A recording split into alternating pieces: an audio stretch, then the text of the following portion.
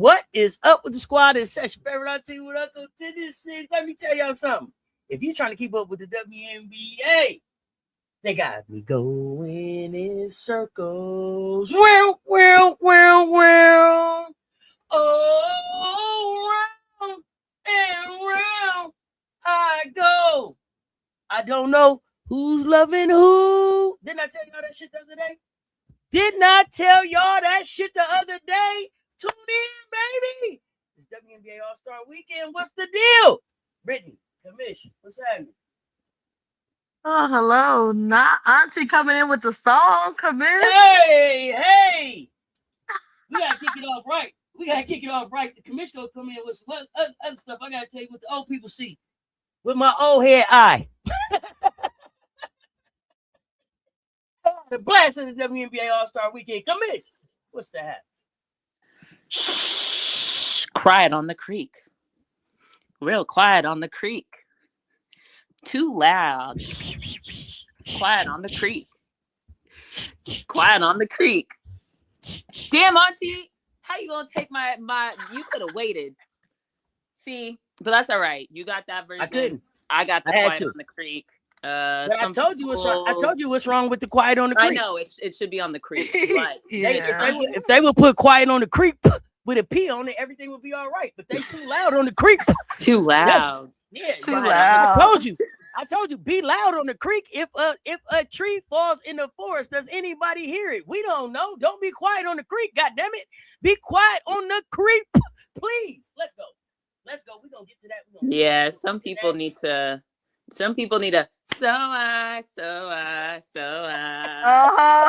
baby. The 22nd of loneliness. Yeah, that's what y'all need. Shut up. Literally. Shut up. Like they must have missed the verse. Yeah. I'm just creeping on down low. Cause nobody's supposed to know. Yeah, they trying to rush their ass to a red light special and got fucked off. See, quiet on the creek. Quiet on the creek. Dang. They need to stick to the rivers and the lakes that they're used to. You feel me? Absolutely, Commish. We need some crazy, sexy, cool. Be cool. No, they need to know how to go on a vacation, man. You supposed to go to a new city and be somebody else. I'm trying to tell y'all what an old head know, as Tatiana would say. I'm trying to tell y'all what an old head know. Old head say quiet on the creek. Let's talk. Let's get into the WNBA. Bigger fish to fry. Before we get to that, let's start at the very top. Well, not the very top, because that's Adam. So the semi-top, I don't know. Let's start with Cathy. And let me tell y'all, it doesn't matter where Cathy goes. She got the same damn soundtrack, don't she? It's the same. No! It don't matter where she show up. Everybody know on cue when they say her name. Boo! It don't matter. Okay. She made it to Roger Goodell levels where like she about to start hyping the crowd up. Like, I can't hear you. You can't boo louder. You know that she's one step from that. She need somebody hand me the tomatoes. Somebody hand me the tomatoes. Something gotta happen. Let's talk Cathy. The commissioner. I think we're gonna talk her from a lot of levels, but I think it's time to have a conversation about her because this is the second WNBA All-Star Weekend in a row that should have been lit as hell that they totally failed. They totally dropped the ball on, and it started before that. I think it started earlier in the season. So let's just talk about where Cathy is missing. Where Cathy is failing to deliver. Let's do a review on Cathy. Who want to start? I can start us off. There's so many. Oh man. I'm gonna reserve my feelings on I don't know.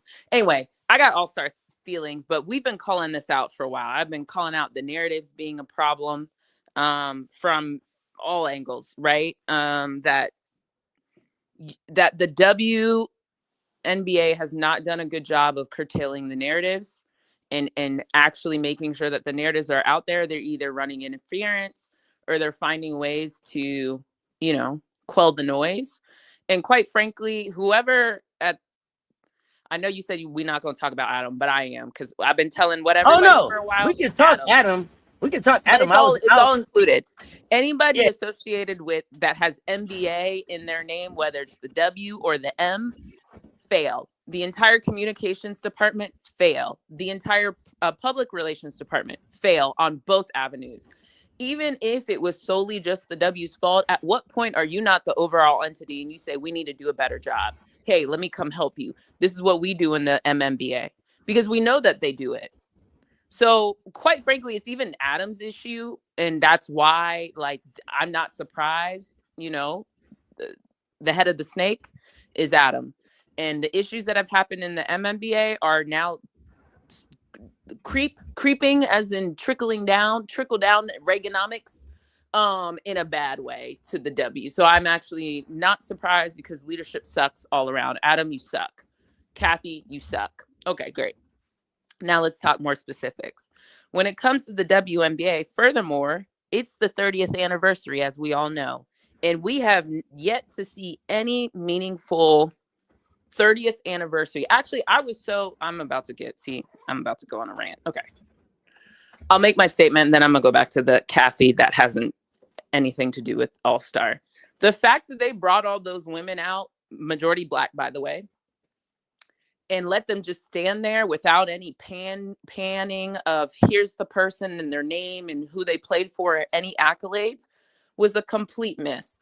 We saw on the men's side when they had, what anniversary did they just have? 75. They brought all those people on the stage. They were multiple tiered. We had to sit through that BS in Cleveland, right? They got jackets. They got all this stuff. What did they do? Those women didn't even look uniform. That's not their fault. I'm just saying, like, you compare and contrast the experience. It's a 30th anniversary and a monumental year in the biggest basketball arena in the United States of America, at United Center. You're having record viewership, not just Indiana Fever, contrary to what you guys have been doing. And I also warned everybody about that.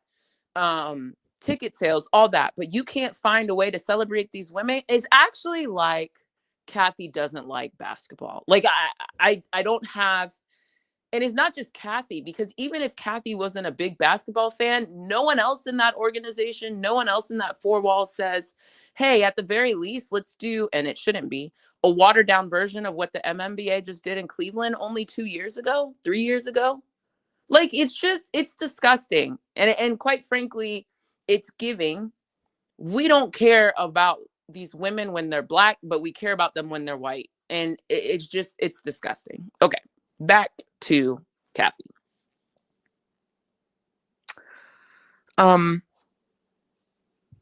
conversation I want to have at this moment is particularly around the article that came out. I think there's been a lot of articles. So you can tell there's a lot of jockeying happening within the four walls of the NBA and the W, right? Like, people are playing this out in the public sphere, which I find interesting.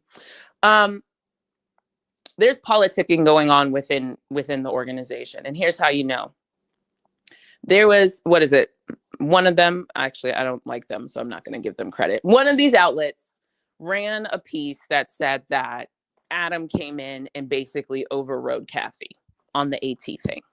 Now, when these things happen, one has to ask the question, who benefits from this information being released? Auntie, Brittany, who benefits from that statement coming out? It's not rhetorical, friends. Y'all there? Whoa, Adam benefit. Well, they both benefit. Adam, by being told that. Okay, so why do you say Adam benefits? Oh, because it reinforces the fact that Adam is in charge. And I think that's what Adam wanted to. But it also protects Cathy in the sense that it could be like, well, I didn't do what Adam told me, which I think is kind of lame, because if you are the commissioner, then be the commissioner. So, but she's not she's the first commissioner of the W. Remember that, right? There's been no title of commissioner for the W before. They were like president of WNBA. You know what I mean? So like, I'm here. In one hand, that could benefit Adam, but this is the same Adam that stood up there and told us he has nothing to do with the CBA. So personally, I don't trust it, but sure, it could. On the other I think hand, Adam wants us to know who's in charge. he could just tell us he's in charge. He ain't cut like that. He is though. Anyway, he let us know he was in charge with Ja. What Josh stop doing? Well, and that's why Ja got in more trouble, because he lied to Adam. Adam felt like he lied to him.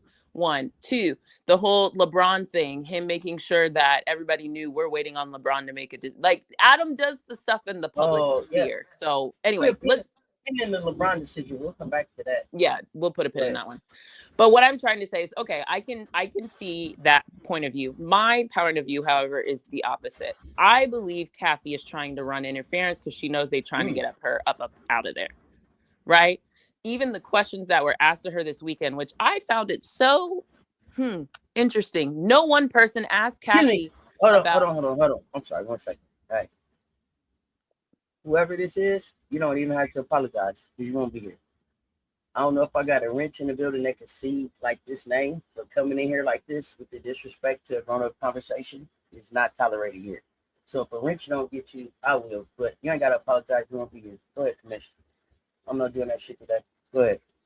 And make sure whoever the wrenches are, y'all take the right person out this time. Anyway, look at me on my Holly Row.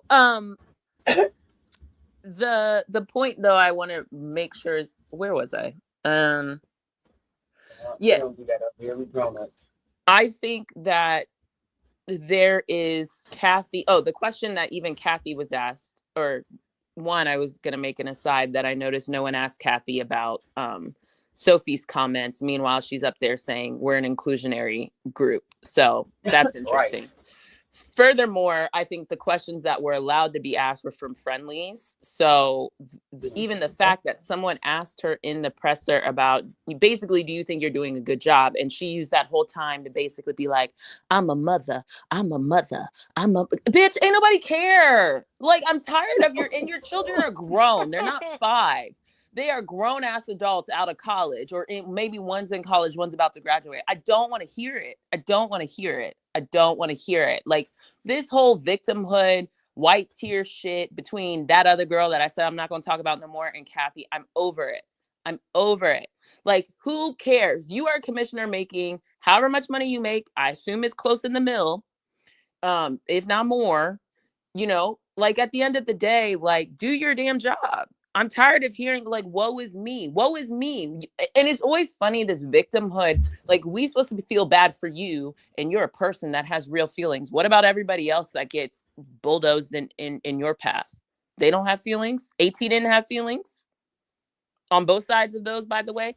It's always funny to me that whenever it's Black women's feelings being considered, they're not.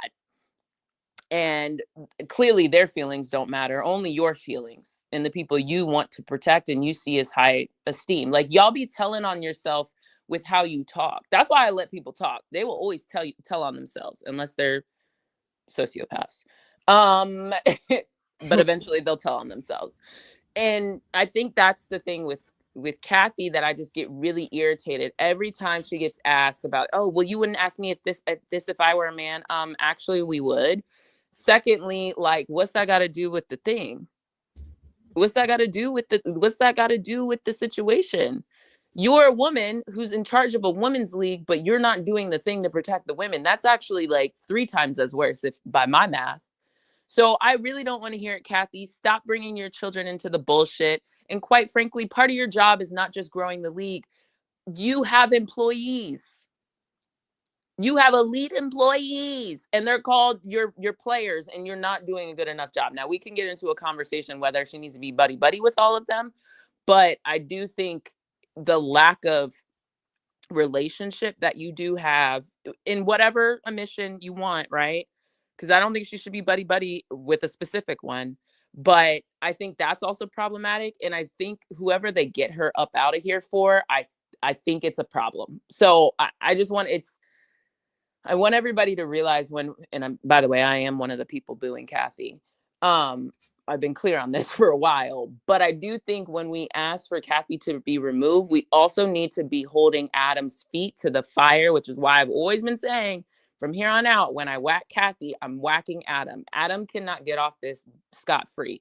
Because what's going to end up happening, they're going to bring some white man from the MMBA or somewhere that has nothing to do with women's sports or is only going to cater to Caitlyn, because that is what that article said, low key. That one of the issues they had is that she doesn't have a close relationship with Caitlyn. They didn't say Asia. They didn't say any other Black woman. They said Caitlyn. So read the tea leaves, everyone. So when we are asking for Cathy up out of here, make sure you put what you want, because otherwise we're going to find ourselves in a worse situation. It's going to be hell. And they only going to cater to the white girls, because that's what they're already moving towards. That's where they see the dollars and quote unquote their golden eggs and quote unquote their investments. So be clear when we have these conversations about what is happening and what is the jockeying for position that is happening, and you see it playing out. So stay woke.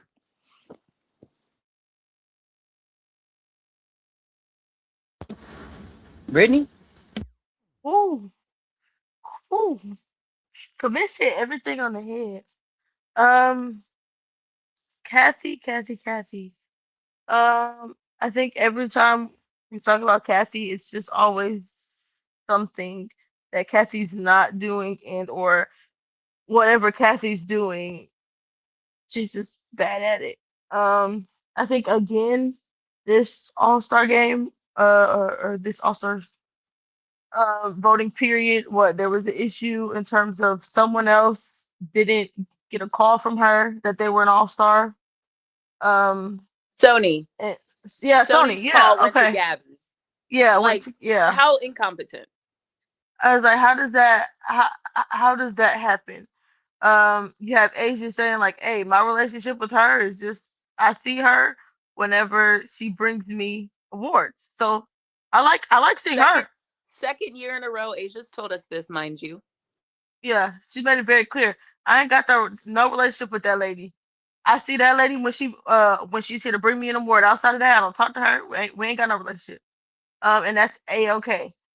But for Cathy to sit there and try to make it a whoa, it's me, feel bad for me when they asked her if she's doing a good job. Like, ma'am, nobody feels bad for you. Like every year, a player is coming out and saying something that you haven't done. Every year, it's something that, hey, Cathy, you should make a statement right now. Your players are getting are just going through everything online, and you have nothing to say about them, but you have something to say when it comes to Caitlyn. So it's just always something that Cathy is not doing, and for her to sit there and try to act like she's a victim, ma'am, you are the commissioner. Yes, is Adam back there allowing you to take a good chunk of the blame? Absolutely. Does he deserve a good chunk of it as well? Yes, because for someone that says he's not involved in the WNBA, I sure hear you talking a lot about Caitlyn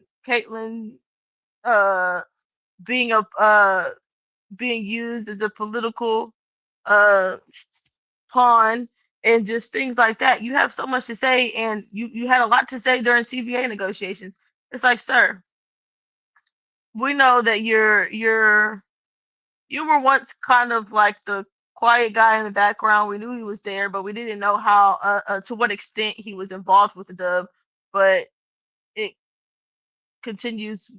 We continue to hear from him more and more about something dub related when there's plenty of other things you can address in the NBA, to be quite honest. Like what, Brittany? The one thing that he can address is how in the world do you have people sitting and waiting, say, hey, yeah, scheduling all that good stuff. We're waiting on LeBron. What? I got a better one. You ready? Yeah. What's going on with the FBI and those investigations? Yeah, that gambling. Where are we on the gambling ring? How about where are we on all the domestic violence situations that seem to be happening in the MMBA, and no one has anything to say? What about the Josh Giddey with that young woman situation? He even could have talked about the comments that were being made about Jaylen Brown. Yeah, what about that? Yeah. He ain't got nothing to say then. Domestic violence, gambling, ring, what else? As SA situations, harassment, some trafficking allegations. What else we got? They Yeah, have everything you over got, there. and then in general, people think all your stars are whiny and you're losing viewership. Go handle those things. Yeah, but like since you want to be over here and be in the dub business and you want to And run the women's dub, business, stay out of yeah, women's business. you want to be in women's business and you want to operate kind of in the shadows. Okay, you can take some of these lashings too because um the league should be farther along than where we're at right now. These women shouldn't just be uh getting more money now. They should have been getting paid more money. Um, so it's just absolutely ridiculous. And You yeah, want to know Cathy, another reason that Adam all of a sudden, quote unquote, cares? Tell me again what percentage of the M or the W, well, either way you want to cut it. Basically, all the MMBA interest now in. And don't forget who was part of that sale. People keep putting that solely on Cathy. That's not solely on Cathy. Making the Mohegan Sun have to sell to Furtado, who it's happens Adam. to own Mm-hmm. the Houston Rockets. Don't forget that neither. Absolutely. It's it's crazy how he's just been able to operate with no blame. It's Cathy, it's Cathy, it's Cathy.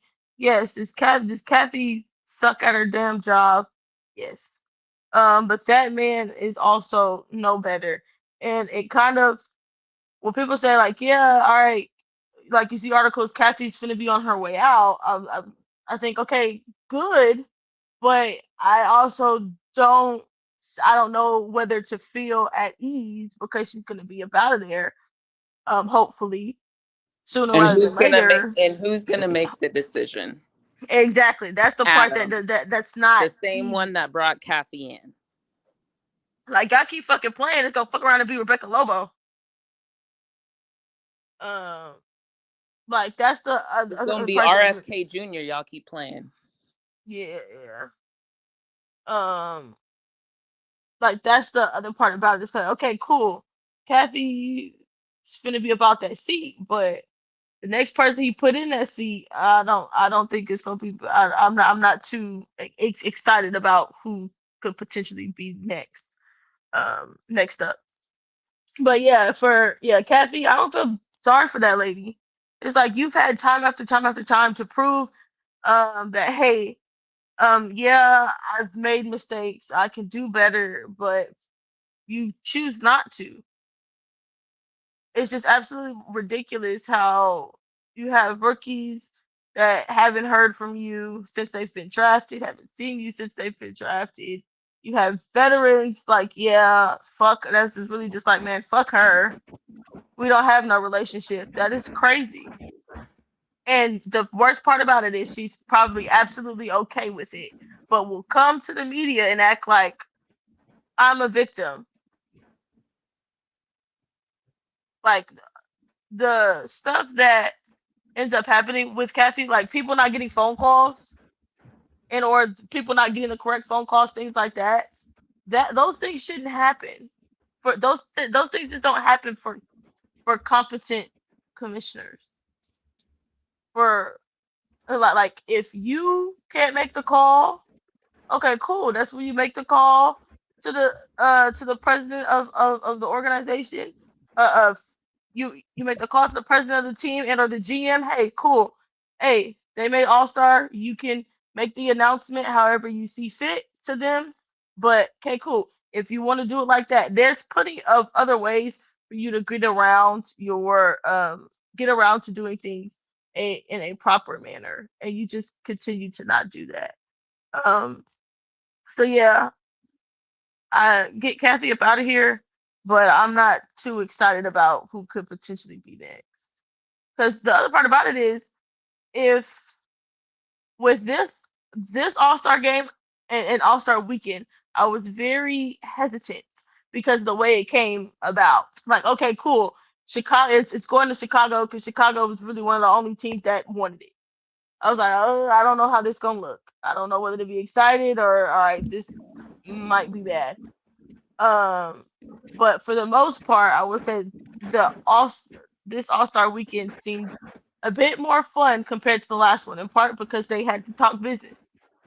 But it looks like the players had felt more free this All-Star Weekend. But it's the fact that the topic of conversation, once again, is your commissioner. It's not about, oh, okay, we need to do this better, All-Star Weekend, this better, this better. No, it's about your freaking commissioner. Since when I'm sorry, Brittany. 1 second. Because here's the thing. Here's the thing. Two things can be true. YC, I don't know if you've been here before, but let me go ahead and say what I got to say because you keep typing the same shit in the chat and it's like spamming and it's irritating. Okay, you think that they're doing a good job. We don't. And the fact that the league is different from where it was when Cathy first got here to where it's at now isn't a direct reflection of Cathy. And it's definitely not a direct reflection of Adam. And what everybody needs to get an understanding about is that college basketball is putting pressure like a motherfucker on the WNBA. And they better make a decision. Period. Adam can't tell Cathy how to run the WNBA because the NBA ain't never been through the shit that the WNBA is going through. And you know what that is? Stars coming in and got bigger fucking followings and bigger fucking backings and more fucking collaborations and partners and joint ventures and NIL deals than the fucking WNBA has. So no, it's not. She's not doing a good job. And if you're gonna tell me, oh well, they're flying fucking on charter flights now, and that's good. Why? It shouldn't have took 30 years to get to flying fucking charter.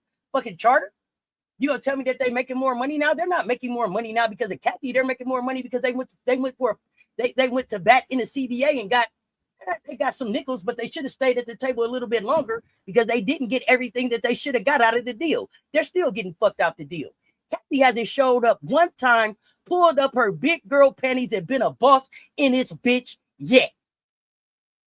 When it's time for her to be a boss, she shuts the fuck up. The WNBPA has to speak first. Go ahead, Commish. No, I'm not gonna do this shit. Well, yeah. Let's also remember that your job is not just your like. There's more aspects to your job than whatever it is. All right. Let's say we all work. Let's get to the truth about it. Let's say we all work at good old Flippin' Burger, Mickey Donald's Golden Arches, right? If you want to sponsor the brunch, let us know. But let's say we all work there, right? And you on drive-through.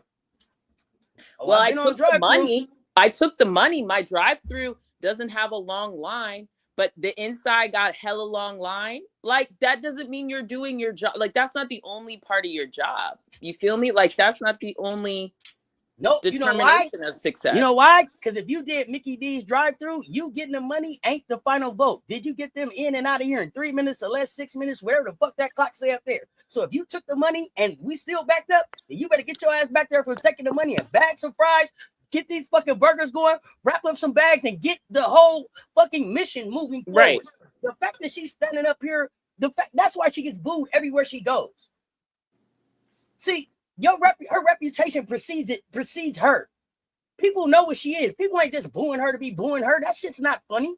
They're booing her because they're disappointed in the way that she's handling this monumental moment in women's basketball right now.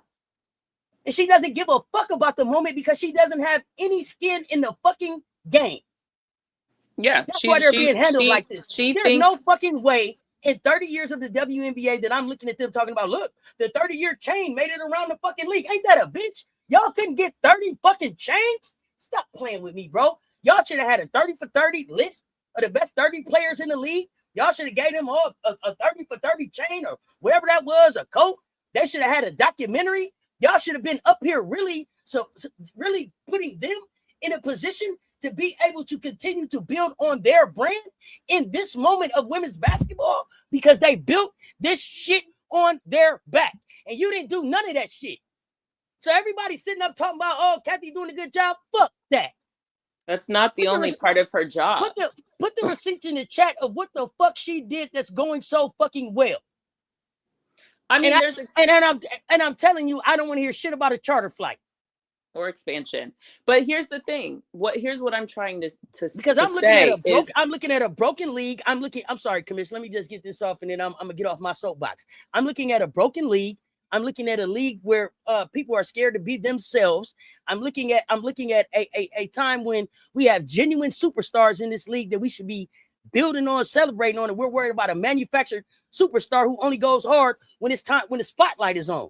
She, as hard as she fucking played in the All-Star game last night, she ain't gave that fucking effort in any Indiana game, I don't know, since her back started hurting. So I'm not doing that. I'm not doing that with Cathy. I'm not doing that with this league, and I'm not acting like it's in good hands. I'm just not doing that. Period. I'm sorry. Go ahead, Commish. Well, it's not in good hands because they're sponsored by State Farm, not all hands. Anyway, more specifically, yeah, like Cathy can point to some business things, and again, we can talk about whether that's Cathy or are they riding the momentum of other environmental things going on, i.e. college, i.e. social media, all that stuff. I.e. Angel. Keep going.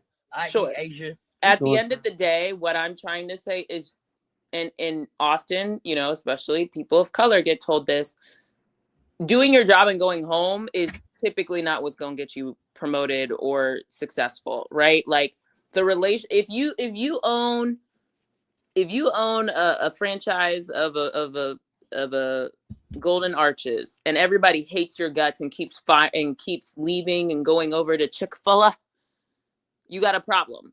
Eventually you're going to have a problem. So, and if the narrative out there is around this specific restaurant, doesn't say, they say they're supposed to be 24 hours. They turn the lights off at 10:30. Ain't nobody will come to the drive-through, even though they're supposed to be open, and there's complaints and there's all that stuff. Eventually you're going to have a problem. And the difference is the product in that situation are supposed to be non-alive objects. They're not human beings. The product is the food.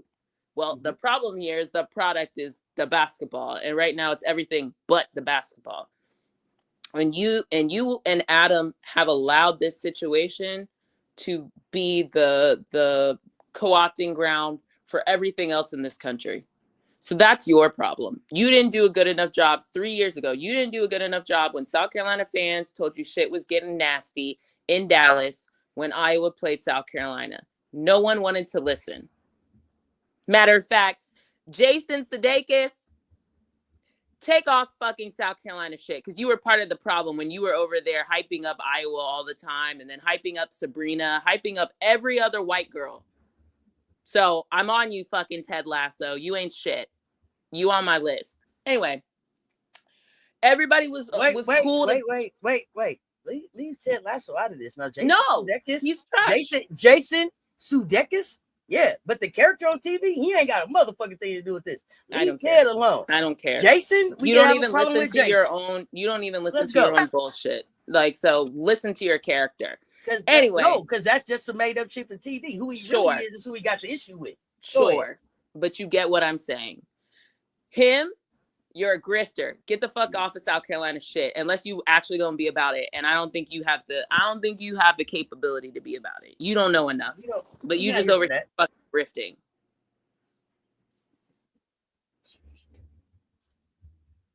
Okay, back to Cathy. Cathy, you suck. You still sucking at. You might be good in one area, but the other part of your job, you're doing a really bad job. And actually, I wouldn't even say you can be that successful because, again, you're allowing everybody to come in and plant weeds and vines and ivy and poison pills and all this shit in your garden. That's supposed to be the W. You're not controlling your plot of land. So you're doing a bad job, in my opinion. Like 1/4 of your land might be producing amazing crops. The rest of it, barren, bad. Fix it. Yeah, but is it producing amazing crops because she's a great farmer, or was it just happened to be some great soil in that part of the land? Yeah, I'm saying like, what, I'm sorry, Brittany, go ahead. I think I cut you off. Oh, no. My only other question is, if it wasn't a white woman in this seat, the lashings would have been crazy. And not only just that, would have been fired. Anybody, a black woman in that seat doing what Cathy's doing, yeah, fired. Why? Because with black women, hey, it needs to be perfect. everything. Okay, cool. You got them the deal. But over here in the in the relationship section, building relationship with your players, yeah, you suck. Head would have been on a spike. So for people to let Cathy get away with being mediocre and or doing the bare minimum, okay, cool. You got them. All right, you helped get the deal through. Okay, cool. That's what you're supposed to do. But the relationship building part of being a commissioner, you have to do that too. That's not just for head coaches. That's just not for GMs. No, ma'am. You have to do that as well. And here's the thing that's wild. This got brought up last season. Why didn't you fix your behavior? So Literally, I see the question. It's such low-hanging fruit. Like, just call people every once in a while and check in. Try to be more proactive. You say now stop hate, which we know was a farce. Now you said the league is, I'm still waiting to understand what the league is going to do different, but like, this is a problem. This is clearly on your performance improvement plan, but yet somehow you've done nothing different. We're having the same conversation this year as we did last year. Nothing's changed. Hire someone just to like field phone calls. Like, this isn't hard. So that's the other part about it. I see the question in the chat. Why hasn't she addressed the racism and the harassment of AR? She did. She told y'all last year, it's we in the black. Racism pays. Racism is profitable. Remember? She did. She addressed that. Go ahead, Brittany. Dang it. I forgot my comment. What I was gonna say after Commish. But yeah, no, she said she don't care about racism. She said it was good for the league. Do you want me to say what I said again so it can remind you, Brittany? Yes, please. So this is not typically a show where you join the conversation. We don't drop the link on Baseline, but you're welcome to share your. Unless y'all want this person to come up and share their opinion. No, I'm not hungry. You can share it in the chat and we'll go from there. Or you can feel free to pull up on the show that I do drop the link on and we can have the conversation. But I asked you for the receipts on what Cathy did, and it took you 15 minutes to say send the link. What has she done? Hold on, let me respond so Brittany can remember her point because she already forgot it. Go ahead. So I was saying that Cathy, it was already we already knew this was an issue. The players called this out last season. Quite frankly, when Nafisa got up there and patted her paper, right, and said she was the worst commissioner of all sports. From that moment, you should have been doing things different. So I was saying you should hire someone. Why didn't you figure out something different? So go ahead from there. Mm-hmm. Yeah, that's what an assistant is for. Does she not have an assistant? Like, there's an assistant is supposed to be helping make sure, hey, you need to call this person, this the phone number. Actually, they should be putting the phone number in the phone and just be giving you the phone. Hey, this is such and such. Telling you, hey, this is such and such. This is the conversation you're supposed to have. That's what an assistant's for. So it's like, man, it's not even an assistant. I mean, somebody. Yes, and a good assistant, executive assistant, but that's above it. Yes, a good assistant could do that, but let's be more tactical and strategic. You should have someone focused on player relations, which, by the way, her name is, well, let me not put people's names out there. There's supposed to be someone who's supposed to be the basketball operations arm of the W. Yes. Yeah, I'll stop there. But all I know is it doesn't matter if Cathy doesn't find it equally important. And at the end of the day, that's on Cathy. Like, you can't have Caitlin Clark out here saying she has a better relationship with Adam. She's not the only one that said that. I think Candace has said that before. I still think Adam is a problem. So it's great y'all keep putting this white man up there, but the white man employed the white woman. Literally. So it's cute that you guys keep saying you have a good relationship with him. Well, Adam has not decided that that's important or that he cares. Because if he did, people would move differently. So people need to open their eyes and connect dots a little bit more.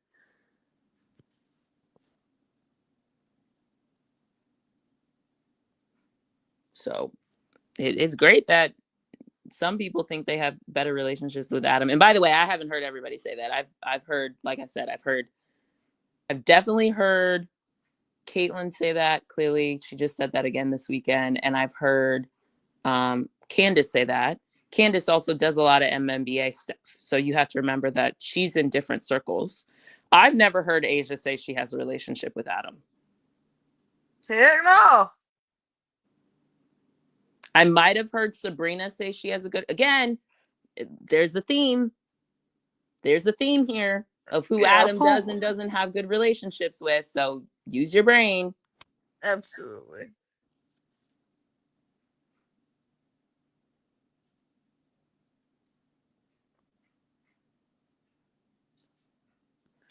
Yeah. Well, I have thoughts about. 1 second here. 1 second here. Got to celebrate.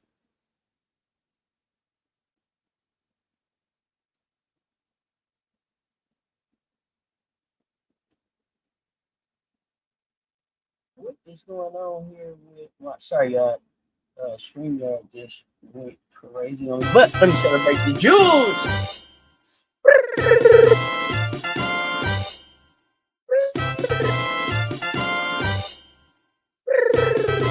Great to support, fam. Thank you so much. Let me see. I'd rather deal with the devil I know versus whoever Adam bring in. Adam brought this person in. I mean, like, the league has to make a decision. Are people not listening when we say that? Like, we just explained that.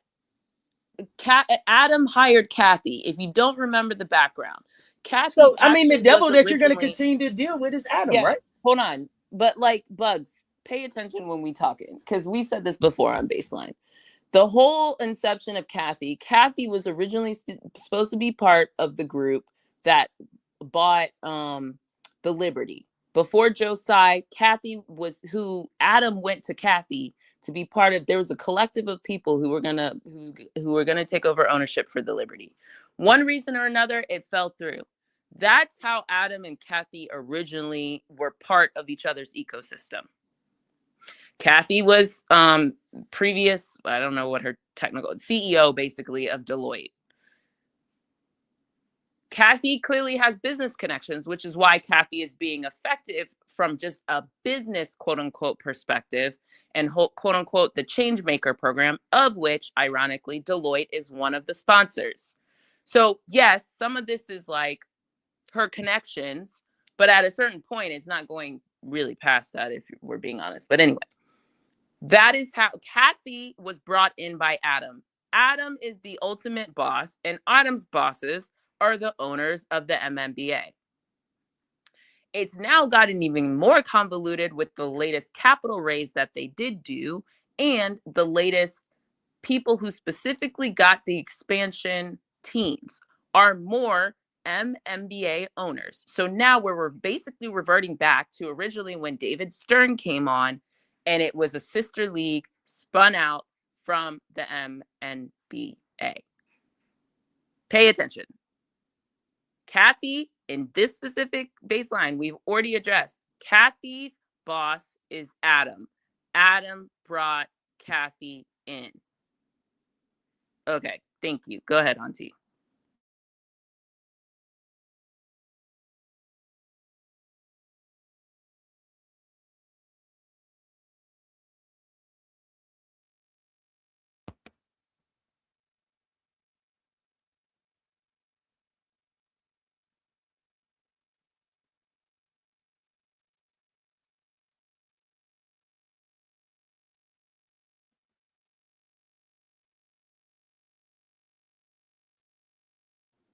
Y'all talking?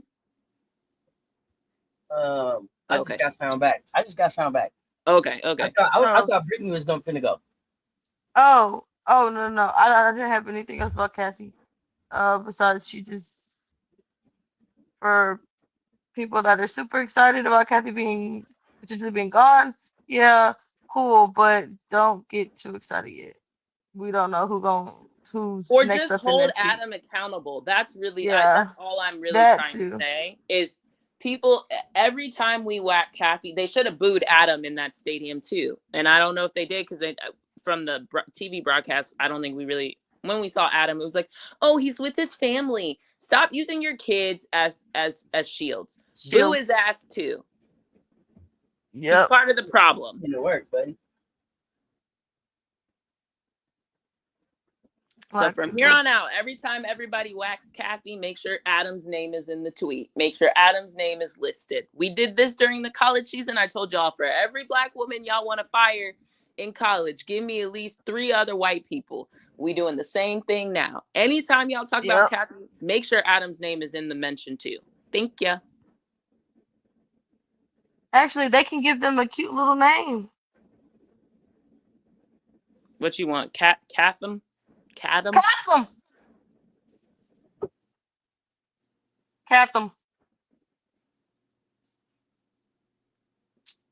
That's a cute one. Y'all can tag them. Give them a cute name. That's because all the shit that they're doing is not cute. They're pairing. How are they? Oh man, like I just felt like they should have decided. It should have been a determination. What is the succession pattern for the commissioner? What is the career advancement plan? How do you become a commissioner of the WNBA? What are the requirements? Bro, it's just not enough. It ain't enough shit clear. Everybody doing kind of what they want to do, and it's gonna stay like this as long as they keep the NBA in their business. There was no reason. There's no reason. But then you think about it. So this is I've heard people say this before, but help me understand. If Adam brought in Cathy came and raised money, doubled down and into the pot of the MNBA, how are they going to spin the W out? How? We just said Adam is her boss. What is it that y'all owe the NBA and cash them out? Well, I think we were on that path until Angel and Caitlin showed up. And then everybody wanted to stay. Well, okay. Yeah. Now then they now see it as an opportunity to do their cash, hide their tax shields, and I think they were doing it already. But I don't even think that they're hiding their tax shields at this point. The WNBA may be supporting the MNBA. I definitely think it is. So it did with the latest. It did with the latest. What was it called? TV rights deal, because they quote unquote negotiated them together. Now, why would you need to do that? I'm waiting on the breakdown of where exactly did Dwayne Wade's $85 million go? Chicago. I'm still unclear.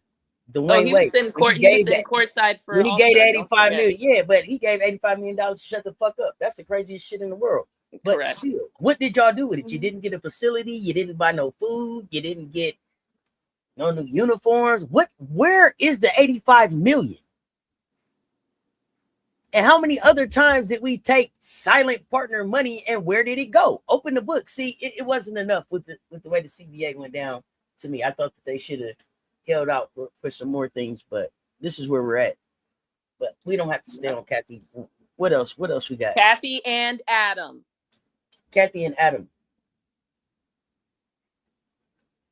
Do you want to talk about ESPN now? Another underrated party that is complicit in this bullshit that we're in right now. Yeah, where are you going to start? First thing, ESPN is part of the reason why the things that have transpired up until this point in time are ESPN is complicit. ESPN and other broadcast leaders were the ones, Don has told people multiple times, that it was purposeful in not growing the women's game. The executive, I forget his name, he was a UConn alum who was in charge of making some of these decisions. He purposely torpedoed the W product. And then the MNBA and the W sat around and let that shit happen. And then the women were told, you're not valuable. You're not like the numbers don't make out. We're not going to pay you more. All that shit. All that is related. And so the ESPN, the worldwide leader of sports, except for if you're a woman, is complicit in this whole situation that we're in right now. Both undervaluing it and now trying to put one person and manufacture them as the golden goose. So that's another party that's complicit in all this. Furthermore, how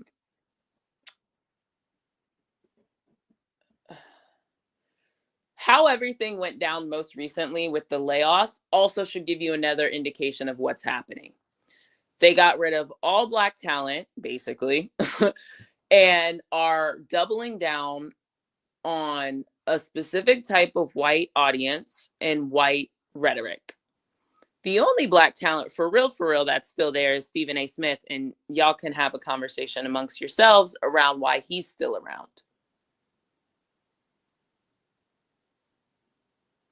And I do, while I give Chanae some credit for saying they have a responsibility of the narrative around the W, but Chanae, you were real complicit when it was time for the Olympics last season or 2 seasons ago, and were part of the conversation and let Stephen A. yell at y'all and demean you and Andrea on national TV when you guys were trying to have a conversation. So there's a lot of people swallowing a lot of bullshit that's happening. And specifically, you have noticed that the people who aren't willing to swallow the bullshit with ESPN are the ones that got laid off. Specifically, the Black ones.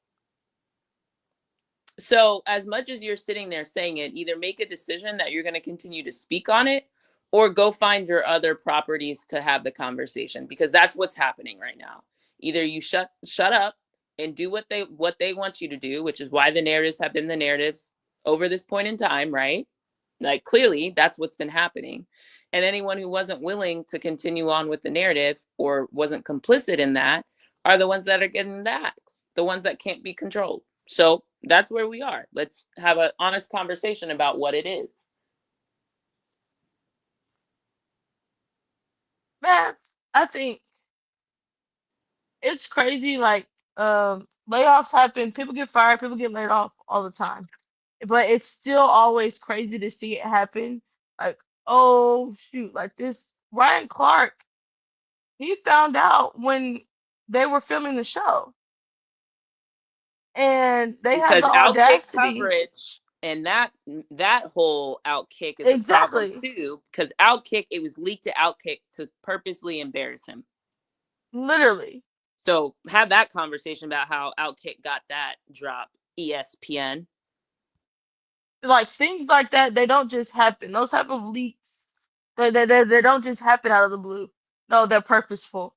To leak that to them, and then if you had the audacity to think he was gonna sit there and go through like, okay, yeah, he got fired, he's just gonna sit here and go through the whole show. Hell no. You just fired me.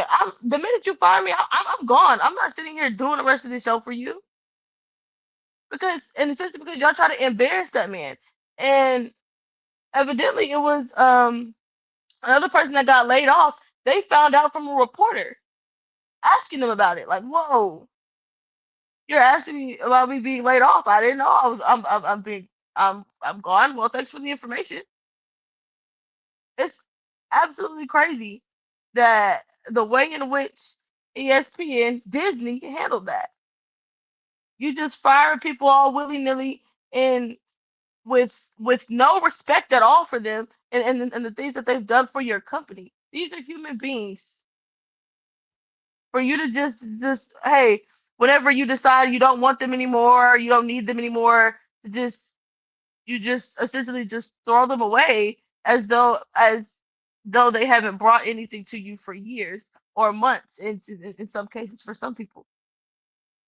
And then that's just a conversation in itself before you talk about the people who exactly got got the axe, because there's a whole nother conversation around that, because Ryan Clark came out and said, yeah, he thought that him being fired was about his the way in which he supported Angel and how he had her back through all of that. Ryan? Did you watch Ryan on the pivot? I watched him sometimes on the pivot. Did you watch him talk about? I saw the 5-minute clip. No, he had a 50-minute conversation about losing his job at ESPN. Yeah, that's what I said. I saw a 5-minute. Yeah, I didn't watch the whole thing. Yeah, nah. If you get a chance, watch it. He was very honest. He talked about the fact that he sold his soul a little bit. Yeah, he was in the meetings talking about what can I do, what can I. And on some days he was very proud of the fact that he stood 10 toes for the community. But on some days he would have sold it out to keep his job. Right? Yep. This Well, a real we conversation. know. This the real conversation. This the real conversation the man had. Let's have it, because Yeah, let's go. I'm probably not gonna watch it. I have. Yeah, so what he said honestly. was the writing had been on the wall. For a year he knew he was getting fired. He said it was certain meetings he wasn't in. Right? He said they did the what is it, the Monday Night Football Family Feud thing, right? Mm-hmm. He wasn't on it. And what's my big man's name? What's my big boy name? Swagoo? No, not Swagoo. What's the other one name? Damien. Oh, Damien Woody. Oh. Yeah, Woody, right? So they asked him if he wanted to be on it. He declined. They didn't even ask they didn't even ask Ryan. Ryan said he did a piece on somebody that they wouldn't even run on ESPN. I think he also talked about the fact that he was on, was it 2 or 3 shows that got Emmys? Yeah, that he didn't get no credit for. He talked about the fact that like he loves Stephen A. Smith, but he said Stephen A. Smith ain't really got no power. Not when it came down to the people who wanted him gone. And I'm not giving Stephen A. a pass, but I wanted to share that, you know, he was like, yo, Stephen A. reached out and was like, hey, it's people in the room that don't want you here. And if you don't do something different, you're not going to be here. Sure. And guess what? It still ended up with him not there, correct? Yes. Oh, yeah, he was on. Yeah, he broke down, was crying, talking about he loved his job. He really loved his job. I mean, like, but it was no way he was gonna stay. I guess I'm old enough to remember when all the other black people got fired. So I really wasn't stunned when they was like, "Oh, the black people got fired at ESPN today." I'm like, "Hey, don't they do that like every 5 years?" Yeah, but I think this is the problem. This has been happening, like you said. The cycle is almost every 2 or 3 years, and actually, if anything, I think it's gotten more frequent. Yes. Yeah. Before they just did layoffs like earlier in the year. Yeah, at the end of last year. Jamel Hill and Michael weren't that long ago. I would say that was the start of a consistent whatever you want to call it. I remember Stephen A. having to leave ESPN and come back. He did, correct. Yeah. And that was when Stephen A. switched up, did he not? But then I also think about, but I also think about all of the NFL players who moved around. So you was at ESPN for a season doing NFL, then you was at CBS, then your ass was over at NFL Network, then you was doing Monday Night Football, you was at Fox. Like, they was just kind of moving the black talent around to me. So to me, this how ESPN been getting down. They go younger, cheaper, and they get and lighter. Yeah, lighter. And then what's gonna happen is halfway through the season, the numbers ain't gonna be there, and they're gonna have to find some young black talent to bring back in. So they're gonna bring back a couple of your favorites who's willing to come back, and then they're gonna find some new young talent to come in there. And the cycle and build them up. And the cycle will continue. Oh. Except for I will say this new influx of like the McAfees, the now Bussin' with the Boys, Tim Tebow. Like, I do think that one's a little bit different than before. Kind of. I guess you had Will McCain or Will Kane or whatever. I mean, that's how Pat McAfee got there. He wasn't there before today fired somebody and brought his ass in and gave him, but that's what I'm saying. Him all the power, right? Like, what I'm adding is the intentional movement of more conservative. That's the difference, I think, than before. I'm just trying to call that specifically out. Oh, see, I don't even know if I would call them conservative, but okay. They are. Oh, see, well, I don't think that the people that define themselves as conservative are really conservative in the true definition of what conservative means. If that makes sense. Like, I think they're very kind of extreme and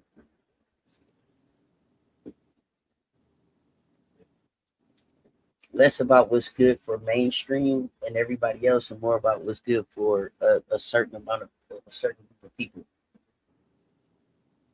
So, but that's just my opinion.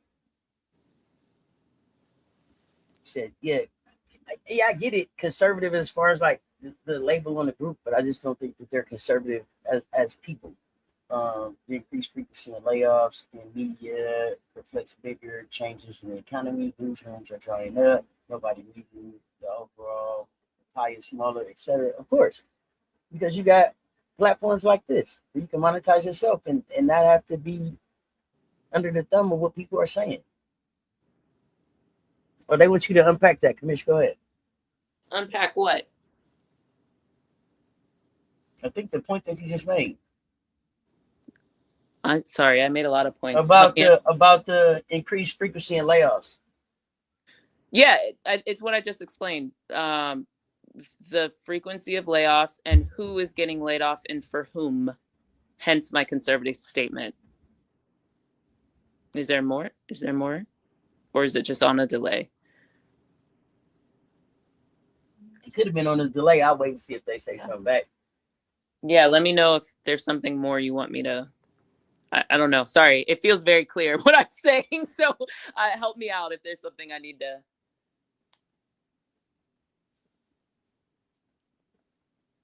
Yeah, like I know people are like, they're conservative. MAGA's conservative. They're conservative. I think it's very extreme to be white is right. I don't think that's conservative. I think that's very extreme. And oh, you're weird. Saying I wouldn't use the word conservative. Yeah, you're saying I wouldn't label them. Word, like, I wouldn't label them as conservative. That's what I'm saying. I get what you're talking about. Yeah, I know how they move, but I don't think that's so what word the would definition you say? Of extremist? I don't know. Weird. Okay, that's fine. Know. I'm with that. Oh yeah. Yeah, that's all I'm saying. Like, trending conservative. I think I understand what she's saying. Just looking for specifics. Oh, trending conservative. You said trending conservative. Trending extremist. Extremist. That's where they're trending. They're trending past. They're like go look up the people who have been brought on. I mean, like go watch their show. I think that was the question. That's the answer. Go watch their show. They're people who are not pro-Black experiences and having a conversation about unique aspects, the Angel Reese of it all, which I also have some personal issues with Ryan. While I do find him supporting Angel over time is commendable, but he has not been consistently supporting all the Black women in the W. He hasn't. No. And I've had issue with that too. Like I called this out before. Like Angel can't be the only Black person who gets support. It should be all Black people. Oh, listen. Here's the thing. I feel like, especially where some of these men are, and y'all correct me if I'm wrong. And I'm old school, so I'm gonna tell you what I think I see. But a lot of times it seems like these men are supportive of what they like as a look. Yes. And it's very light. Yeah. It's very light skinned and young. If you follow me, so it's like it's very femme presenting. Yeah, very femme presenting, very baddie. You know what I mean? Yeah, I don't know. It's just like, do you really like her basketball game, or can she play basketball too, on top of all the other shit that you like about her? Right. So there's that piece of it too. I don't know that all of the men that are here on their platforms caping for these women are really here for yes, they're not here for all women or the good of the league, or is it just for the ones they like to see? Right. I mean, and then the Ryan of it all gets a little complicated too, because he's an LSU alum. But I just found that he wasn't consistently speaking up when everybody came in. He's an LSU alum saying, leave LSU. That's why I thought that conversation was interesting. But anyway, and look, people go to school in SEC country. Like, I think there's a lot around it. So I'm not gonna say like you have to be supportive of everything your school does.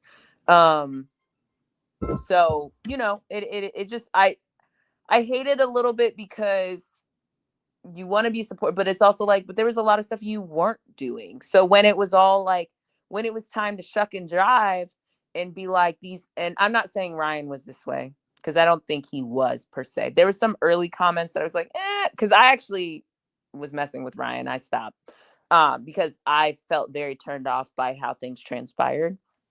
But I will say that like there were times I felt like he could have come to the defense of other Black women in the league before it became the Angel Reese, and that wasn't happening. That's what I have an issue with.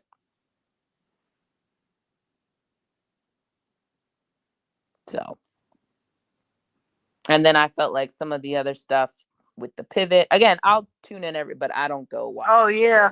I I there don't was go some on the pivot often because that one dude, Channing. yes, he said, yeah. That's why I don't watch the pivot often because he be making some comments. I don't. Sorry, Yeah. I can't. Not a fan. No. So that's why I was like, I'm not gonna go watch it. So tell me what he Mm-mm. said. Yeah, I got turned off by some things that have transpired over time. But yeah, everybody, you have your platform, so you get to say what you want on it. So Auntie, you still there? Or did you lose us?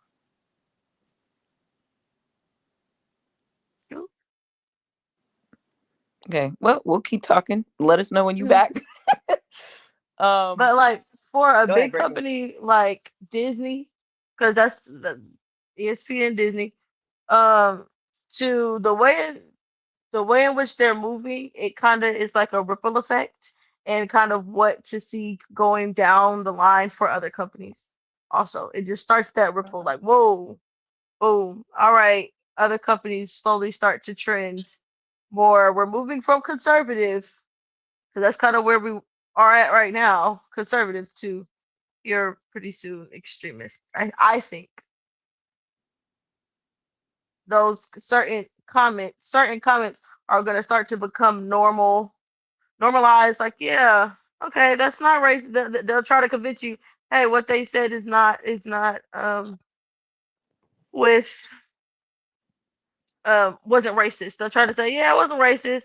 Like, okay, and so they try to normalize comments, and then we end up where we have extremists on national television spewing their extremist rhetorics. Yeah, we have I'll never forget Pat McAfee getting on his show and saying, "That's the baddest white bitch out there." First thing, why are you speaking like this? Second thing, like, huh? It's just very Crazy. it's just very coded. My apologies. I had to take us off, folks. I am back. What did I Okay. miss? I heard you No, say no, my name. we just wrapping up the Oh, okay, go ahead. ESPN, at least the Mhm. ESPN, and clearly where the narratives are going. Like, don't come here telling me what Stephen A. Smith said. I've been off of him for a while. I'm not interested. I'm not. Stephen A. has proven that he's willing to sell people down the creek, You quiet know on the what? creek, Oh, for here's whatever a question. benefits him individually. So Here's a I'm question. not interested. Here's a question for you all. If it's not ESPN, where do you get your news from? Let's share that. Let's talk Not sports. where, Absolutely. but where else? Like because I know like we don't do Outkick, right? We don't do Hell Outkick. We no. don't do I don't do Mm-mm. Barstool. if you try to move Hell away from no. ESPN, you're not moving to FS1, right? So where is that? Where is that place? Is it I Score? get Is it it from No? Cali. Cali Finn is great.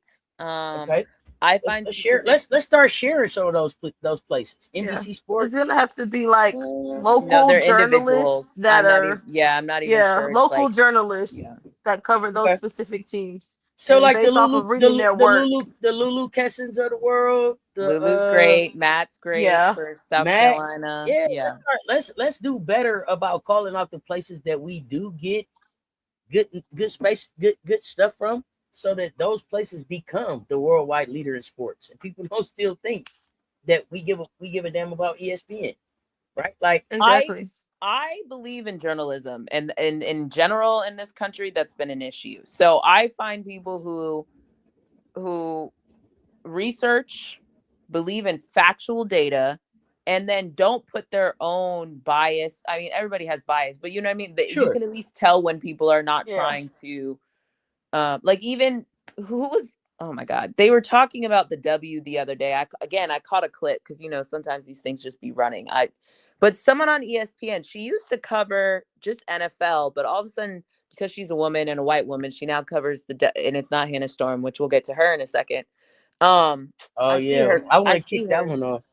I see her face clearly. But anyway, she was talking to something and was talking about Cathy, and was talking about, yeah, when AT punched Caitlyn in the throat. I said, see, this is part of the problem. We can't just make statements like that and just move on like that's what transpired. She did not punch her in the throat. Exactly. Like that's irresponsible. And you just said it as so matter of fact, like that is actually what happened. So even in the ESPN world, like people who have not covered the W before, I know they've covered NFL because I've seen their stuff. But yeah, I mean, I honestly, everybody's on watch for me. I watch you, I see how you cover, I see how you talk about things, and I either put you on my list or my no fly list. So yeah, but that requires people to want to read. And as we've said before, there's a literacy crisis in this country. Literacy and comprehension. So I tend to do Callie. I like that Callie's at USA Sports or USA Today, whatever she is. I hate that she's not with the Aces because I thought she was great for us. And I don't know who's supposed to be doing it now. They're not really doing it like Callie was. But nevertheless, Callie, I tend to listen to her. There's a couple other people. I like Tarika. Tarika's probably my other high quality one. Who else? There's like a couple. There's a couple here or there. But yeah.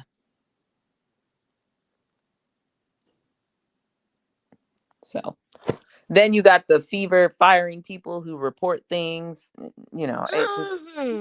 It's a mess. So you gotta be diligent about who's giving information, who's reliable narrators, who's not. I don't like The Athletic at times. It depends who's writing the article.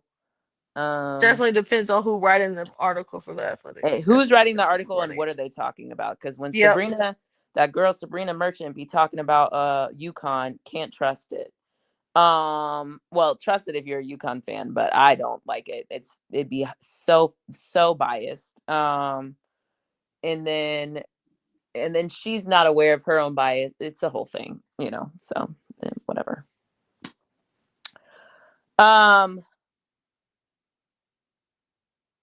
Yeah, Natalie's okay. Jeremy, she's hit or miss at times for me. I know who you're talking about, Natalie Esquire or whatever. Again, depends on the topic. But I have a good sense of, yeah, depends on the topic.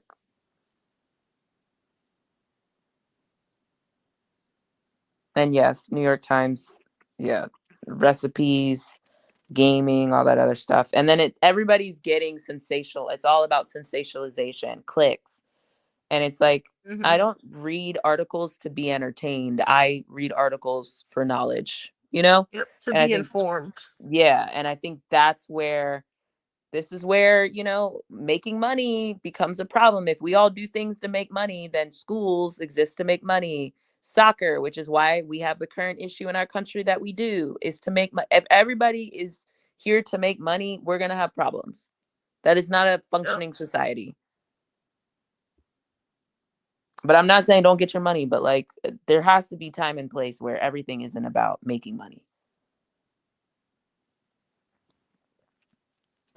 Because y'all know I got CRS and you know how I take my medicine. What's the lady's name that left from, I think it was ESPN to go to Netflix to do sports? L.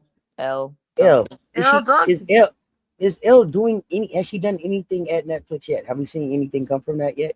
She did do something for Netflix, but it wasn't W related. I thought it was like just sports. I think she might have been part of the, like some of the, sports stuff Netflix does. Like, okay. No, I thought she was going over there to do like a show or stuff, like kind of what she was doing. No, I think on ESPN, but this is more just like covering sports events and stuff like that. Yeah, she's more like doing her Sports Center thing at Netflix when Netflix puts on events. Although funny enough, she was in that the documentary Life in W. I saw her be part of some like viral stuff or like social media stuff as it relates to All-Star Weekend. But Elle and I got into it too because she was another one. I liked her. She was telling the truth. Then all of a sudden you could tell she got the script about Caitlyn and I got pissed. I was very over that. And then the whole big three, I fell off the big three because I could tell what was happening. So,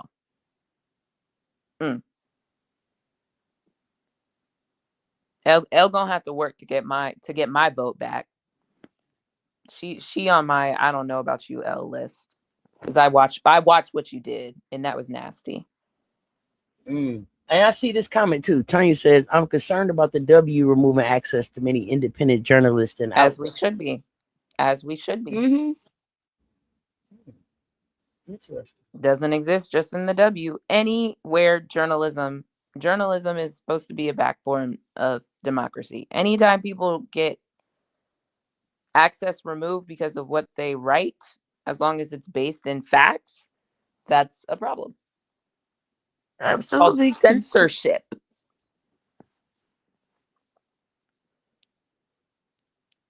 And I think where we are right now with the W is very between the removing Cathy, whenever that happens, who comes. That's why I whack Adam.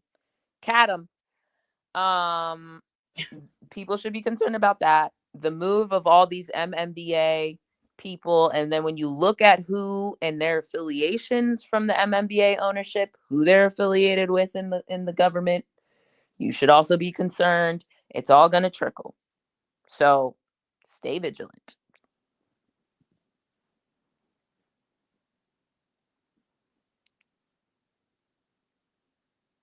Where we at next? Should I get Hannah Storm out the way? Yeah, I was gonna say, please. Let's stay with life on the let's just finish the. So here's the thing. I'm getting ready to talk about Hannah Storm, and spoiler alert. I may spoil some of the stuff because listen. I'm just telling you the truth. So if you don't want any spoilers to life on the dub, then you might want to come back in 10 minutes. Yeah, come back in 10 minutes. So or turn us down for 10 minutes. How about that?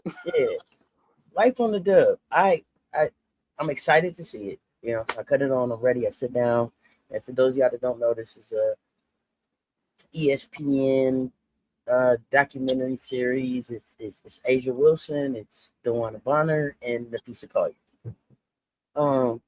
And let me say this too. Let me qualify this because the Commish been like, I don't know about Hannah Auntie.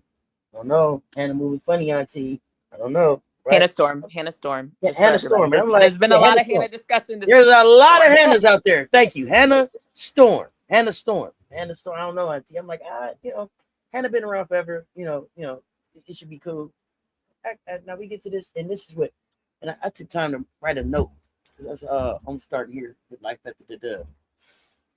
The show opens as Asia, as it should be, right? As the face and the one in the lead. Did it open with Asia? Because I think that was one of my issues. Did it? I thought it opened with A. Talking about I'm Asia. That's what I remember. Okay, keep going. The honesty of Asia too, I think, started the show for me. Is right, unless I missed something. But we get to Hannah, and Hannah Storm comes in, and her line is, Nafisa Collier is the best player in the W. No, it's not on Netflix. It's on ESPN app, or you can watch it on ESPN too. And I had to pause the show, y'all. It irritated me because number one, it's not true. But Hannah, you've watched too much basketball and you've seen too much great basketball for the bullshit. Right? Like, I would appreciate it better. Like, Nafisa's my favorite player. And I don't mind that. But like when we talk about like best player in the league, there's only one. That's Asia. And I know y'all think that I'd be like, Auntie, you just say that because you're a Gamecock fan. No, I don't. Her resume says that. Her stat line says that. The way she shows up and leads her team continuously says that. I am sick and tired of the disingenuousness. Of fucking media. And especially, like, I think for me, like, trusted media. People that we've listened to, well, me, because I'm an old head, have listened to for years, right? Like, I know that you know better. it would be like Ahmad Rashad popping out, for those of y'all that know Ahmad, and being like, hey, you know what? Cooper Flag, best to ever do it. Be like, Ahmad, for real, what the fuck are you talking about? That's not a shot at Cooper Flag. Maybe he gets there one day.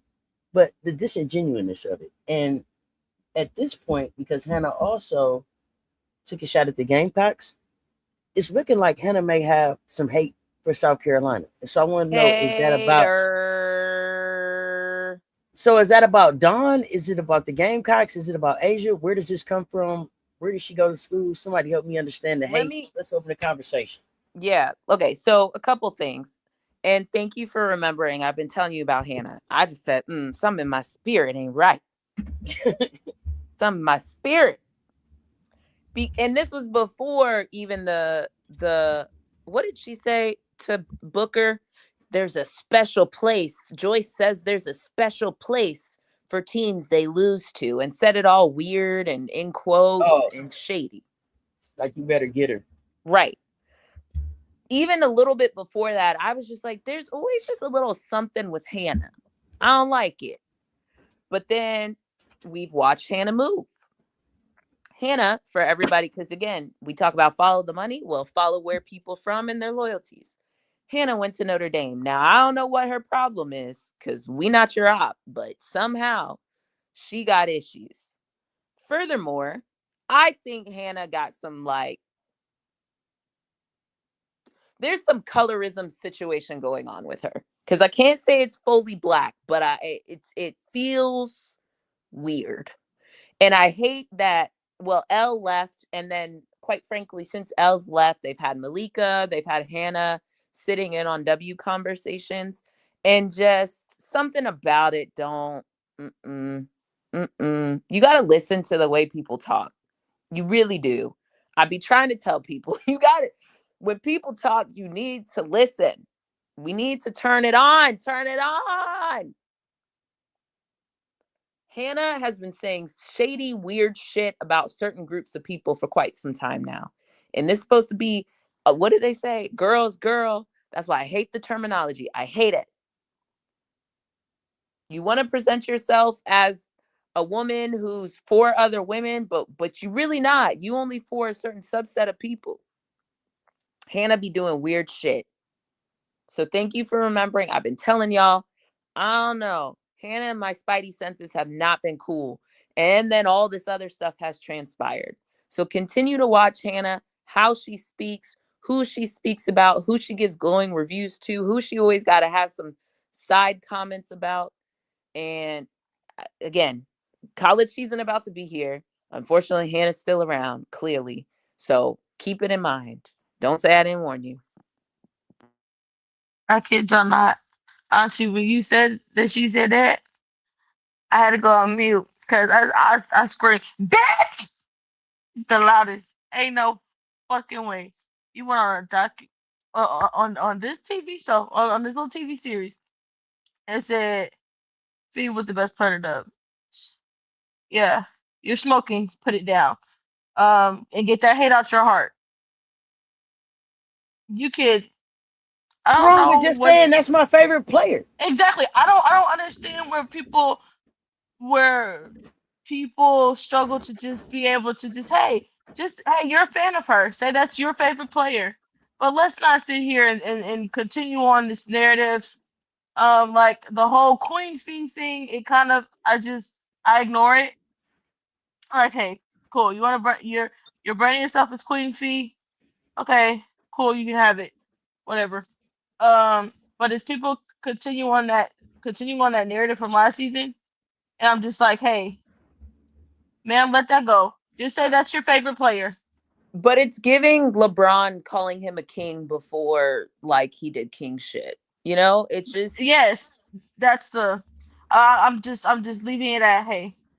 yeah. You've branded yourself as this because Jordan has her new sneaker her new player edition sneaker as it came out at Queen Fee. Um, Can I add? Sorry, this is. I think what is the problem is it keeps happening. It's MVP. yes. It's Queen Fee. It's like we keep giving these monikers and titles because she keeps not doing the thing. You know what I mean? And I'm just letting and even losers do winners. The winner Shit. Let it shit. out. it just Stop is it. stop. Like, can you do it first and then we can call you the thing? Exactly, because then it's okay. When you do it, it's like, okay, boo. Now it's like, boo, because y'all been saying this the whole time. And now she finally does it. It takes a little bit of the aura that will come with winning it, if you ever win it, away. It's like, okay, well, y'all been calling her Queen Fee for forever. So she hasn't won anything. Hey, anything important. It's just making sense. So for them Sorry. carrying on that narrative from last season, it puts a bad taste in my mouth. And for that lady to get on a TV series and say that, yeah, you lost your fucking mind. You're tripping. Just say that's your favorite player.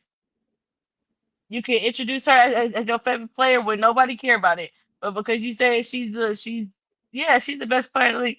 Okay, we can say things like conversations like those are subjective, but the other part that doesn't really make them subjective is because it's not rooted in any type of fact. What's the fact to it? Correct. There's But no if you say fact. So something's your favorite, I can't argue with something's your favorite. I exactly, objectively can't. exactly. Or I prefer this. Okay, you prefer it. Now, where we get in problems is when your preference starts turning into actions and biases, either how you talk about people, how you write about people, how you vote for people, who you give awards to, who gets the media coverage. That's where we have a problem. I love Exactly. me a self-aware person. Be aware. Hey, this is my favorite. This is my favorite because of XYZ. Cool. Bet. Where we get into problems is when you start putting other people down to prop your fave up. When we get into problems is when then all your actions are now trying to prove why that person is the best instead of the other way around. Do you know how many people there are so many people who either through music, art, whatever, are not quote unquote the best, but I like them. And sometimes I like them because they vibey. Lord knows Rihanna can't sing, but she makes a vibe. She vibe. She vibes out. Exactly. I like vibes. I would like another Rihanna album just for vibes. Absolutely. The music still sounds amazing. The aura in itself, the The aura aura is alone makes great. yes. You know, let's just like call a thing a thing. But when we in sports, first thing, and then my other issue is everybody's GOAT. You can't be GOAT if you haven't won. First thing. So like, let's stop all that. But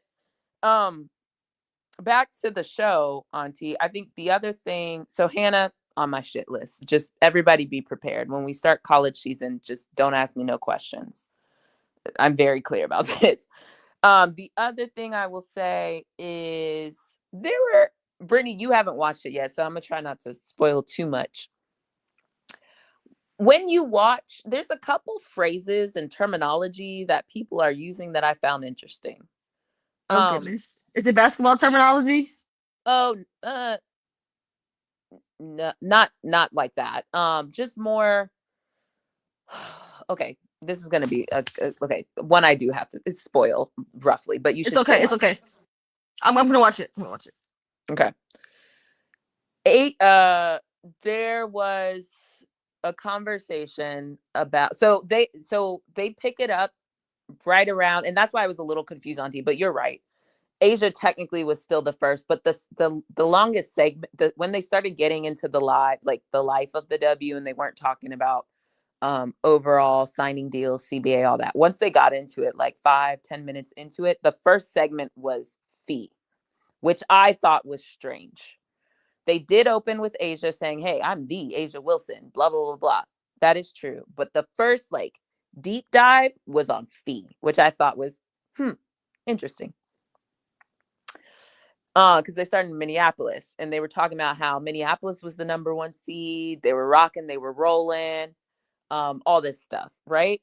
And so it seems like, I don't know if they decided to start filming in the middle of the season or if that's just when they decided they were going to start the series. I don't know if they were following them all year, if that was a decision made at that point in time. But I say that to say, to me, and I saw some people saying this, and when I see people say stuff, I try to take it with a grain of salt until I observe things for myself, or, hey, that's interesting. Let me see. Right. So as I'm watching it, at first I was like, okay, this is just like happening. But I will say, I still feel like it feels like they were trying to set it up for Fee. Like, it feels like Fee is who they thought was really going to be the A line of the story. And then things happened and things transpired. I think there's a couple things to keep in mind. Again, follow the money, follow the trail, follow documentation. At the end of every show, in the credits, I know people always like to go skip because, you know, Netflix has taught us that.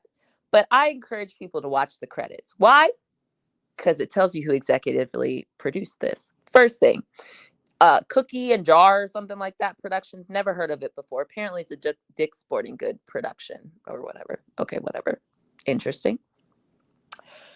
ESPN, of course, it was on their platform. So there's invariably the WNBA. But in that executive producer line, one of them was LeBron James. I said, oh, we all know LeBron has a production company, but it technically wasn't like his, whatever it's called. But LeBron is an executive producer for this. I said, interesting. Furthermore, if you notice, all of the athletes we named are under the Nike umbrella in some capacity. Fee, of course, as Jordan, but Asia, DB, Fee via Jordan. Huh. Interesting. Okay. You know, it's on ESPN, so they didn't show us any ESPN clips of anything, any show, any game that wasn't on ESPN or ABC. Quite frankly, yes, ESPN, which also confused me. You know, like, interesting. I don't know. When I watch things, I try to pick up on other things when I watch, but you know, there's some interesting things there. So it felt like to me they were setting up Fee, quite frankly, for, oh, this is Fee's year.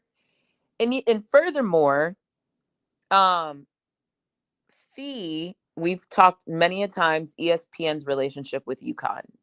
Like I said, there have been previous ESPN, whoever's been in charge of ESPN, there's been strong UConn ties. And then on the basketball space, there's that too. But what I'm going to say is,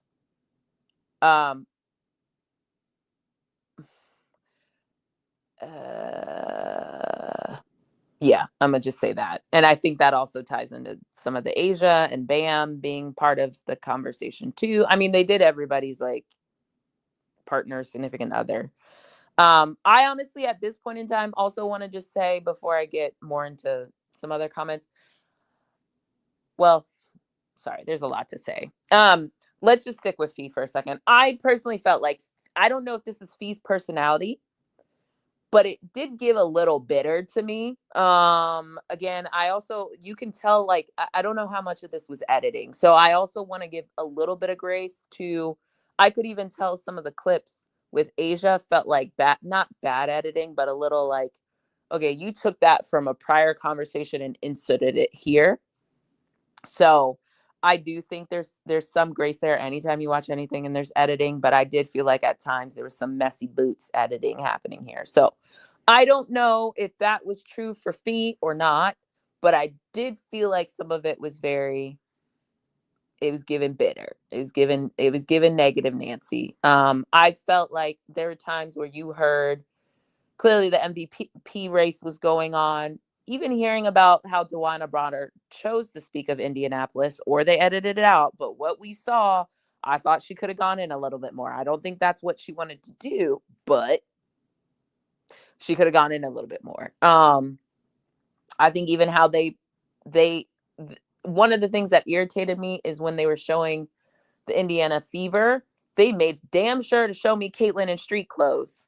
I said, she's not even playing. Like, Kelsey Mitchell, who now is Puma, but at the time was barely getting like really featured. AB wasn't getting featured.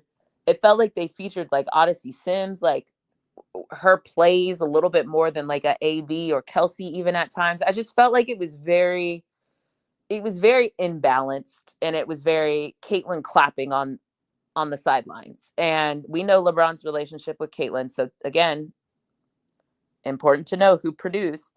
But I was like, why are we showing Caitlyn clapping? She wasn't on the court. If you want to show me she was like there in the background, fine. But they were showing Caitlyn almost as much as they were showing Indiana Fever plays during the season, during that series. And it's like she had nothing to do with what's happening. Now, the problem that I have is when you watch these documentaries later in life, you're going to look at Caitlyn and not realize who was there, who's actually carrying the team. Again, narratives and why we call people out with what's going on is because stuff like this is problematic. It's a lot of rewriting history. It's a lot of reshaping the narrative. And that's not what transpired. So I get irritated with that. Okay, there's that. Fee sister, you lost. Okay, you lost. Get over it. Here's where I actually have big issues. And quite frankly, this is going to feel very akin to some of the feedback that I've had about street clothes. Caitlyn. Fee comes on and says at some point, I do not blame AT. I was basically struggling with injuries all year, and AT did not make a dirty basketball play. Now, Brittany, you didn't watch. Is that your understanding of how things transpired when it happened? The play with AT and Fee, right? Fee got hurt. Yes. Oh, wait, repeat that question one more time. What was your understanding of when Fee got hurt? What was your understanding of that situation? Oh, my understanding from watching it was an accident, but that wasn't what was being spun through the media. Okay, there we go. That's basically yes. What The I'm media was making it as though it was on purpose. And did Fee ever come out and say it wasn't on purpose at the time? I know Jeremy's in the chat. Jeremy, you're a fan. Come in if you heard Fee say that before the Life in the W. I don't recall that. I don't recall her coming out and saying it was Fee coming out and saying, hey, it wasn't on purpose. Correct. Because if I remember correctly, even the narratives going into Unrivaled was that Fee was going to kick AT out of Unrivaled, correct? It was. Like, not that it was real, but like people were coming out and saying that. There was a lot of conversation about AT being a dirty player. Never once did I hear, the same way she got up there and ruffled her papers and read about Cathy being a bad leader. Nowhere in that press conference did she say AT didn't do this on purpose or anything like that. That's what I'm trying to say. There was never a concerted effort to say AT did not do this on purpose. Chat, let me know if y'all feel differently. Auntie, do you remember? Did we lose Auntie? No, I don't remember her coming out and saying that before. I never remember her coming out and overtly saying, do not blame this on AT. That was a normal basketball move. It was just unfortunate. No. However, in the documentary, she said it. So where were you? Yeah. Where were you at when AT was Where were you at? You had an opportunity. Media. You never once came out. Again, correct me if I'm wrong, but I'm pretty sure I'm not wrong. That she never came out. If she did it, it was under some like cloak and dagger type of shit. It was never an overt statement. Thank you, Jeremy. See, Jeremy, I mess with you because at least you'll be honest. It's the people who be delusional. I can't mess with you. You can be a fan of somewhere else, but we got to be honest. So thank you, Jeremy.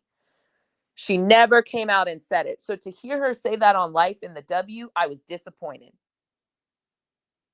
Because you could have been said that. You could have fixed some of the narrative around AT being called dirty. For real. Absolutely. And you over here touting yourself. Not to. Yes, it's a choice. And y'all know, all it would have took was a That's what snap that paper, goddammit. Literally. In that same press conference, she could have started by having a conversation about AT. This what happened was unfortunate. These are basketball players, and this has nothing to do with AT. If you felt, because old Cheryl's cursing ass made sure she got up there and cussed the world out. And Cheryl participated in blaming AT. Maybe Fee never explicitly said AT did it, but you know what Cheryl did do? She did. And Fee never once corrected that narrative. That is where I have issues with Fee. I'm not calling you queen. I'm not calling you MVP. I'm not calling you face of the league. When you have opportunities to come out and correct narratives, which you know are important to correct, I think that's messed up. And I think, quite frankly, it's very akin to, that's why, like, and this is going to bring me into my next point. I also think it's dangerous when, I think it's dangerous when people know narratives around marginalized groups don't come out and say something about it. The same way that you're Black, femme presenting, Black woman, you know, first gen, your other fellow, you know, Black and white, Black presenting, you know, league mate, which I guess people didn't realize AT's mom was white until recently. But you didn't come out, you let the mass presenting lesbian woman get all the ire. That it's just the victimhood that I get really irritated by. Like you know enough, Fee, and you got your stud buds running around you all the time, but you never thought once, hey, let me come out and make sure I nip this in the bud. Like this is actually, like, yeah, the situation happened. It's unfortunate. I know how people feel about AT. She gets a lot of, like, you have to know those narratives. Like, you've been in MVP conversations. AT's been around MVP conversations. You've been around, what, 7 seasons, 8 seasons, because you were pregnant during one of them. You've been around for 8 seasons. You and Asia were in the same draft class. Were they not? I think they were. I think it's extremely dangerous. And again, for everybody who, the bots, or not the bots, because I need to stop saying that. The people, the trolls who come in and say, why are you talking about Caitlyn? I talk about Fee too. And this is an opportunity that I think we gotta hold more people. Like, you don't just speak up when it's beneficial to you. That's part of leadership. That's part of being a citizen of the society we live in. It shouldn't only be spoken about when it directly benefits you. You know what that's called? That's called selfish. That's called victimhood. If you want other people to speak out about stuff that impacts you, well, that requires you to speak out when other people are going through things. And again, yeah, the situation that happened is unfortunate. Yeah, Fee didn't go tell these people, see the parallels. Fee didn't go tell these people to go be mean to AT and do this and, like, have all this masculine dehumanization conversation. Fee didn't tell people to do that. But you know what she could have done? She could have come up and said, hey, I see this. I want to stop it. I want an Olympic medal with AT. AT is a very physical player. We know this, but nothing was malicious. It was all within the bounds of basketball. It just, an unfortunate situation happened. We never heard Fee say that. So I'm on your ass, Fee. You wait until a documentary to even make those comments that came out a whole year later. And unfortunately, we also had the Caitlin Clark situation happen in the interim. You know what I think could have been helpful? Had Fee actually come out and said this before, I don't think people would have been as quick to call AT a dirty player, which we also talked about that. Had Fee actually done part of what she should have been doing as a VP of the WNBA. And quite frankly, just someone who says that she believes in speaking up for others. Well, you didn't. You failed. And Commish, you know what? Her making that statement, that would have been some real queen shit. That actually would have been queen shit. That would have been some real queen shit had she made a statement. Hey, before y'all get started, hey, that AT stuff, that was just a regular play. We're not even get started. I see you guys are saying this. I'm nipping this shit in the bud. Like, no, we're not doing that. That would have been some real queen shit. Nope. Would have said, here you heifers. She was mum. She was quiet on the creek. Yeah, it was quiet. It was quiet on the creek. She was mute. She was on that mute challenge. There it is. Stick in my head, but not her being bitter. But you said they were setting her up to kind of I think Like they thought she the was going to win MVP and win yeah, overall. that doesn't surprise me because that's what all year seemed like. Yeah, but That's what all last year was. what I find wild is, but you guys created this. It just came out, so you couldn't have edited it differently. No. It was very like fee. Oh, I guess okay. Then the like tides turned a little bit in the conversation. Like when you watch it, you'll see what I'm talking about. It's a little. No. Mm, Commish, no, I don't.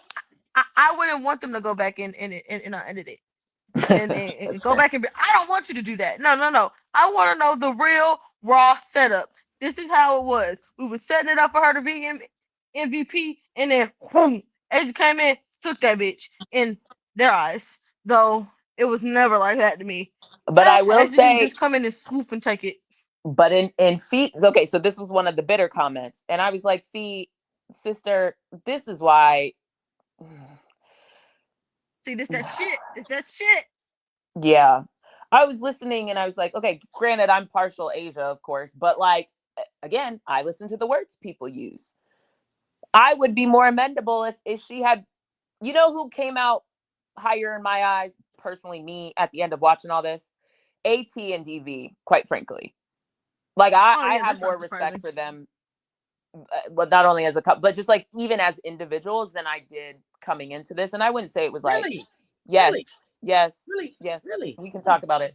But let me finish my other statement. Let me well, I would love to know your thoughts.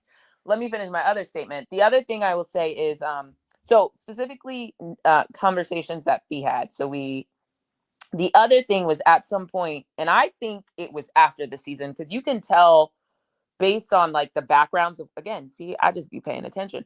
The backgrounds and the hairstyle. See, Black women, that's how you know is different, because the hairstyle, which hair they're wearing, and the backgrounds are also different. But the hairstyle gives them away. You can tell when certain things were filmed, and you can basically piece it together. One of the times Fee, her outfit and her hair clearly was after the season ended, right? I mean, that's not hard to do, but it was after the season ended. And one of the things she said was around her MVP was that Asia started playing better in the second half. And we did baselines on this. Asia went to another level, but Asia was already playing very good. And Brittany can attest, because one late night, I came to Brittany and I said, Asia is the MVP. Now, the only problem was the Aces weren't winning and her teammates weren't pulling their thing. But Asia had 30 pieces to start the season on ring night against the Liberty, because the W and Adam are messy and they made the Aces go there on that ring night. Asia had a 30 piece that game. The next game, she had like 20 something, and then 30. Asia was actually playing well. The information is available to everyone. Go look it up. Asia was not playing bad. She didn't just start playing well in the second half of the season. And the narratives that say that are stupid. And there's people today who still say, oh, Fee can win MVP because apparently all you have to do is play well in the second half of the season. Girl, bye. That is not what happened. That is not what happened. The difference is the Aces started winning. But Asia was playing well the entire time. So fix that narrative. So to hear Fee say something akin to that, I also was like, Fee, you're nasty. That's bitter. Furthermore, she also said, and her mom started crying, and I'm not saying you don't work hard. I think Fee is one of the, she's definitely top 5 in the W. Now you clearing your throat. Top 5 in the W for me, right? I think she's a good player. I'm not going to say she's not a good player. And I do think when you're top 5, and what makes you top 5 is your consistency, right? That's me. Commish's definition is your consistency, and you play both sides of the ball to some degree. That's a top 5 player in the W. I do think you work hard. So I'm not saying you shouldn't be upset that you didn't win. But to sit there and show your white tears, like, she worked so hard. I thought it was her year. Like, girl, everybody working hard. Like, you don't just get, JJ, you don't just win because you think you deserve it. That's not how it works. That's not how sports works. Like, this, like, you got to work hard, and things got to go your way, and lots of things, and leadership, and all these things. And that's what people keep forgetting. Winning is hard, and it's not for everyone. Shout out to Asia's commercial from a couple years ago. It's not for everyone. Winning is hard. That's some real loser shit. That's what I'm I'm saying. sorry. You have to say, I think she deserved it. Everybody thinks they deserve it. Yeah, like, But only one can win it. Like, and to what are be we talking clear, about? I'm not judging her. Like, some of my faves are very bad losers. Like, they've told it. Like, Asia doesn't like losing. Serena didn't like losing. Like, they're my faves, and I appreciate them because of what greatness looks like. But like, to sit there and like cry about it, like, and like, the thing was, like, even it's like, I don't know, it's just like how narratives are shaped. It was like Fee's mom crying about it, but you don't think AT and DB felt some type of way? They got their ass swept, and DB told you about it. Like, she just sat and cried but it wasn't presented as this woe is me. Like, like, DB was just as crushed. AT has been in the finals 3 times and keeps losing to Asia. Like, you That know what I it mean? Like, and in the MVP conversation. and the MVP, she ain't got shit. Exactly. And Yeah, I'll see her cry about it. and then on top of that, and then y'all over here calling her all types of like manly this, manly that. You got congressional. Now we know you got more congressional hearings than before. She First thing, AT should have been an all-star before Cobb, but again, positions and all that. But I digress. But like, my point is, it's really, I didn't walk away loving kind of some of Fee's articulation. And now that could just be who she is. And maybe I just don't rock with her personality. Maybe that's why she's not my fave. But I just kind of left like feeling like, ugh, uh, uh, I'm cool. Thank you. You know, you're still a great player, but I don't love it. I'll tell you other stuff of hers that I did appreciate, but anyway. But you felt like you left out of there like, okay, I feel better about AT and Dewana. I did. Tell me why you well, we didn't get your thoughts, so maybe start with your thoughts, Auntie. I'll just start right there. I didn't leave out like, oh, I understood them better. I think I left out like, okay, they are who I thought they were. Right. I think that from my perspective on them, I've always kind of been kind of like, what are they like a couple? And so I've had people say, hey, really, they try to be the grown-ups in the room. They do try to have the young conversation with the young studs and the young I guess the gays, the gays and the some of the stuff that they see, try to give their, they try to be the aunties, they try to be the OGs. They look like they got a curfew, they look like they got a bedtime. And I think everything that I kind of thought about them was it was kind of confirmed more so than I walked away like, oh, okay, that's who they are. I think I was more surprised at how much I learned about Bam, right? I think Bam was the one that surprised me the most. And it made me want to know more about Bam because I wasn't expecting the whole, this is a total spoiler alert, so turn it down if you don't want to hear it. The whole, like, Roscoe is the dad that I always wanted. Like, if I could pick any dad, it would be Roscoe. I was like, oh, it's a lot I don't understand about Bam because who is your dad? His dad wasn't in his life.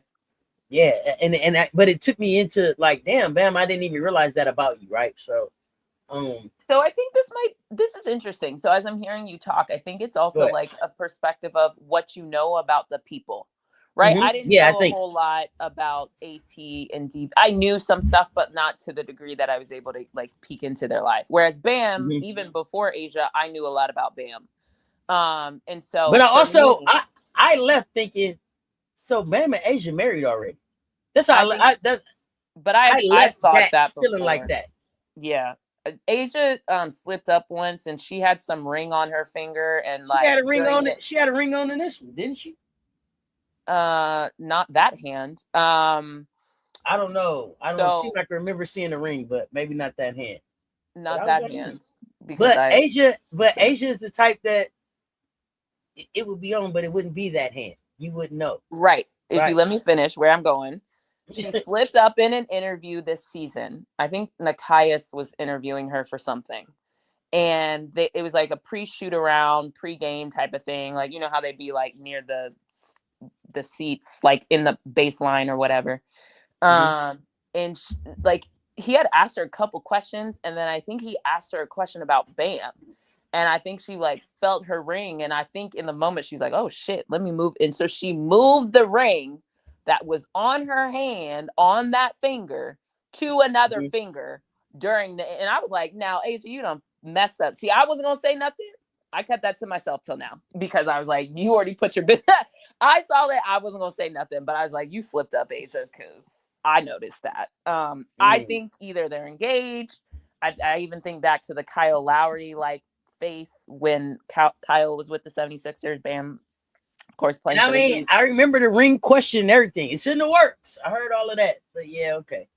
But Kyle it was during the MNBA season, and like he clearly went over to like after a game to chat with Bam, and all you see is Kyle's face, and it's like a word face, and like it's very, and then like Bam was covering his hand, so I was like, I had seen that one before. I don't know. I'm just putting it together. But it's also not my business. If they don't want to tell people they're married, cool. I would want people out of my business. But if they are now, then cool. I mean, that's their business. So they can tell us whenever they want. But I personally or never. That was just how I left feeling like, oh, they married. That was how. But I've been thinking that for a while. That was before even this. I was like, I think at the least they're engaged. I think they might be married. But that's me. Very Tom Zendaya of it all. Like, I ain't gonna tell you till it's done, and even then you may not know. I might not tell you till 10 years down the line. Right. We got married 10 years ago. Right. So but I wanted to go back to AT and DV. So I didn't know a lot about them. So for outside of them on the court.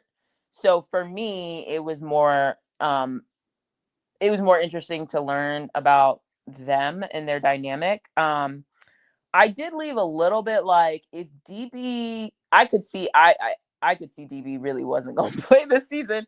And I see if AT continues to play, I would encourage her. I think she needs to think about her leadership a little bit differently, because while you do need a yin and a yang, DB can't be the one to like always tell you to calm down. Like DB not gonna be here forever. So if you want to win, I think you do need to adjust your play style or go play with someone who's elite. It's kind of like Kevin Durant. It's like AT, and I think AT has leadership qualities, to be clear. But it's like, I don't know, sister. You may be. It's funny because you also hear Asia talk about it. Like she talks to each one of her teammates differently. You've heard Phil, the Zen master, talk about, and people come out and said that like early, Phil didn't talk to Kobe any type of way. He talked to everybody else, but Kobe was a little, you know. So I think part of leadership is also recognizing like, yes, hold people to a high standard, but you also have to like work with people, which brings us back to the Cathy and Adam whackings. Part of your job is that the people around you don't absolutely loathe you, and that you're at least able to get something out of them. That's part of your job. That's working with humans. If you don't want to do that, work with bots, be on ChatGPT where ChatGPT ain't got feelings or whatever. You know, like, sorry, go work with machines. But if you work with other humans, that's part of the human experience.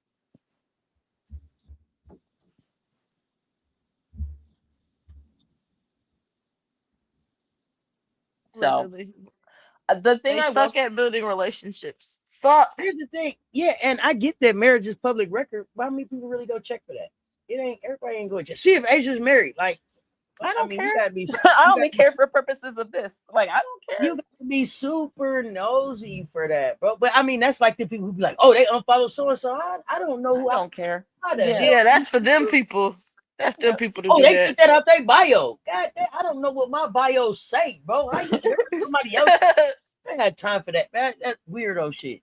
Well, I will always say, I think you spend the time on the things you care about. I don't care about enough to know if Asia's really married because it doesn't. But if y'all bring me the information, I mean, I'll consume it. But I don't care. I don't care. You know what I've been spending my past 3 days to try to figure out is who Jackie has assisted the most in the Aces. And I can't quite figure it out. There's not some, if anybody has a way to figure it out, let me know, because I've been trying to figure that out. I have an inkling. I think it's Nalissa. And if it's not Nalissa, Nalissa's like number 2. I think I want to see how big the difference is between Asia and Nalissa's assist from Jackie. But even before this weekend, I've been interested in that. Going back That's to that good shit. That's what I care about. To look I've been trying to into. research that. I don't care if Asia, like, I don't care enough. But if y'all tell me, cool, I'll consume it. But I'm not gonna go find that out for myself. The other thing I will say, back to the relationships, or just in general, I did very much appreciate the motherhood centeredness, I guess, in a way. I think it is something that's unique for women, of course. I wish, it would be equally important on the other side, but yet here we are, hashtag society as a woman. But it is a unique set of circumstances that women, especially in sports, have to deal with. I'll just not ruin too much, because at this point I've basically told you most, but at least there's something you can learn and interest for people who haven't seen it. But I did think that was an important conversation to have. People who want to do it, people who have currently been through it, people who feel mommy guilt, potentially. Like, I do think, and the impact it has on a woman's body, and everybody's different, right? Some people can bounce back really quickly, some people can't, and you don't know until you go through it. So I thought that was great. I did enjoy that from the respective parties. I also like to see what, like, partnership could look like, healthy partnership, and whether that was directly your child or your child through acquisition, your bonus children. Like, I like to see that dynamic. I think that's just, like, really important as well. Just for, like, representation, and everything doesn't look the same for everyone. And then my one qualm, though, I was venturing at some point, I was like, why didn't we just put AT here? Oh, I have a theory. I do too. Go ahead. You didn't see it, so start with yours. I don't think this is for, like, AT, in terms of this will be something that she would want to do. I don't think going through that whole camera in your face, recording for however long they were filming for how many days. I don't think she cares for that. I think so. Are we specifically talking about the mommy part? I'm talking about AT. Yeah. But AT as a parent, as a why wasn't AT on the banner? Yeah, instead of DB. Well, correct. Not instead of DB, but I think they did DB so you can get a glimpse of AT. I think that's the other part about it, and it also adds another another I got layer. Homework for you. I got homework for you, Brittany. After you watch the series, let me know if you still agree with the statement you just made. Okay. It could be yes, it could be no. I'm curious. But right now, I'm going to go with they didn't do AT apart, because I don't think she would want to do this. Do all the cameras all the time. No, just not. Okay, come in and be a feature every now and again. Cool. You give me in some clips. Okay, cool. But all day filming, no, thank you.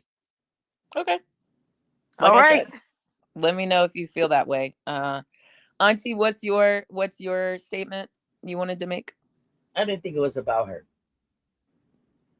Okay. I didn't think it was about her. So, like, she was a byproduct of being DeWanna Bonner's partner in this, right? Like, if she wasn't dating DeWanna, she wouldn't have been in it. So I didn't think, for the picture that I saw, nobody else's mate was up there. It was just them three. So I was okay with that. Did I miss something? Oh, another one? Oh, something else came to my head. Go ahead. Let me know if you guys want me to tell you my thoughts, but go ahead. DB. Oh yeah, you can masculine I don't want to ruin it for Brittany. Woman. But go ahead. Masculine presenting woman. There we go. Ding, ding, ding. I was like, that's the other part about it. Because I actually think that's what it was more than not. I think it's easy to say, from my perspective, it's easy to say that AT didn't want to be in it, but I think if you actually watch it, you let me know if you feel like AT wasn't in it for real. Oh, I agree that AT was in it, but I don't think that AT was in it because they were like, "Hey, AT, we want you to be in this documentary." She got to be in it because she's DeWanna Bonner's woman. I know, but why I'm would you saying if not that's ask the AT point, to be in it? exactly. You can have the 3 people that were that were in the MVP running. AT, B, and Asia. That's not what it was about. That's not what Life with the Dub was about. But why would it not be? And think about it. AT has a really unique story to tell as well. Someone who's torn both labrums.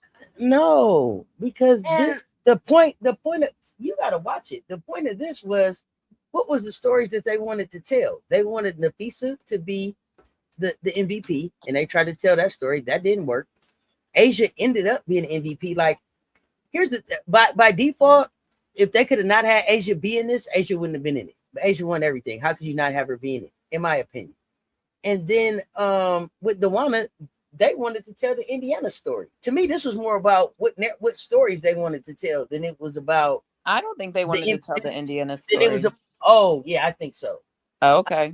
I don't think it was about Life in the Dub, and let's look at the MVP candidates. I don't think it was about that at all.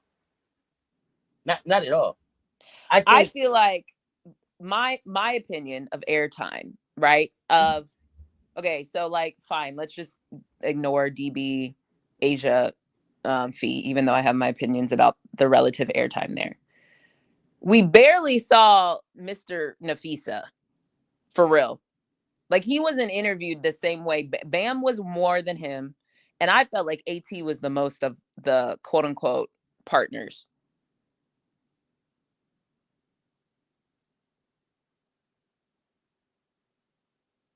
So really, I was like, AT might as well have fucking done this. That was my thought when I was watching it. Now, it wasn't much as DB, but I was like, you're basically featured in this. And I was stuck wondering, did you just not want to have a mass presenting person? And I understand, quote unquote, AT isn't one to put her life out there, but we basically got it in. Like, I saw the same thing. Like, I really don't see a difference. I don't. Oh yeah, no. When I watched it, I was like, oh, that was so nice of AT to even answer, to do this much. To even answer the question. Yeah, because I could see AT being like, well, cool. But the other thing, though, I think, the other thing that I think about AT is, if AT really gets in front of the camera, opens up her mouth, it takes away from the persona on the court, because she's nothing like what people try to make her out to be on the court. And we saw that. So it's like, it really didn't change it. I was just like, oh, I saw a different version of, I don't know. To me, I was just like, I feel like AT should have just done the damn thing. Because you could have just easily put but again, mass presenting versus not. Outside of that, I got the same thing if they had just put AT on the fucking cover. Quite frankly, it didn't change anything. I learned more about DB. I learned about DB's dynamics with her children.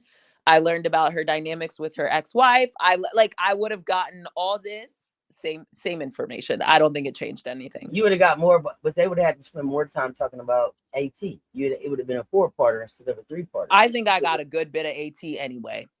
Oh no, I think we got a good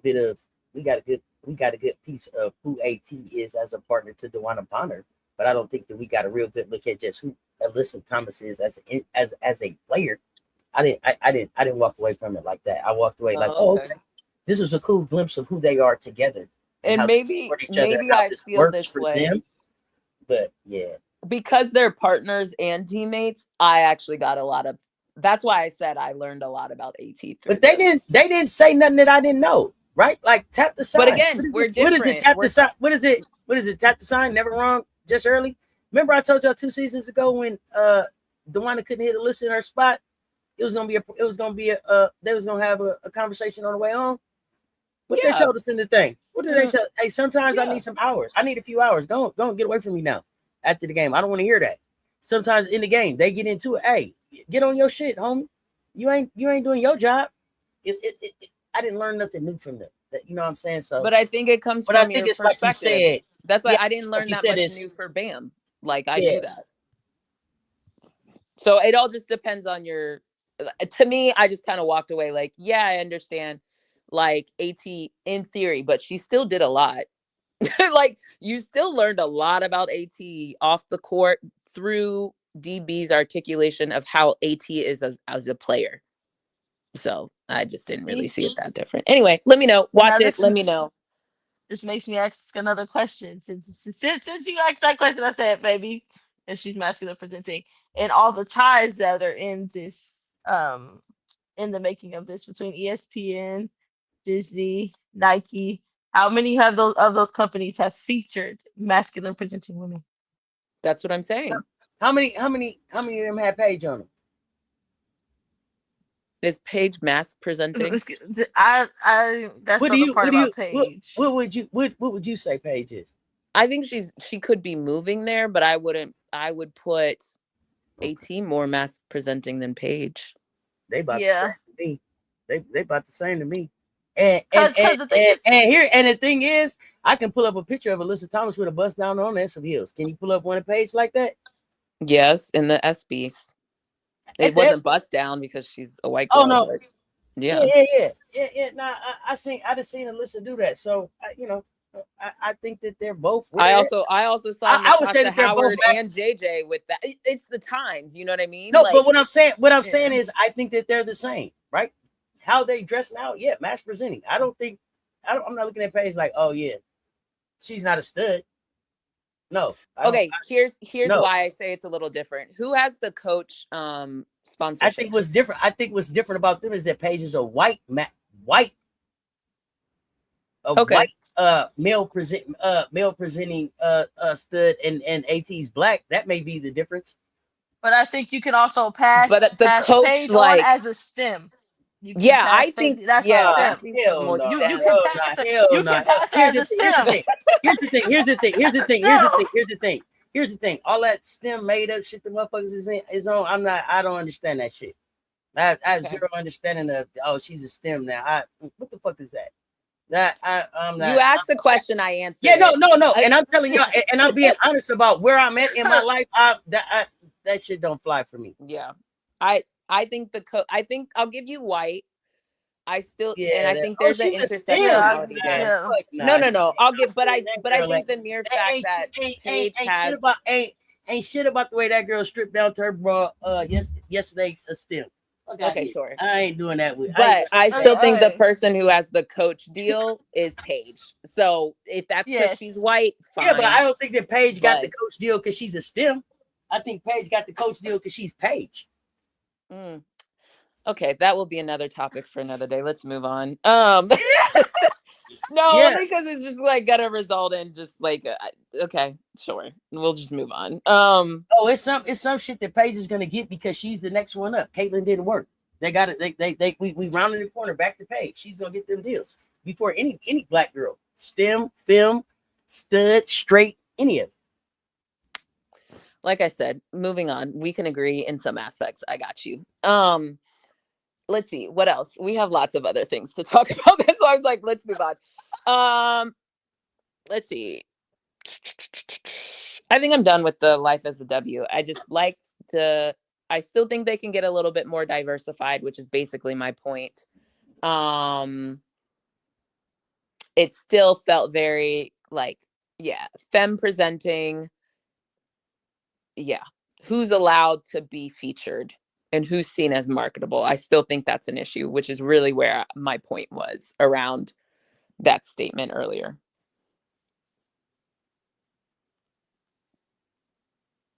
So I still think there's space for the W to be better about who gets features.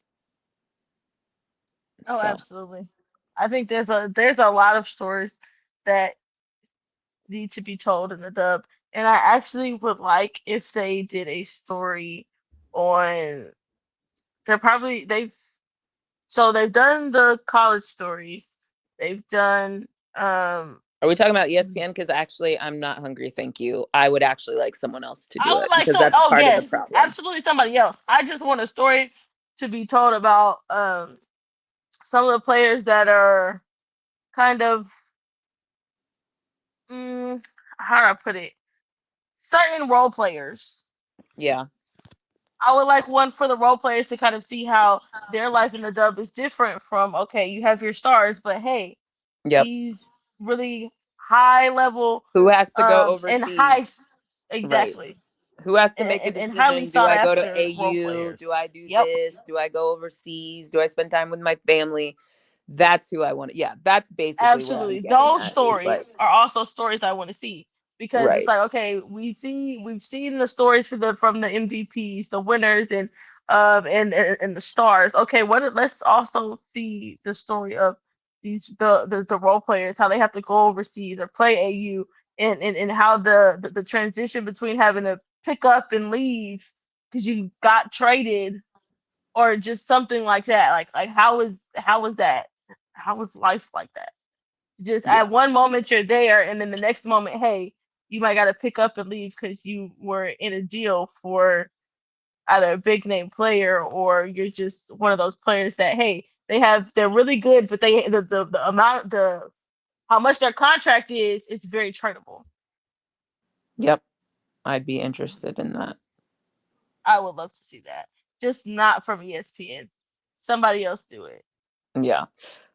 Yeah. Because there were some specific games that were left out of the story because they weren't on ESPN network.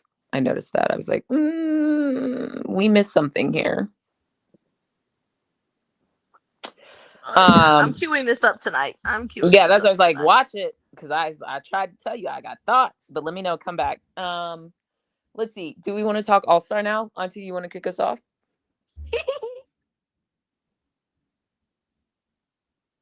We lost Auntie. Oh no, you're there. Okay. Bro, you said Paige a tomboy because she wear makeup. Oh man. Okay. Hey, whatever y'all want to go with it. I think I think said I Paige, moved on. I'm addressing it. I'm addressing the two comments that's in it. Oh, I'm okay, addressing the two comments in the chat right now. I know it's gonna take us down a 45-minute conversation. Absolutely. Yeah, I ain't got no 45-minute conversation. I can say mine about 4 or 5 seconds. I think Paige doing all the bending. Now, let's talk about that. Okay, go from there. Do with it what you want. All-Star game. And I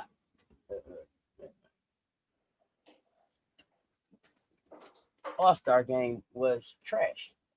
All-Star game was trash. I mean, it's not even really a lot to talk about. It was trash. It was a hard watch.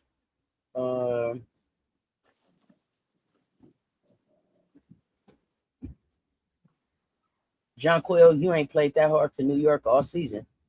So if you don't show up on Tuesday and play like that, then you can hand your fucking trophy back. Breanna Stewart should smack the shit out of you. All that you was out there doing for the All-Star MVP, you ain't showed up like that with Stewie this year. If you had, then New York wouldn't be where they at right now. What? JJ ain't showed up. Are you gonna move on from this topic, or are you still on JJ?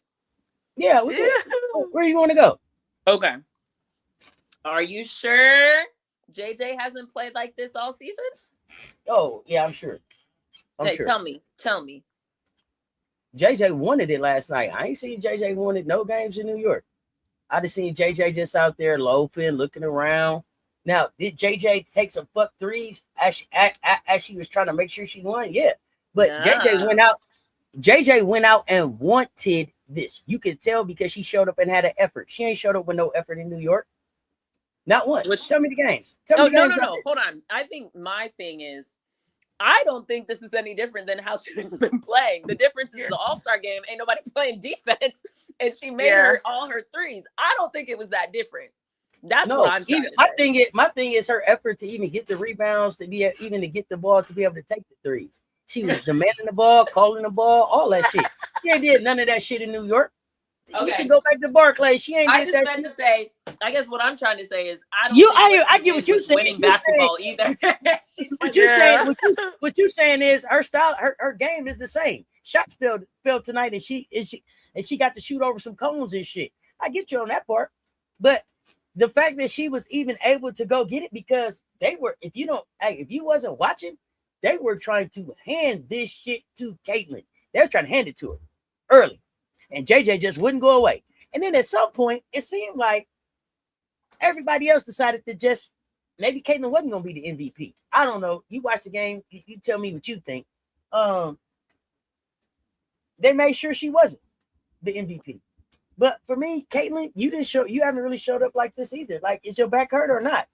Because you took off real games that count in the standings and towards the playoffs with your back hurting, but then you was out here doing all kind of crazy stuff for All-Star Weekend.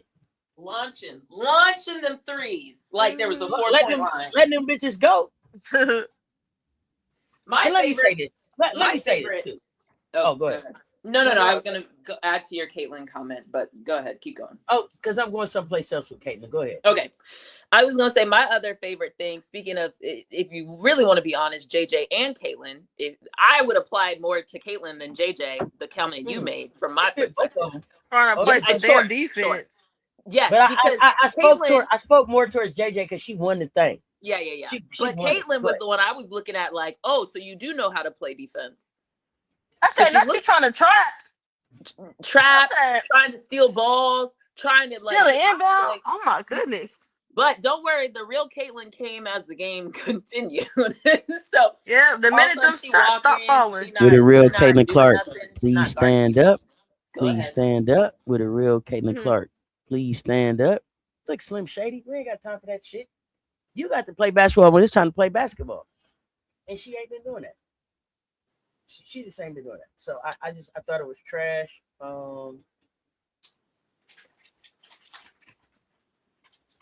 Dom got her dunk now. Yay. It was just a hard watch.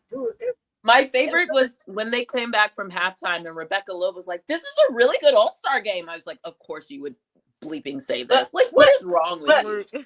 And I also want to say this, right? Like I am over here as a fan of the game. Like, I wanted to see something different, but also to the WNBA, the nerve of y'all. Like, I get the players, like, bro, don't we gotta play in 13 hours? I gotta play a real game in 13 hours. I ain't got time for this shit. They should be off a couple days. Like, they should, first of all. Also remember the men get a whole enough money to have you guys have enough money to have an entire weekend. Like, you should figure out the men get the whole week on All-Star Friday, right? They then do. You should have something happen on Saturday, and then the game should be on Sunday. And then we'll pick back up on Thursday like the NBA does, okay? That's it. Those of y'all that don't have no All-Star stuff, you've probably been off a week since Thursday. Those of y'all that's going to the All-Star, you're going to make a little bit more money. It's going to be a good time. But it was an epic fail. It was an epic fail from the commentators. This would have been a great time to have, I don't know, Sid and who is it? Sid and TP. It's just something different. It didn't have to be so stuffy. We didn't need Ryan and Rebecca.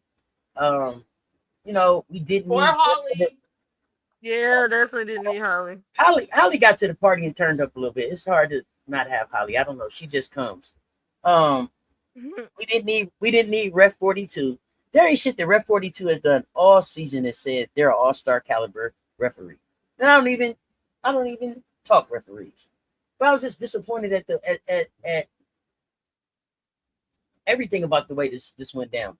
Just everything about the way it went down.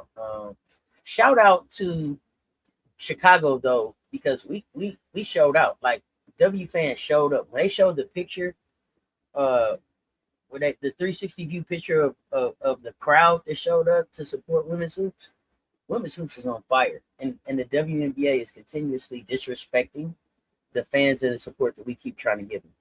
We deserved a better show yesterday. And they should be ashamed. It's too easy to do this shit better. And then shout out, I gotta say this too. Shout out to Asia for the apology to Angel. She's like, "Oh my God, look at me. What am I doing? I'm not supposed to be blocking shots in the All-Star game. I'm so sorry. I didn't mean to do it." So I get it. She just wanted to have fun, but ended up with a block anyway. Sorry.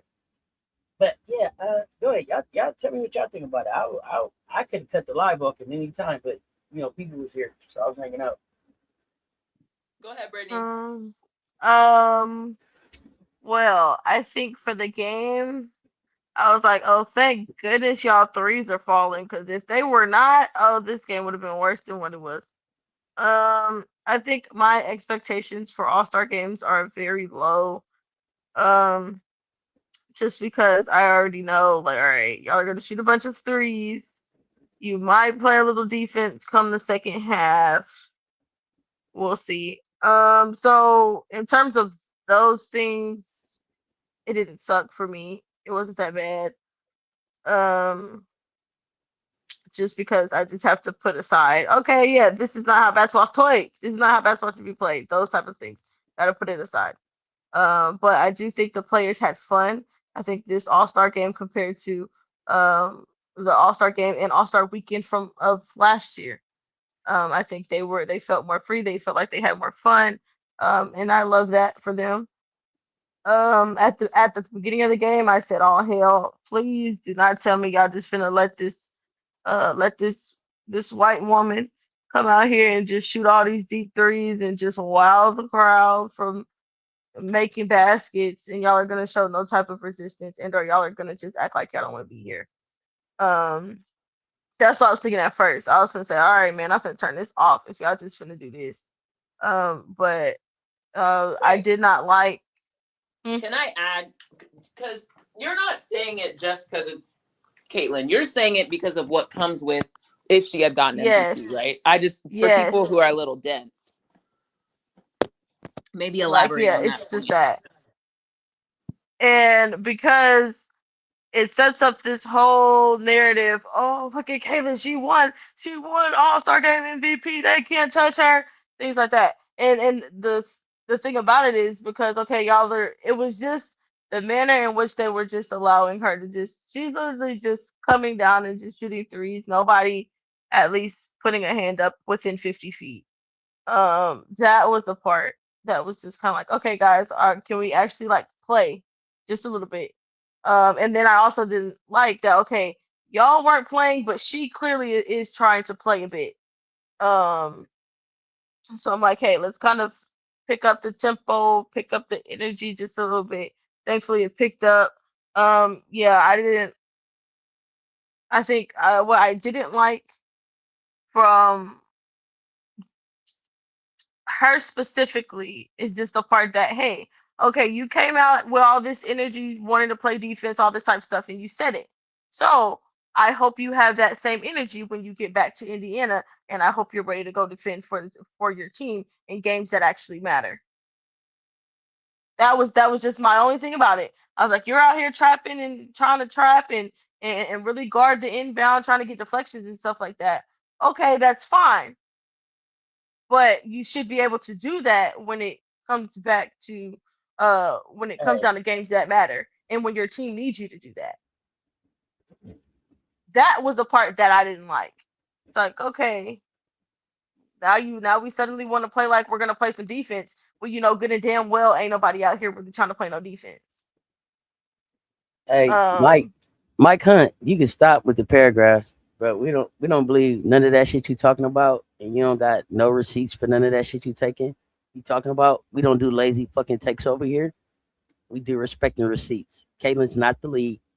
She ain't won shit, so you might as well move around with that shit, bro. Like, we don't even want to have to ban you. Just move the fuck around. What you saying don't make no sense. Literally, it's like at all. It's this type of fucking energy that fucks shit up. You came here talking about what the NBA has done to keep the WNBA afloat. The books ain't never even been open. And this how I know you coming here uneducated with just comments, just in your feelings. So just move around, bro. The books ain't never even been open. Yeah, you have no idea what you're talking about. And if you would like to learn, it's a whole series on how the money works and what they haven't showed on my channel. Check it out. But you can keep the dumbass comments. You can keep the dumbass comments, bro. We straight over here.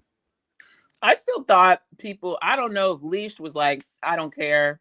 But I actually thought Leash was on pace. Because there was a point where I think, what's her face? JJ and Caitlin both had 17 points. Leash had 16. Mm-hmm. And I thought Marina was in there too at 1.2. Yes. But the problem was they were losing. I meant on Yeah. the winning team. Oh yeah. And it was clear that I thought Leash was gonna. I was like, Leash, you could actually win MVP. Because if you actually look at it, she was efficient. Her shots weren't like, she didn't take as many shots as neither of the other two. So I don't know if there was a conversation and she just said, I don't care. Y'all can go for it. And Ryan went in the game instead of Leash. But I was like, put all three of them in. Let's see who's gonna win it. Hold on. See, your bitch ass didn't even have to say no name. Your bitch ass didn't even have to say no name. If the internet, here's the thing. This is what I know. If the internet is your source, you already fucked up because you ain't got enough sources to fuck with me. If Google is your fucking source, you ain't got enough. You don't have enough fucking facts to have a conversation with me. Mike, I asked you to just go ahead and move around. This ain't where you want to be. You done fell in the wrong space.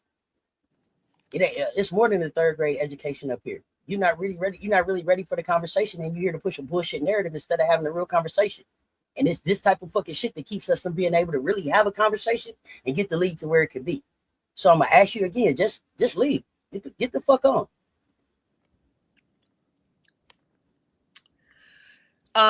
Regarding Kelsey Mitchell and Marina, Marina started off hot.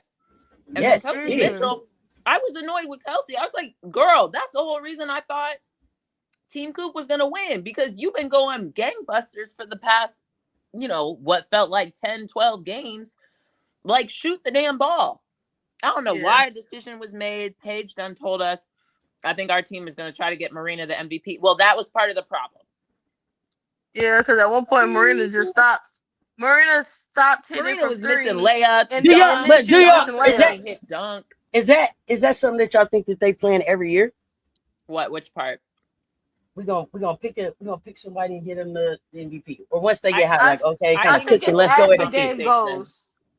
Well, it should be how the game goes, but I think there's people who come out and say, I'm going for MVP, and they're like, okay, cool. Yes. Hey, okay. Put a 5 in the chat if you're ready for Mike to leave. No one's talking to Mike, and I'm purposely. I don't know who the fuck stays around someplace people that ask them to go from. You ain't want to hear. Like, can we ignore? Can we make a decision, either ignore Mike or take Mike out or whatever, because we have other stuff we're trying. Okay, yeah, let's go.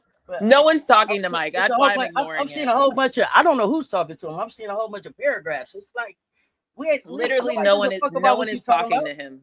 No one is talking to him. So okay, yeah, because I'm on StreamYard. Let's go.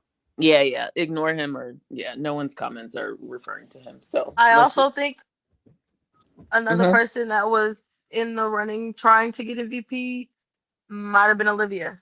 Homegirl was trying to get that triple dub. She was trying to get that trip dub. Yeah. She was toward the end.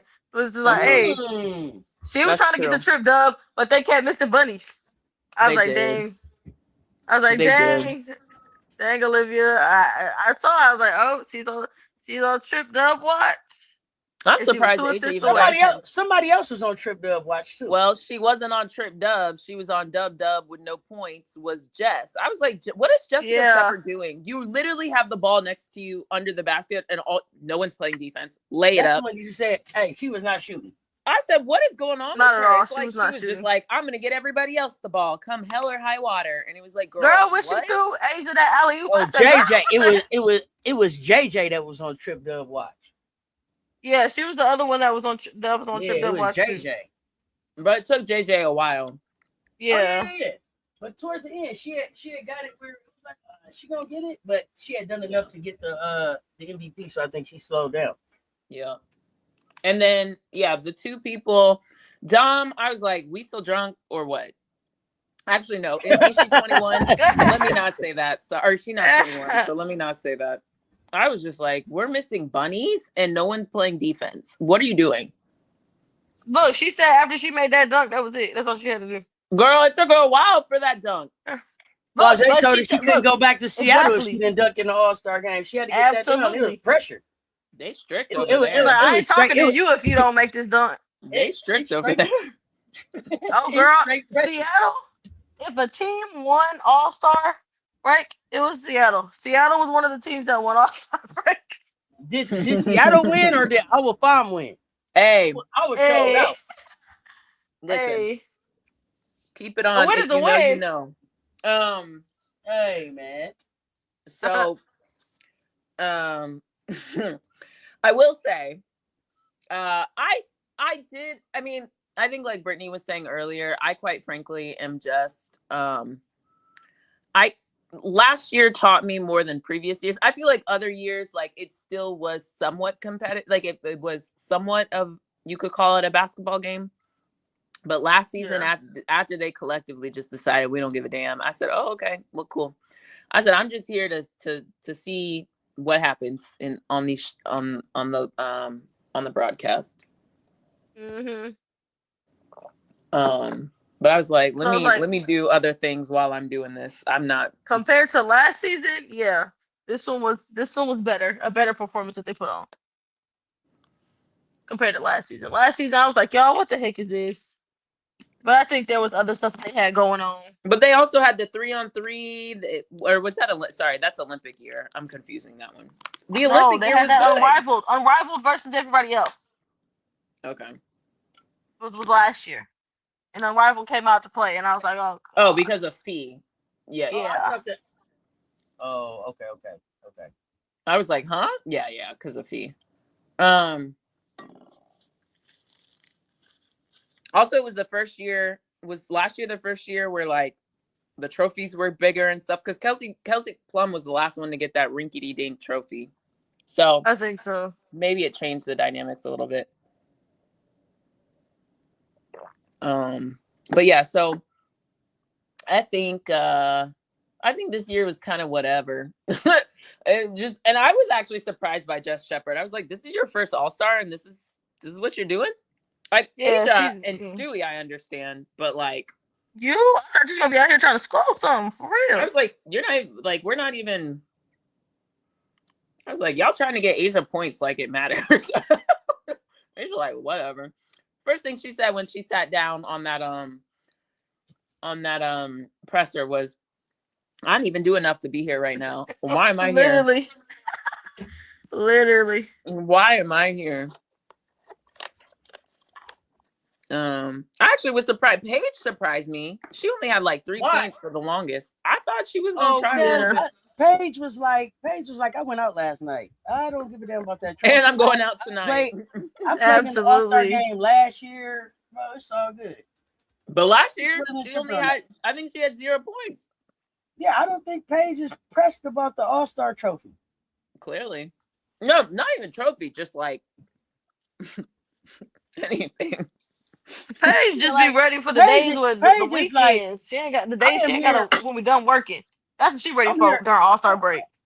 I'm here for the party. Paige is like, literally, I'm on break. I'm on break for real. Right. Literally, like, y'all don't need me to do no interviews. Y'all need me to do this. Y'all need me to do that. I can just go out and go have fun and do whatever. Oh yeah, that's what I'm waiting for. What was it? What they caught Stewie on a hot mic saying, I ain't run this whole weekend. I said, damn. She was like, she was like, honestly, I needed this cardio. I ain't like, I'm just here for cardio. But shit, Stewie was like that last year, wasn't she? That's what I'm saying. Like, what was that last year, her Asia, or the year before? Yeah, she asked Asia, how long are you playing? Asia said, like, whatever Asia's answer was, Stewie's like, cool, me too. Right. Like, when you gone, I'm gone. Yeah, but like, we too old for this. We done been here, done that. So, we've done it all. We don't care. Let me ask y'all this. Is there a chance that the players were just like, yeah, we gonna give the dub what they give us? I ain't got no effort. You ain't got no effort. Is it over? Let's get back to the game. I think if I have to report on Sunday to fly to Seattle on Monday, yeah, you only getting so much from me. Yeah, because AB didn't play. AB didn't play very long. AB played 5 minutes. I gotta play on Tuesday. 9. Yeah, like I gotta play on Tuesday, and I'm still managing a lower leg injury. Like, what are you talking about? Both of them were, so it's kind of whatever. So I actually didn't mind that AB didn't really go hard. No, but I didn't either. I was like, hey, you making the right decision. You had but it was the people who decided to get on the internet and say, like, Hey, drill the mops. Stop engaging. Secondly, Oh yeah, Drill. You sometimes you just gotta let a fool be a fool. You feel me? yeah, stop Mm-hmm. engaging. That's why no one else is engaging. Don't engage. What was I just saying? I don't remember. Oh, It's fine. I was just, people got on the internet and we're trying to y'all got a weird obsession kink with AB, y'all. Some of y'all need to go seek help. Go sit on that lady's couch. yeah, People they need really to go fix see their the mouth to lady. be like, AB shouldn't have been an all-star if she knew she wasn't gonna play. First thing, Kelsey Plum was on the bench for Team Coop, but y'all didn't have anything in your mouth to talk about that. Secondly, like I said, the person that you be caping for only played 4 more minutes than AB. Now what? To be quite honest, that lady shouldn't have played at all. Right. For the team, for the sake of the team. Your health. So yeah. They should be doing a lot. But shout out to Chicago, because what, they set the attendance record? They did. Love to see it. I think like I said earlier, coming in, I was like, I don't know how Chicago gonna do. I don't know what to expect from the organization. It But was fine. Ashley, who are you a fan of and how long have you been watching? I'm just curious because I saw your comment about Asia being hilarious. You never knew she was so funny. I was just curious. And like Ashley. how you Ashley Aj 2870. I think Chicago, compared to them doing the 3-point contest in the hallway last time, they upgraded. I do think, however, I think this one's hard because I'm like, how much of this is Chicago Sky versus like the city of Chicago versus the W? I don't know who gets what responsibilities because they don't tell us. Actually, it was funny. Someone in one of NECA's scrums asked her, like, okay, like, tell me about how players learn about the All-Star game, basically. And do you guys have any input? Like, people are talking about where All-Stars should be next year. And NECA was like, we find out when you find out. I was like, damn. I was like, oh my gosh. I was like, the whackings that are happening, Adam, Cathy, are crazy. But yeah, I think they did a better job than last time. I do think they were able to get, like, it seemed like the parties were, but Chicago's a big city. It was funny watching people talk about, oh, I got to go from here to there to here to there. And I was like, yeah, Chicago's a big city. Like, that's part of the challenge. Like, you ideally you concentrate it. But if you don't do that, it can be tough. And where you go out and places you go out, and especially like, you know, more Black sides of town if you're hosting anything, versus like, you know, South Loop versus West Loop versus like downtown. Like, it can get very spread out, West Loop, all that. So I think if people don't know that, it can be a little, and Chicago's a huge city, so traffic can get crazy. And then I think the other thing I wanted to shout out, I did like that shooting stars approach. I think Don said it too. Like, I think the blending of, I don't really care about the young heads / the old, like, it was cute, but honestly, I don't go to All-Star to watch the up and coming high schoolers. Like, so for me, I'm kind of like, I'd rather watch the old heads and the current players. Like, I want to watch people who are W more than youngsters. I see why they did it that way, but that's just me. Yeah, that past, present, future. Yeah, or if you're gonna do it like confined, I don't know. It just kind of felt like it's another way that you're providing certain privileges to certain people, which to me just like feeds into the whole machine of who gets their platform, whose platform gets highlighted. You know, right. I just feel like the W but I think you have to be really intentional when you're doing that. Otherwise, it's the same, like forcing people down people's throats, and it just feels very manufactured. So yeah. But also like, yay, youth, you know? So I don't know. Yeah. It just felt like you don't have a lot of events and we're using one of them for the kids. Okay. Or if they're gonna be there, we don't need to interview them. Oh I yeah, think some of definitely y'all don't still interview them. need to work on your public relations. But you know, whatever. On my long list of things, it's lower down there. And I would say, I think people messed up with EDD, like EDD, EDD, EDD would still be in this league if it weren't for injuries. Like EDD, Absolutely. like I think people forgot who. I was like, guys, the only reason why she's not, and also calling her, it wasn't her that she didn't get called an old head, but I'm like, she's not an old head. Like she would literally be in the league if it wasn't for her back injury and stuff like that. EDD was nice. But yeah, Washington had a good little week or Washington DC had a really good week. So did the other. If Washington is in your name, you had a good week. Oh, I'm back. What I missed? Oh, you didn't hear anything that we were just talking about? Oh no, I had to step away. Oh, okay. I had a call. Got it.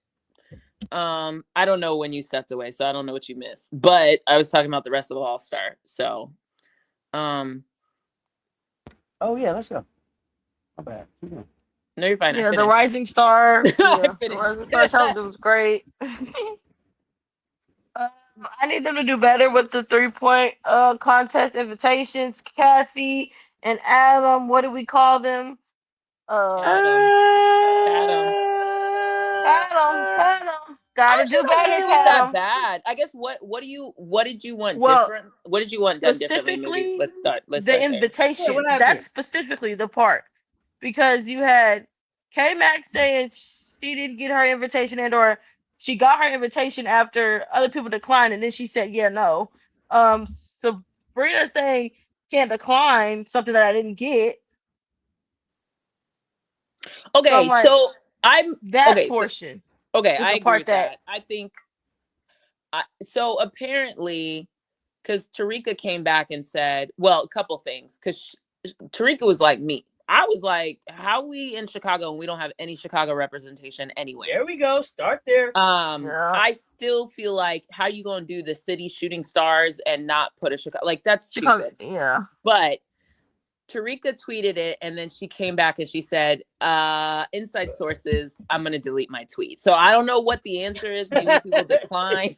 See, this is why I like Tarika. She be asking the question, then go find out and then tell people, okay, I can't say much, but just know that I'm deleting my tweet. Okay, appreciate it. That helps me know there's more to it. We don't know what it is. And all right, I'm gonna step back. You know what I mean? I still think that's ridiculous. You can't host and not have representation. But like I said, there's that. But Tarika also said that I think it was Tarika. Hopefully I'm not misattributing her, but I think it was Tarika. She said, I definitely know the other one was Tarika, but this one I think was also Tarika. She said that apparently the W contacts agents and the agents sometimes say yes or no on behalf of their clients. So if we are to believe that that is how it goes for everyone, which that is not the first time that we've heard that. Because right. Hence why. Go ahead. No, go ahead. Finish. No, hence why Kennedy wasn't at Unrivaled, right? Her people got the Oh, information, but then they didn't. Yeah. We don't know, but you know. So I mean, or they how never y'all doing business? Yeah, what's happening? Yeah, I think okay, got you, Ashley. Well, welcome as a new fan. Yeah, I was just curious because welcome to our chat. Stick around here because we tell lots of things and have lots of thoughts on basketball that aren't just supporting our faves. So come through. It's always funny when people are like, Asia's so funny. I'm like, damn, people don't know that. Like, you know, like yeah. it's always interesting to me. But I guess, like, yeah, it depends on how you come into the W. If you spent the first 7 years of your WNBA watching Asia, nope, you don't know she's funny as hell. Probably Right. the funniest superstar in the league. She is. She's like the funniest and like relatively humble, because everybody got a little, chip on their shoulder. But like, yeah, I think Asia's one of the better leaders, like I will say, in all of sports. But yeah, stick around here. We can teach you a thing or two about WBB. So stick around. Welcome. See how people can come in and just be, respectful. Take notes. Other people. Be more like Ashley. Unless you're LSU. No, I'm just playing. Unless you're LSU fan, then get it. No, I'm just playing. Although you will learn my feelings later on. But I do think that at the end of the day, I don't even know where I want to go with that.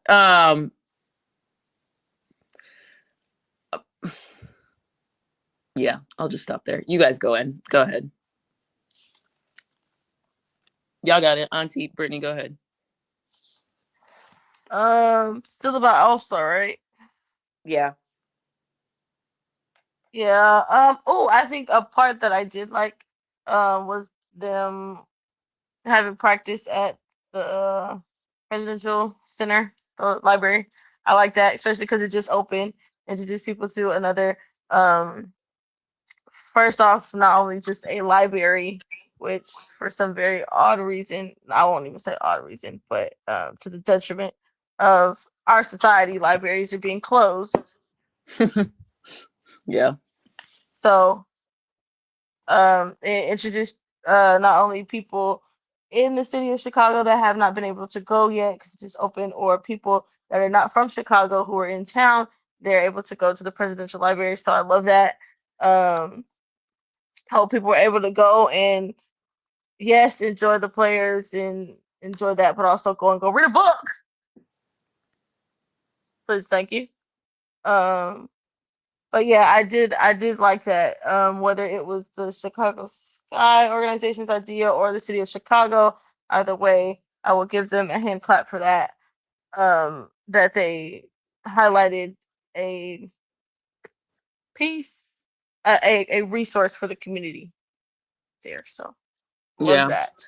I did like that too. I think the other thing is, it was funny because I was like, I think Michelle Obama should be considered for commissioner, although I don't think Michelle's not about the shits. She's so over it. Absolutely, she's over the politics of it all.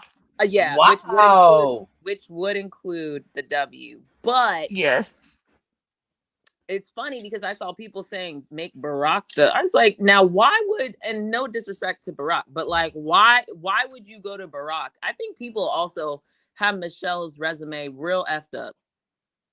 Literally, Michelle's that girl. They never looked at the resume. They never did. They never knew what she was running. They're like Barack's wife. Like, I don't think I'm just his little wife. Beyonce done told you. It started there for them. Oh, Barack's wife. Yeah. It's just really sad how people just like, or the mother of the children. It's like, Michelle was the girl when they met at the firm. Y'all need to read books. Like, y'all need to read. Michelle was the one when they met. Michelle should be commish, if I had my way, but I still think you got to deal with the BS. But her experience, what the organization she's run, all that stuff. Like, Michelle actually is a good candidate now. Will she do it? Separate conversation. But at the end of the day, it's I don't know who they're gonna get because it's a mess. And y'all, please stop saying Lisa Leslie. The last one I heard was Dawn. Please. Say what? The last one I heard was they want Dawn Staley now. Dawn wants ownership. She's told them that multiple times. Is Dawn even part of the Philly one? I don't think she is, right? I don't believe so. Yeah, I don't believe so. Per usual, they've like boxed out Black women. I mean, even Candace, right? Like, the whole Nashville thing. They tried to get with the Nashville summit. They conveniently no, you know what I mean? And I think Candace was also part of Portland before this Portland group came in. I think Candace also tried with the Black conglomerate that tried for Oakland, which they said no. And then all of a sudden the next day, Jacob, what's his name? Oh, The Warriors, Jacob. What's his name? Joe Lacob. Joe Lacob. Joe Lacob. Lacob. Sorry, that is Jacob. Joe Lacob. Yeah, I'm like, I was like Jacob. Yeah, Joe Lacob. Joe Lacob.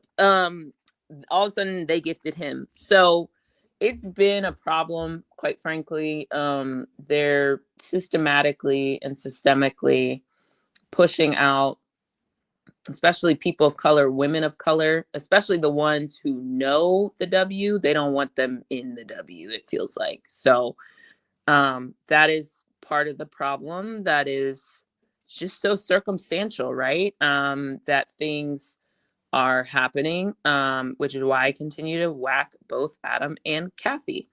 So, you know, I think it sounds good until it comes time to actually make investments in groups, and they're not and then they like to let the narrative Black people don't have money. Well, the ones that do have been purposely excluded from the table. So anyway, I wouldn't even want Dawn to be commissioner. It's kind of like when Dawn was interviewed for the Knicks. Like, cool, take the interview, but if y'all are not serious about it, don't, you know what I mean? Like, it's very Rooney Rule, right? Like, let's not waste people's time. Let's not do shit just to say. It would be real cute to say you interviewed Dawn. Oh, Dawn turned us down. No, get qualified Black women who would actually be good for the role. But y'all not gonna want to do that. So here we are. What else would I say about that? Oh, actually earlier, Brittany, we were talking about the invites. That's where I was. Tarika said that, yeah, it went through agents, and then we made the parallel for Kennedy. If your agent is turning down, I'm sorry, I don't want your tears. Like, you need to have a conversation with your agent. Like, hey, if I ever get invited to W All-Star in some capacity, you don't say no, you bring that to me. Right? Like, that's the conversation you should have. Right. And you right, FM. Drip has a job already, so get off of ours. Go find somebody else to do it. But yeah, like, you know, like, that's a conversation with your agent. Don't come victimhood, this, that, I didn't get invited, this, that. Like, have that conversation with your agent. I do think the W has a lot of room for improvement, and Lord knows I whack them a lot. But if the W went to your agent and your agent answered for you, that's between you and your agent. That ain't got nothing to do with us. So don't do that. Wait, who agent did it? Sabrina's, because Sabrina said she never got an invite. So it must be, it's either her agent said yes or no, or some people feel like they trying to cover that the person who's supposed to be good at 3-point shooting didn't want a 3-point shoot. And I will say another thing. You look fine enough to shoot all them shots when it came to the All-Star game. So you couldn't do the 3-point contest? Girl, all I know is off the dribble is her thing. If it ain't off the dribble, she don't want that thing. And her dribble. And look, at the end of the day, she takes a lot from LeBron. And one of the biggest issues I've had with LeBron, and I still will, and he said as much as, I don't have anything to gain from being in the dunk contest. Well, if she takes a similar approach, then I don't think we're ever going to see her in a 3-point contest. Well, good. Sorry. Well, good. We don't have to. We don't have to hear nothing else about that. And they'll keep asking. They'll ask every year. But okay, let them ask. Whatever. Well, then just say you're not going to do it. Like, and just move on. I still think it took them too long to tell us who was participating. Clearly, they were going down the list. Like, but y'all should have had you already know who the people you want to ask. So ask them and then give them like a month out. You guys got to tell us whether you do it or not, and then move on to the next people. There's no reason that 3 days before All-Star, 2 days before All-Star, I'm finding out who's in the 3-point contest. Huh? Mm. And since we talking about that, since we talking about 3-point contest, that changed up. You in that 3-point contest, sister. It looked a lot like Unrivaled to me. Yeah. Seen it before. Absolutely.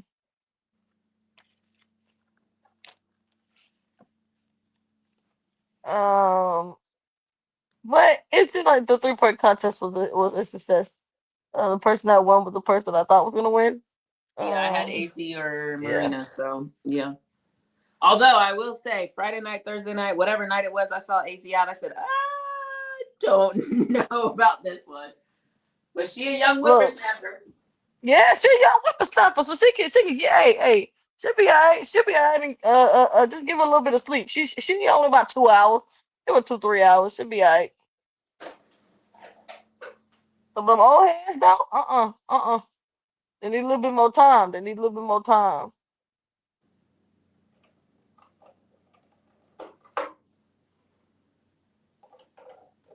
Dude, look. Heineman might have needed some more time. I didn't know if she was still drunk when she was out there shooting. Wait, who? Letitia. Oh, yeah. That was bad. She was shooting slow. I was like, did you practice? Like, you do know you have to get all the You didn't see her practice? You didn't see her practice? Oh, you wasn't on the live. She got up and did some acting like she got up in the morning in the hotel room and acted like she was shooting off the rack, like she was grabbing off the rack and then letting it go. Hey, I said, oh, you're going to need more practice than that, homie. Oh. I didn't see her do that. But in the hotel room, she had me cracking up. She got straight up out the bed and was on the live, acting like she was grabbing off the rack, letting the jumper go. I said, "Oh, T." So I saw that. Well, here's the problem. That's the speed at which she shot. Yeah, when I seen it, I said, "Oh, she lost. We are not here to win."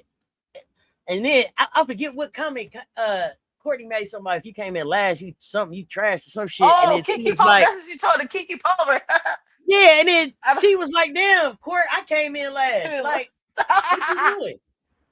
Olivia Miles was happy to Do we need to call back to how? Do we need to call back to how? Who was it? Veronica Burton waxed Courtney's ass in the one-on-one and Unrivaled. That's what you should have said. That's what you should have hit. See, this is what happens when you be running your mouth, because like, you're not talking enough to remember.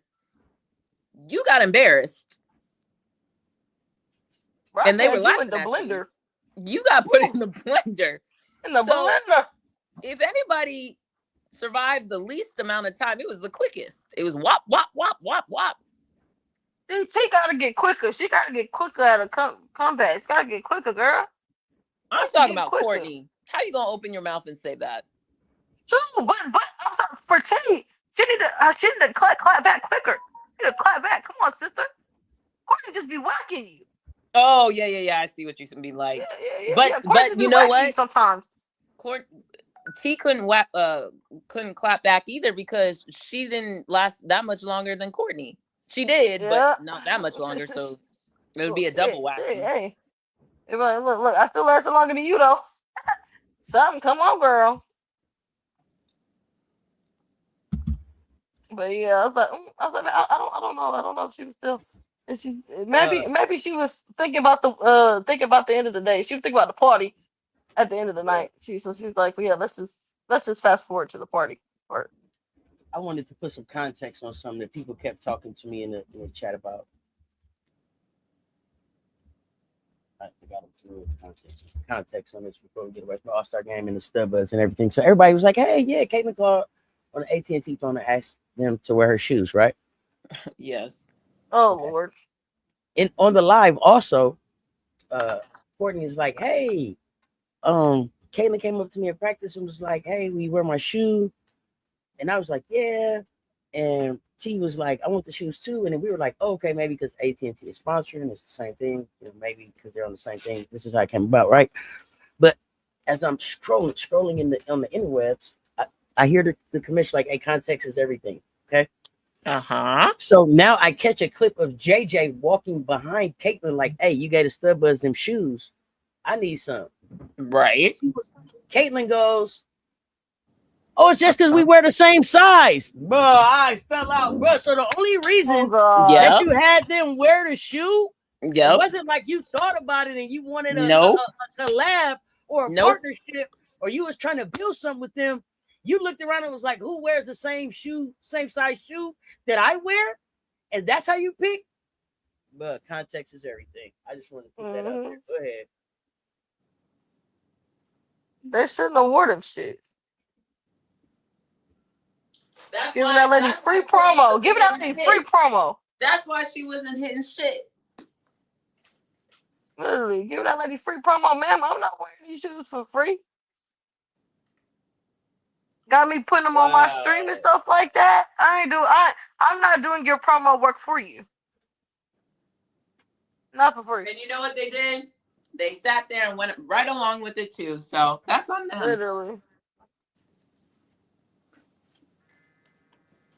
Promoted that lady sneakers for free.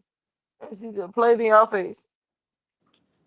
My bigger thing is, you knew you were coming to All-Star Weekend. You didn't think of it in advance to get somebody to wear your shoe or bring along a pair of shoes? Was there no Nike activation? Mm-mm. It don't sound like there was. Not she said they were her sample shoes. I ain't got time for it. See, this is what I'm talking about, bro. You only get sample shoes in one size? Yeah.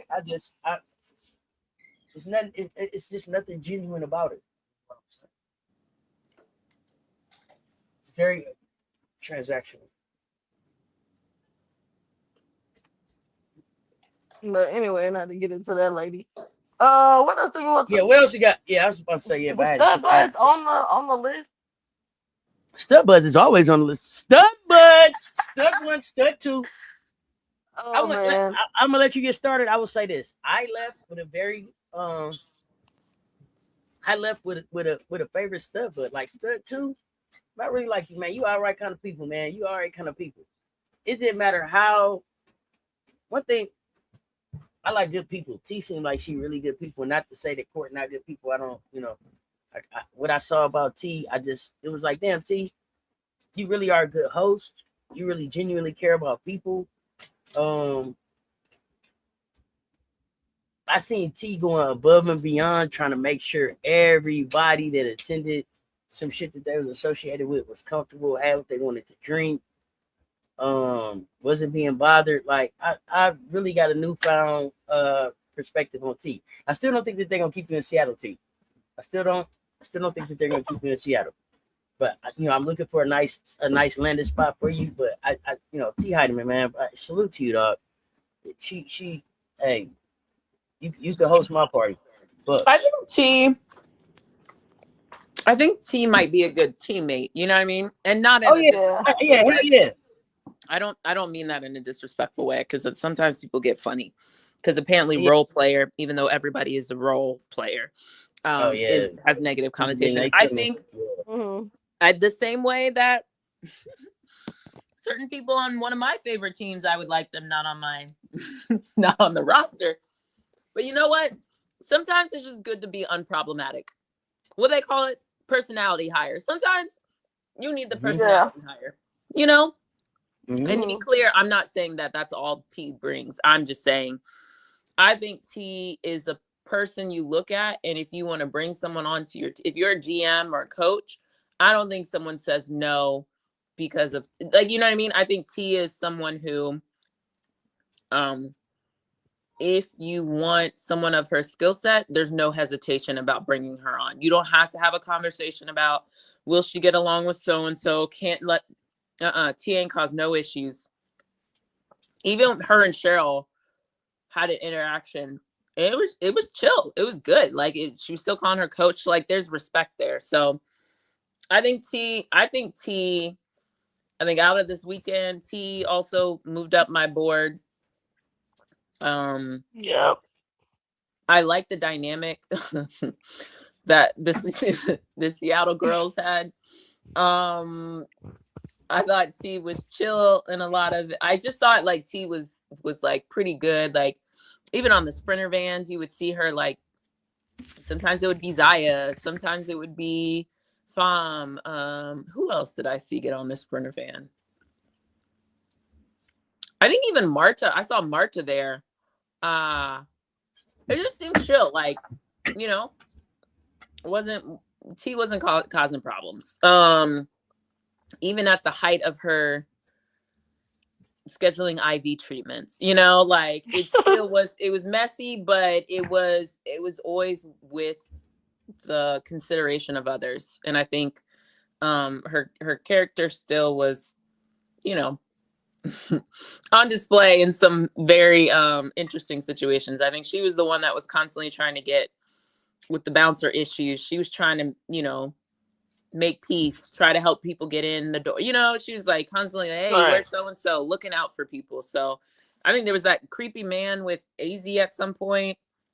She ran interference, you know, like T may get a little turn here or there, but she's the friend that it's like, all right,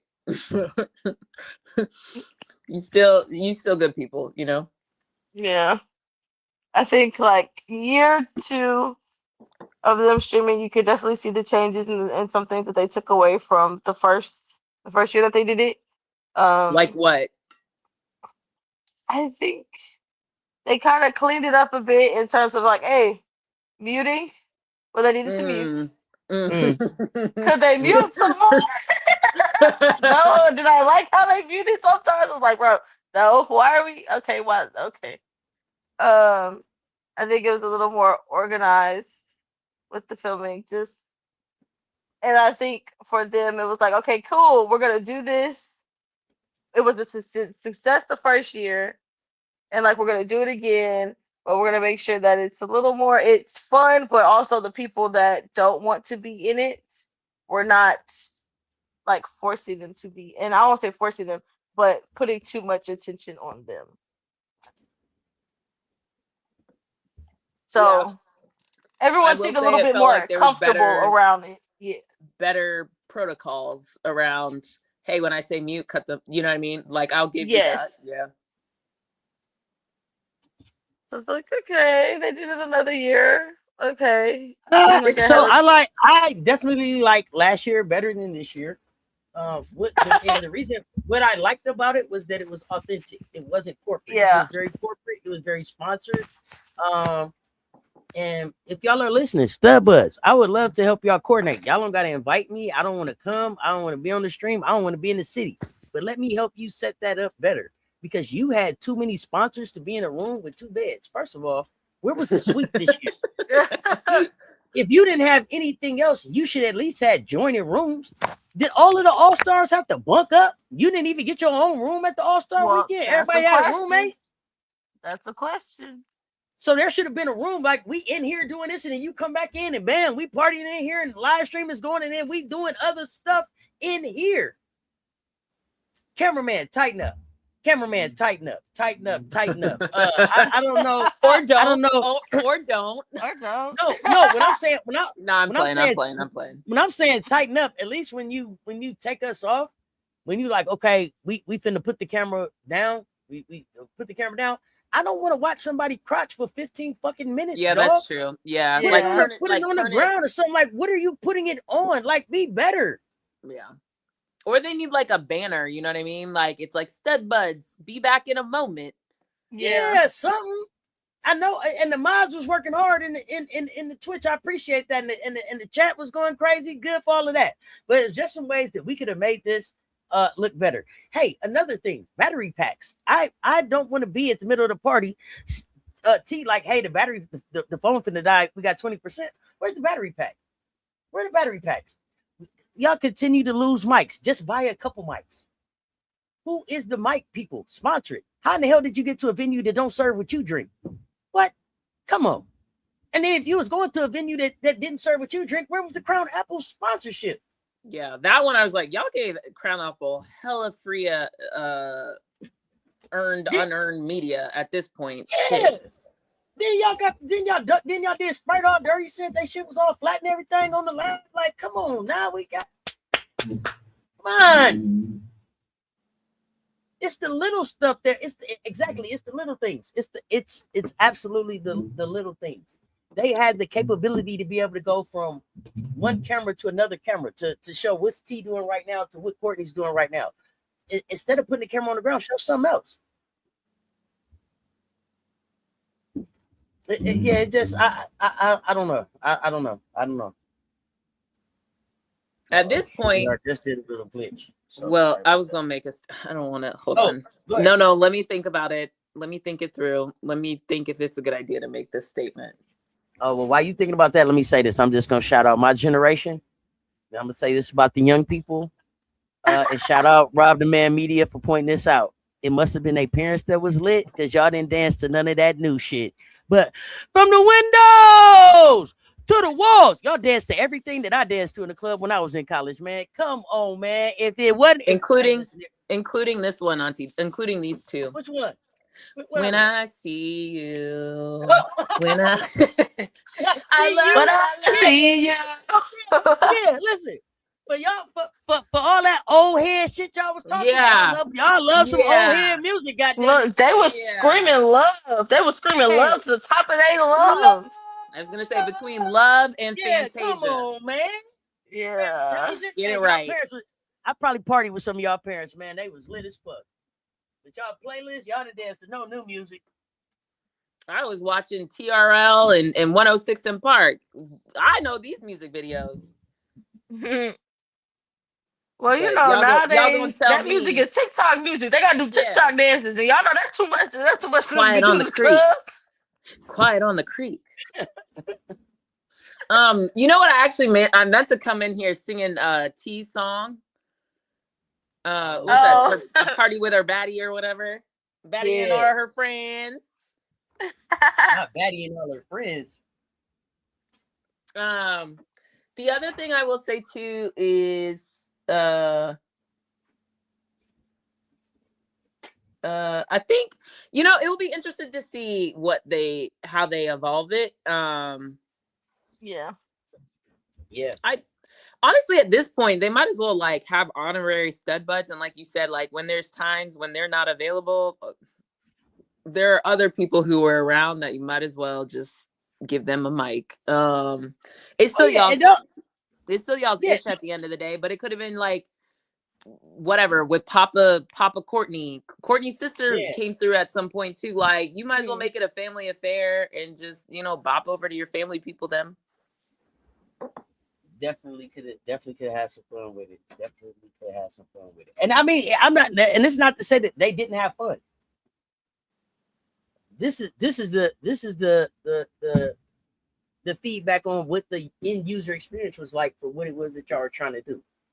Yeah, I think they gotta fix the party though, because it did seem like it required one of them to go stand near the bouncer, and you know some of these bouncer men they be getting egos, and it's just too much. It's just find a venue that is sponsored by your people, and you put your manager and whatever in charge of bringing people in.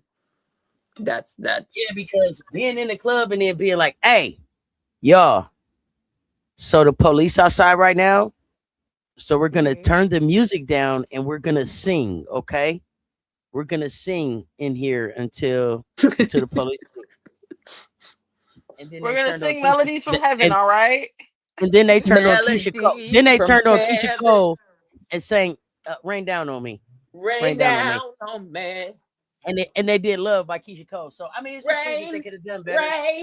Yeah. Like I appreciate it. I appreciated all the bottle service, but then just we passing the bottles around the club, it was like I don't know. Where's the glasses? No. So, but Auntie, I will say, you also had a good point. I think for those of us who have been out before, it's we ain't seen nothing we ain't seen out in the streets. Yeah, it's not like, you know, half of y'all watch Love Island. I've seen worse stuff on Love Island week to week. Literally. Well, Oh yeah. They I had need a people good start time. acting brand new. I need people start acting brand new. Right. You've seen this before. Act like you've been here before. Come on. Give it a program. Yeah. So from that standpoint, it wasn't like, you know, overly scandalous. Yeah, I'm gonna say, hey, leave that shit in Chicago, all right? Leave that shit in Chicago.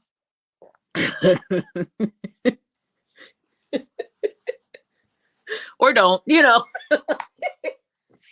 Look, two people for sure. Two people for sure need to leave that shit in Chicago because we got a No, ring I to got a win. better one. Leave One that for shit you. there. Leave Hey. it. Period. Can I tell y'all Oh, something else period. about Yeah, Chicago? absolutely. Leave it, period. Yeah, go ahead. The WNBA better be glad that Stud Budz did their thing. Because otherwise, it looked like Angel Reese not being a Chicago Sky player had cut the water off for the WNBA in the Chicago City. Like, would people show Hey. up? Like, let's have the conversation. Yeah. They didn't have shit popping in the city. Like, and just for a second, what would this have looked like if Angel had been a Chicago Sky player as an All-Star? Do you have Lotto? It would have changed. It would have looked It the would have same. changed. Oh, I think it would have looked different. I think it would have looked different. I think it would have been. I think it would have been more. I think it would have been more sponsored parties in the city. And I think different people would have showed up and showed out in the city different. I think there was a lot of.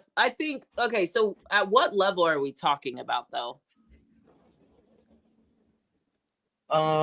Like you probably would have seen the Lottos and some of those out a little bit more.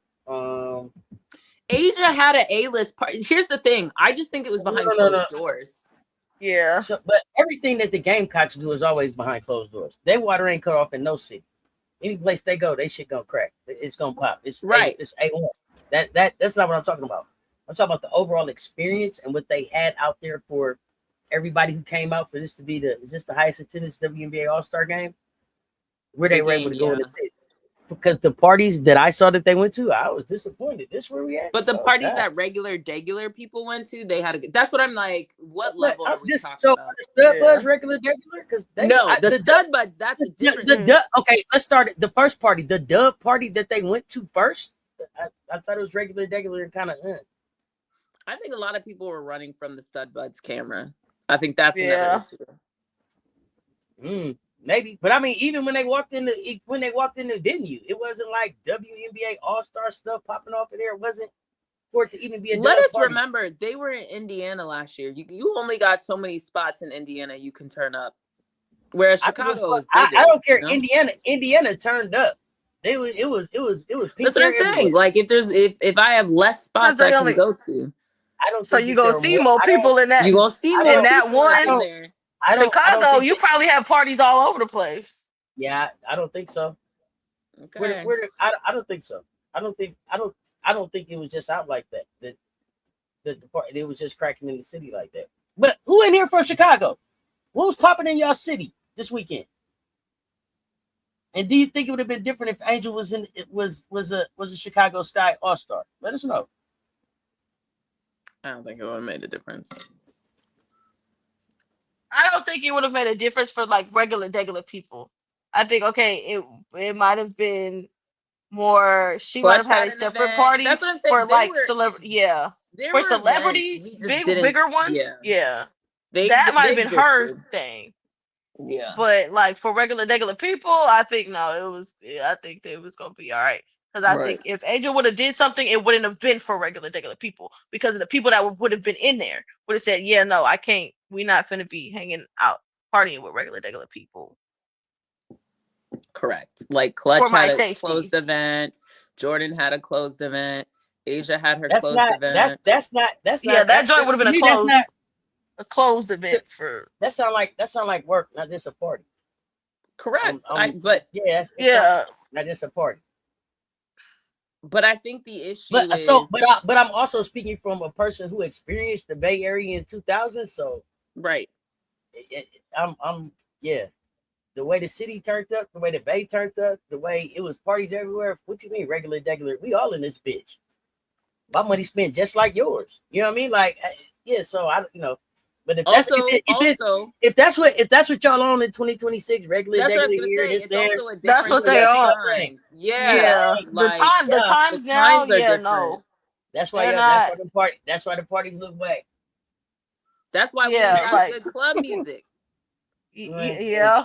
People, let me lean on my drink. Let me drink lean.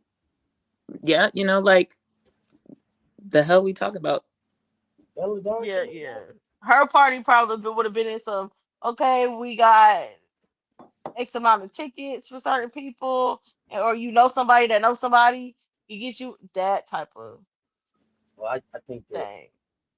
Probably We got would Candace have been pulling a on person. Jackie's hair. Like. Oh no. I'm talking about the people that turn up to get the money out the city. I just think it would have looked different. We ain't seen one Chicago, like, what's his face that paints his nails? I'm not being funny. Williams. Caleb.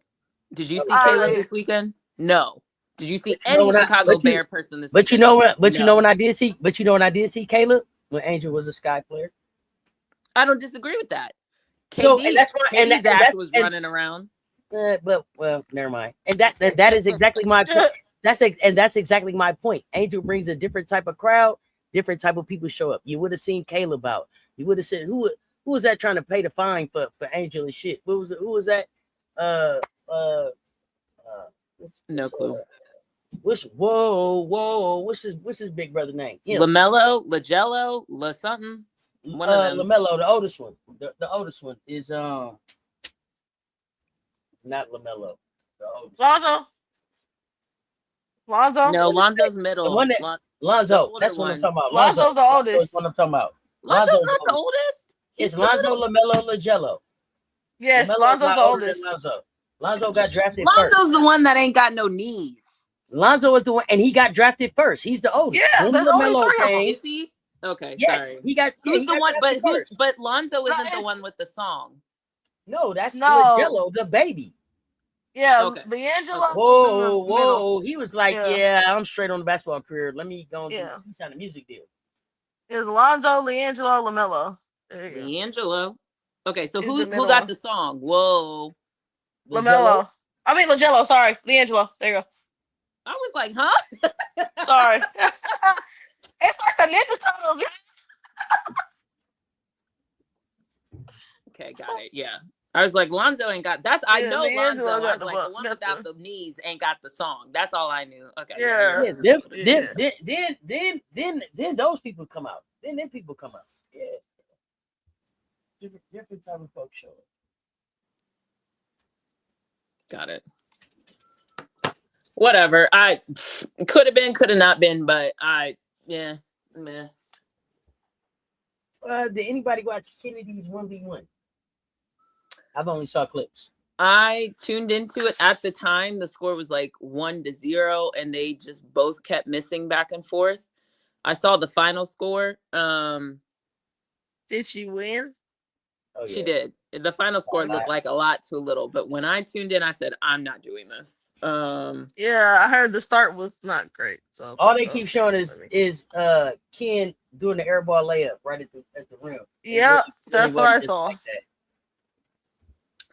I still have my feelings, and I made them known. I'll just let her live. So unfortunate.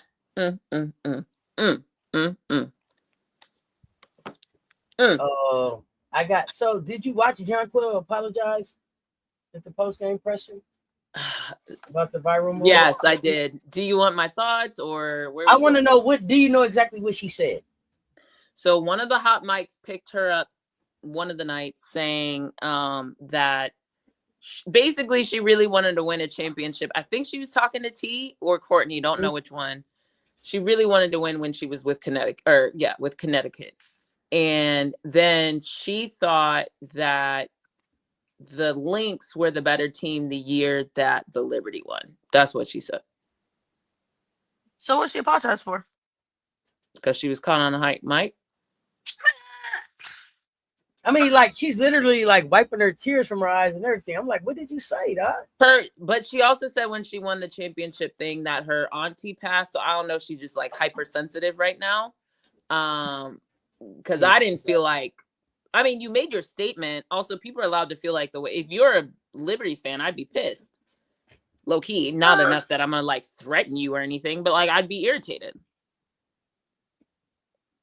Okay, irritated about they were the better team. I'll give you that comment. But the whole she really wanted to win one in Connecticut. No, I would not. No, but I feel think that way about it. unfortunately it was all together, so it looked like you were basically like, if I could sell my, like, she didn't say it, but people could feel this way, like, yo, if I could cash in the chip I won for the Liberty for us winning in the Sun with the Sun, that's kind of what it gave, in my opinion. You're allowed to have your feelings like Jonquel, but I also think if you're a fan of said team, you can also feel some type of way. Because what did you say at the beginning of this, Auntie? You ain't never seen Jonquel look like this all season. Like, if you caught on a hot mic from a championship 2 years ago, it's not like it just happened. This is from 2 years ago, and you still talking this way? Like, why are you talking? Oh, wow, I thought it was something recent. I'm like, what? Yeah. I missed. She made the comment during All-Star Weekend. But when did the Liberty win? How many seasons ago? 2 years ago. That's my point. Mm-hmm. So why are we talking? Like, why are we still talking about this 2 years later? Yeah, I actually think I'm on the other side of it. I actually again. I don't think anybody should be getting no death threats. I don't think anything crazy should really be happening. People be taking this shit too far. However, if you are a fan of the Liberty and you feel some type of way, I don't see why you're not allowed to feel some type of way.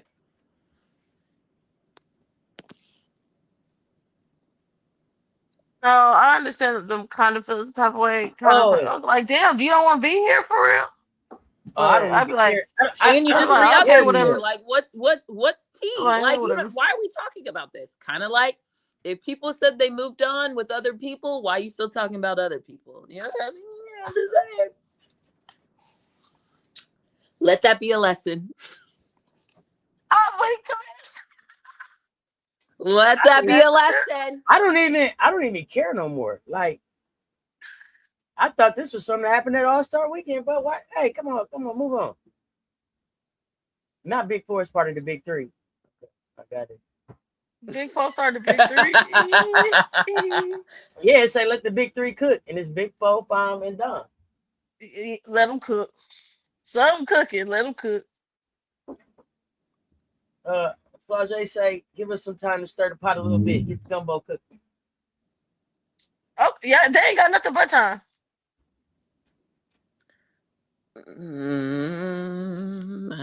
So just 24 minutes ago, ESPN Analytics gave Indiana Fever the highest chance of winning the WNBA championship this season. Your thoughts? Who gives a fuck? Stop trying to make fetch happen. Please get out of here, man. I'll give them if they wanted to say maybe the Falcons, so they said okay, okay. But Indiana, please be so fucking for real.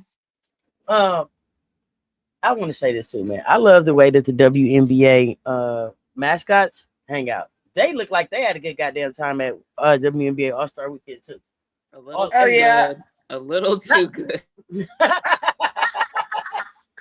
I heard it was like a soft launch maybe taking place between a couple mascots and everything. I don't know. Not a soft launch. Yeah, I don't know. Check the time. Check the TLs.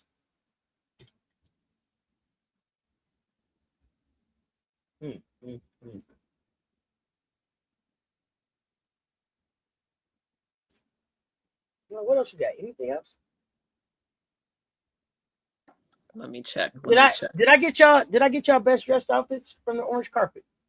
No. I don't even remember anymore. I thought Ono looked great. I liked Asia's not the game outfit, although I understood the game outfit. I preferred her orange carpet outfit. Mm-hmm. There was probably another person, but I'm forgetting. Those were probably my top two. Ooh, so Asia, I had Okikiola up there. Oh yeah, she looked good. She did look good. I don't know. I was glad to see Rakia. Rakia always put it on though. Who else?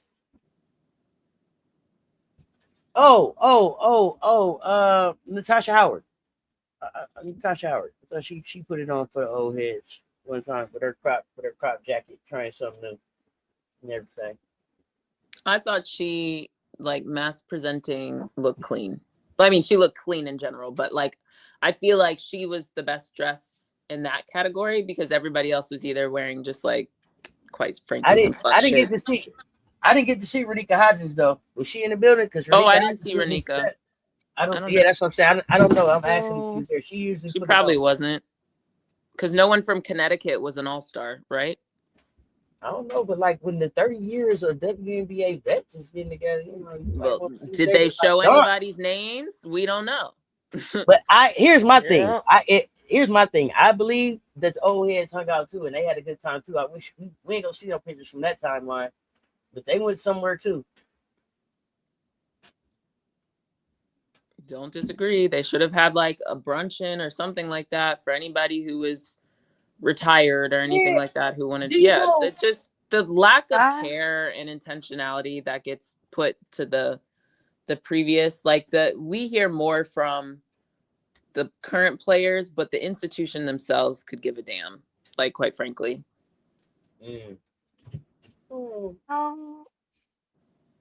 It's sad, guys. Since we're talking about the orange carpet looks, somebody needs to ask the permission. Why did she give them permission to put that on her?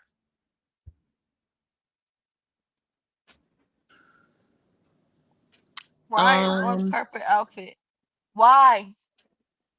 I think the Commish said this, coach. Let's stop giving them just any kind of bag to carry on the carpet. Let's figure out something that really matches with what they have going on.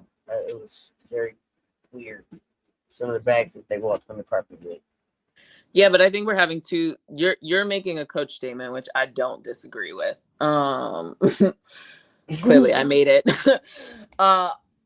But Brittany's trying to have a conversation about Ryan's Afro futuristic. I couldn't even hear Brittany. What did you say, Brittany? Oh yeah, I was like, why did you respond that way? Brittany said basically was talking it was like dead air. So I was like, I just thought about that. Go ahead. Can you hear Brittany now? I said, can you hear me? Yes. I said, why the permission? Give them permission to put that on her. I never got to the meaning of it. What was it? I don't. I'll tell you. Somebody. Autism. Did they say lupus awareness? Autism. Autism. Okay. Yeah, autism was one. I think the lupus was the purple, or it was autism. I can't remember. I know on the back of like one of the hoods she had, there was like the autism symbol, which I didn't. That was new for me. Okay. Whoever made the outfit, I believe, was Black owned. Most of the women, the Black women, were wearing Black owned, which I did like to see that. I think too often they get to these events and it's like Prada and it's like, cool, wear Prada if you want to, but I think there's also other ways to bring your community along. There was something about like think on one side. I don't remember. Yeah, I said think. I like the concept. I like the concept in the story behind it. I just probably think I don't like how it came together. Okay. That's probably the part that's just kind of like okay, I like all the meanings, all the things, the aspects of it. I just don't think I like how it all when it came together. We've done it a little bit different. Question: do you think that was is that the forum to wear something like that? Do you think it's somewhere else? Is that your issue or no? Wait, say that again. My follow-up question is, do you feel like that outfit itself was the problem? Was it the forum in which she was wearing it? Like what more specifically? Okay. I think it might have been the forum that I kind of just like I didn't really like. I kind of like aspects of it, but not all together like that. And then you have like, okay, you got the basketball here, you got the think on the side, you got the what you call on the back. It's like, okay, can we make it come together a little bit differently? And then just the big shoulders and yeah, I like aspects, just not with all together. I was like, oh, okay, I don't necessarily really like this. I love the beating, Got love it. there's a statement to it, just not like that. Yeah, love the story though. Great story. Yeah, Yeah. I don't even know what to. I mean, I did like hearing the story. I mean, clearly remembered enough, not all of it, but I do wonder, like, should there have been something more? Like, hey, I don't know, making this up. And is it like a Um, jacket? Like at the top? Is it like is there like a shirt up under?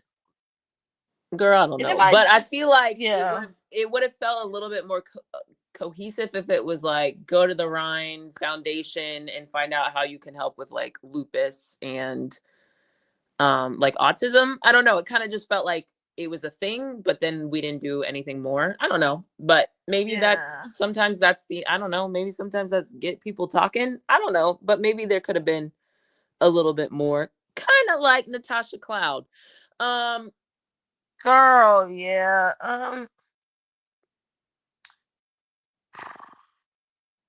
Are we going back to I don't know if everyone's stuck in Dallas, in Texas, stuck at Cowboy Carter. Um Oh, that's not what I was referring to. She wore the Nolan Wells shirt to the game yesterday. oh to the Um game. yeah, but like that's it. At least I didn't hear more about it. Maybe someone interviewed her. So chat, let me know if you heard something else. Oh my gosh. Actually, I'm looking at the carpet. I could get over with the country feel, whatever. The shoes, I hate those shoes. Anyone that wears those shoes, I hate those shoes. I can get over the country Okay. feel, whatever. Joe The Mama's telling shoes us there though, was a code on the back that you could scan to get information. oh I love that. But then wouldn't that mean you would have to be behind her?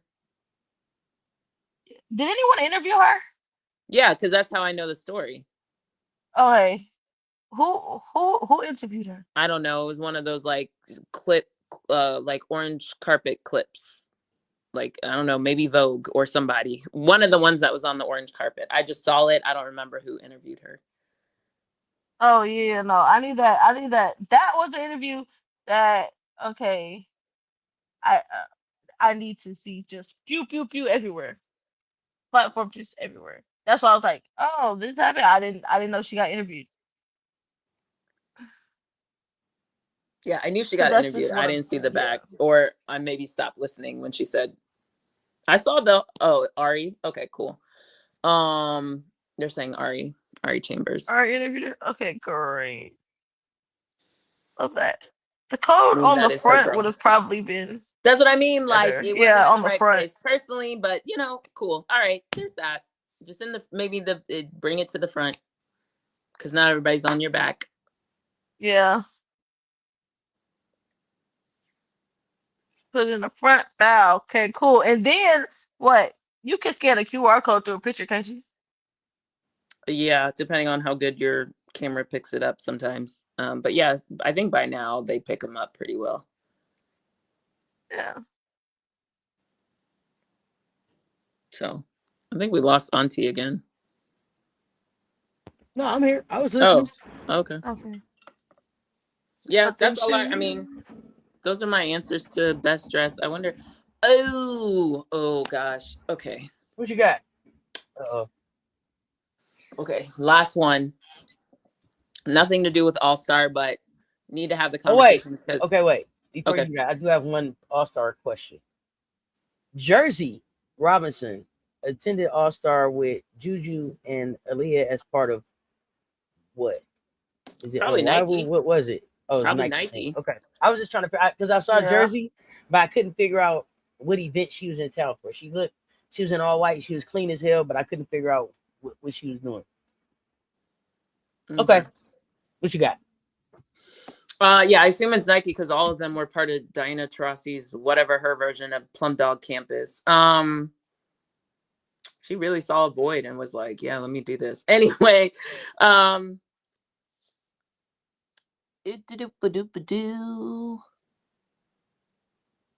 okay. Changing gears, but it needs to be said now because having the conversation next week is it's just not gonna fit. So before we went to All-Star break, one of the spoiled milks decided to make a statement about transgendered, I don't know if it was solely youth per se, but whatever, and made a comment about protecting women from, or little girls. Well, okay, anyway, erase that because anyway, Sophie made a comment about transgendered athletes and proceeded to kind of have a whole conversation about it, unprovoked, or she decided it's her latest talking point to get famous. And what I found interesting, not only her comments on that, which if we want to have a conversation about trans athletes, we can, but I don't think, not that that's not the point, but that's not where I'm trying to go. Instead, where I'd like us to skip a little bit, and maybe we come back to it, is particularly around that comment, right? The fact that nobody asked Cathy about it. No one, especially after Cathy made comments All-Star Weekend about inclusion. I'm still old enough to remember when Outkick coverage specifically went into the final matchup versus Iowa, I believe, or was it our Final Four? Anyway, the year we were undefeated, and asked Dawn specifically about trans youth in sports and whether or not they should be there. Didn't ask anybody else, only asked Dawn. Another reason Outkick is special, and special by special I mean not a fan. But what I really want to have a conversation about, and Auntie, I think you might have brought it up earlier in one of your shows this week or not, but maybe we bring it back here, is around, so Sophie does that. And then less than 24 hours later, I want to say it was the same day because I think it was the pregame shoot around. Then they play Connecticut Sun, and BG is kikiing with Sophie doing the pointing finger thing, right? Same BG that has played with Dewana Bonner before in Phoenix. Same BG who, I'm not going to say whether she identifies as trans or not, but has had allegations and a lot of like comments thrust upon her as if she is. So I just want to like sit in that and say, I find it interesting that transpires and doesn't get the same level of attention as when, let's say, fill in the blank, some of the other Black women who are teammates with Sophie post about Sophie or smiling in pictures with Sophie. So I just want to understand, why is when BG does it, it's okay, but what, or not okay, however you want, but why doesn't that get the same energy as others? I just want to have that conversation.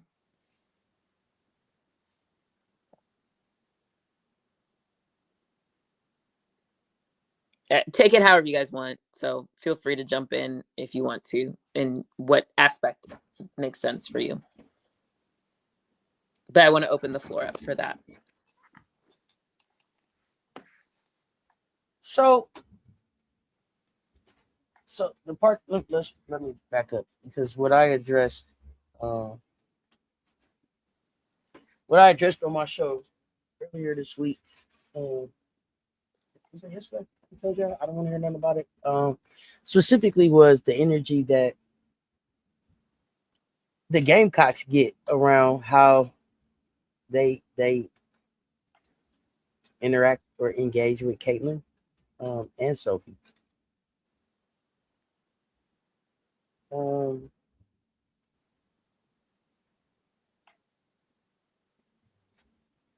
First of all, I don't understand why it's Raven and Aaliyah and Ty and Bree's responsibility to carry whatever it is that y'all want them to carry against Caitlin.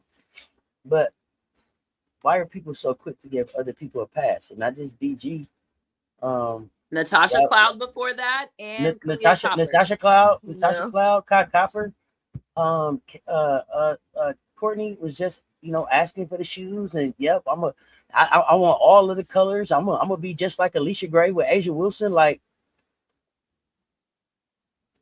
they don't get none of that energy that y'all give Raven for going to work and being a coworker, right? Not so. I don't understand the double standard. I don't understand why people don't call. I don't understand why people haven't called Cathy out. Period, because it's supposed to be no space for hate. But I only see. I keep seeing hate everywhere I go around certain players and certain programs and certain coaches. It does not get the same energy depending on whether it fits the narrative. Is how I look at it. What's the narrative? The issue for me is Sophie made it an attack instead of a conversation around trans and women's sports. The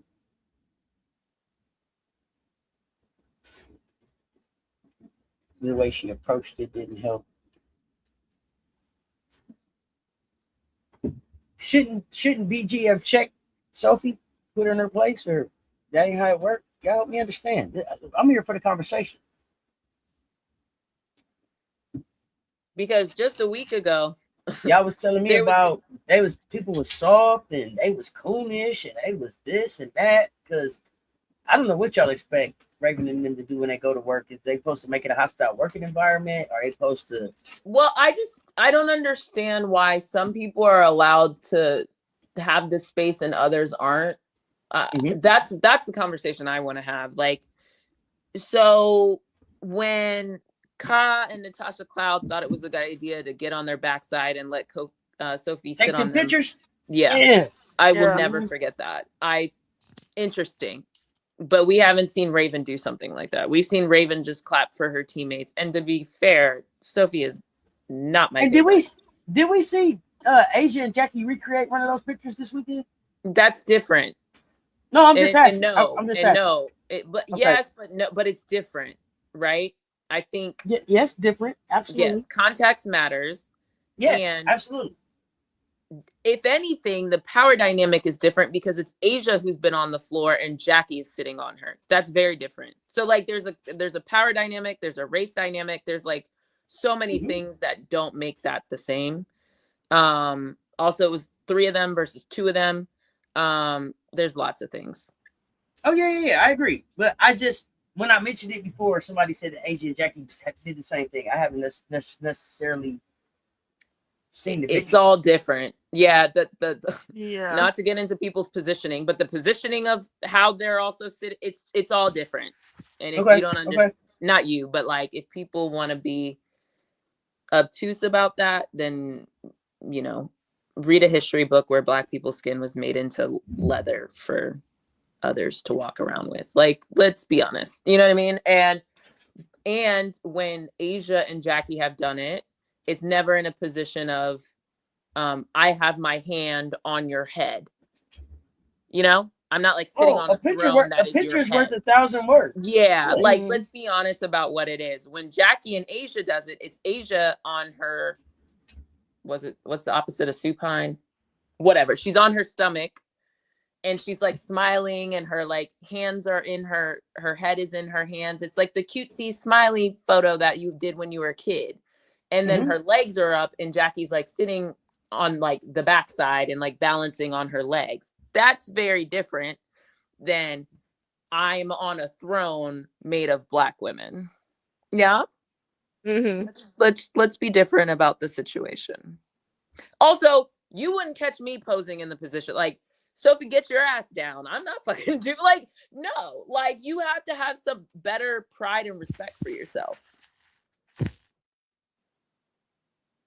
So there's lots of things there. But I remember that photo and I was like, hell no. No. And then, I thought that there was a photo taken this weekend. And I'm trying to explain that. And then the photo that was taken this weekend was like a wheelbarrow photo. It's Jackie like balancing on her hands. Asia has her legs. Got you. Okay. They're both smiling.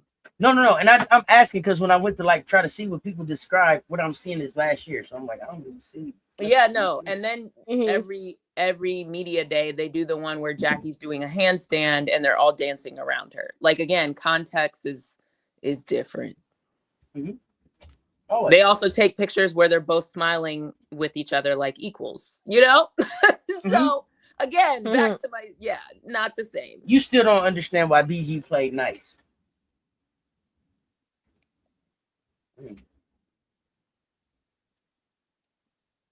I don't know why she played nice either. Why didn't she check her? And I think sometimes I think some people need to understand that you can check someone and or hold them accountable without causing a scene. A scene.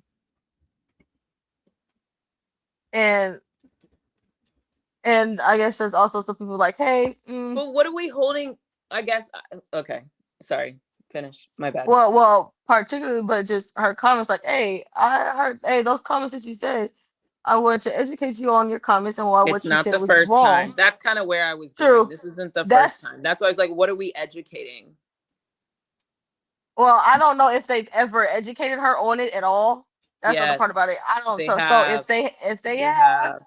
Cloud specifically came out saying she, like, during the Trump election, she specifically had a conversation with Sophie, even though Sophie has been expressing these views for quite some time. Absolutely. As for some people, they'd rather act like that didn't happen, act like you're not saying the stuff that you're saying.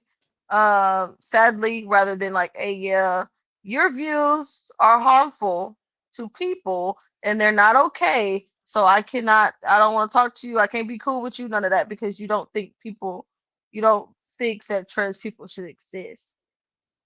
That's a problem. You were teammates with, anyway. I'm struggling to understand why this is an education thing versus a you've lived that life thing. You know, that's a separate conversation. But I just mean like, okay. So why are we holding other people to a higher standard than BG? Because for them, for the people that are holding like the Ravens, Ty, and her other Black teammates to a higher standard than BG is because of the way in which they feel about Raven, Ty. It's not Ty. It's really AB and Raven. AB and Raven. Because like it's a whole. For me, I think it's one of those. It's not just that you're trying to say, hey, you're friends with you're friends with somebody that's transphobic that I know. I think it has other meanings behind it in terms of, you have issues with Dawn and all this Gamecock stuff, and that's really what your issue is rooted in. So you're taking an easy jab at them and be like, hey, yeah, you need to hold her accountable. But what about BG? You don't care if BG holds someone else that's probably closer to Sophie accountable, and someone that is directly impacted, though we are all impacted, but it directly impacts you, accountable. You'd rather just let BG slide, like, oh, okay, it's BG, whatever, but you have smoke for Raven and AB because it has more to do with you just do not like them and you don't like something else. Correct, because it's the same people who be getting online who were just mad about Candace and AB, which I've already expressed how I felt about the situation, but like they were just mad about Candace and AB when it came to AT, right? Yep. Right. And then we're mom when the same Candace and AB, or Candace at least, had stronger feelings about Sandy and was feeling some type of way about what Sandy said about Angel. Like, it's very like picky and choosy, and I just find it annoying that like, oh, but BG's not her teammate anymore. Okay, so then Just you know what I mean? So when situations Yeah. happen to not your teammate, that's okay? Is that what you're saying? Right. You know what I mean? And then it's like, oh It's no, that's not okay. It's like, okay, which one is it?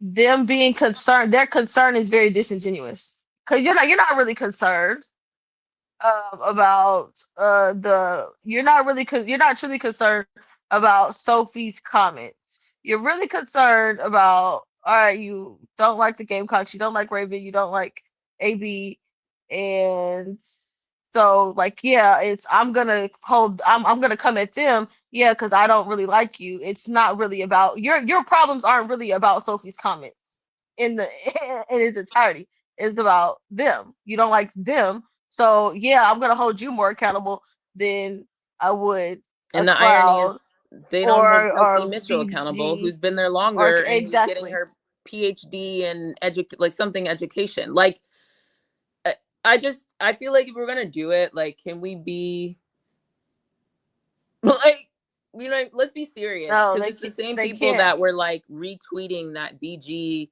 hates Aaliyah and they like when BG checks Aaliyah, but then BG like, huh? Like I just it's too sometimey for me.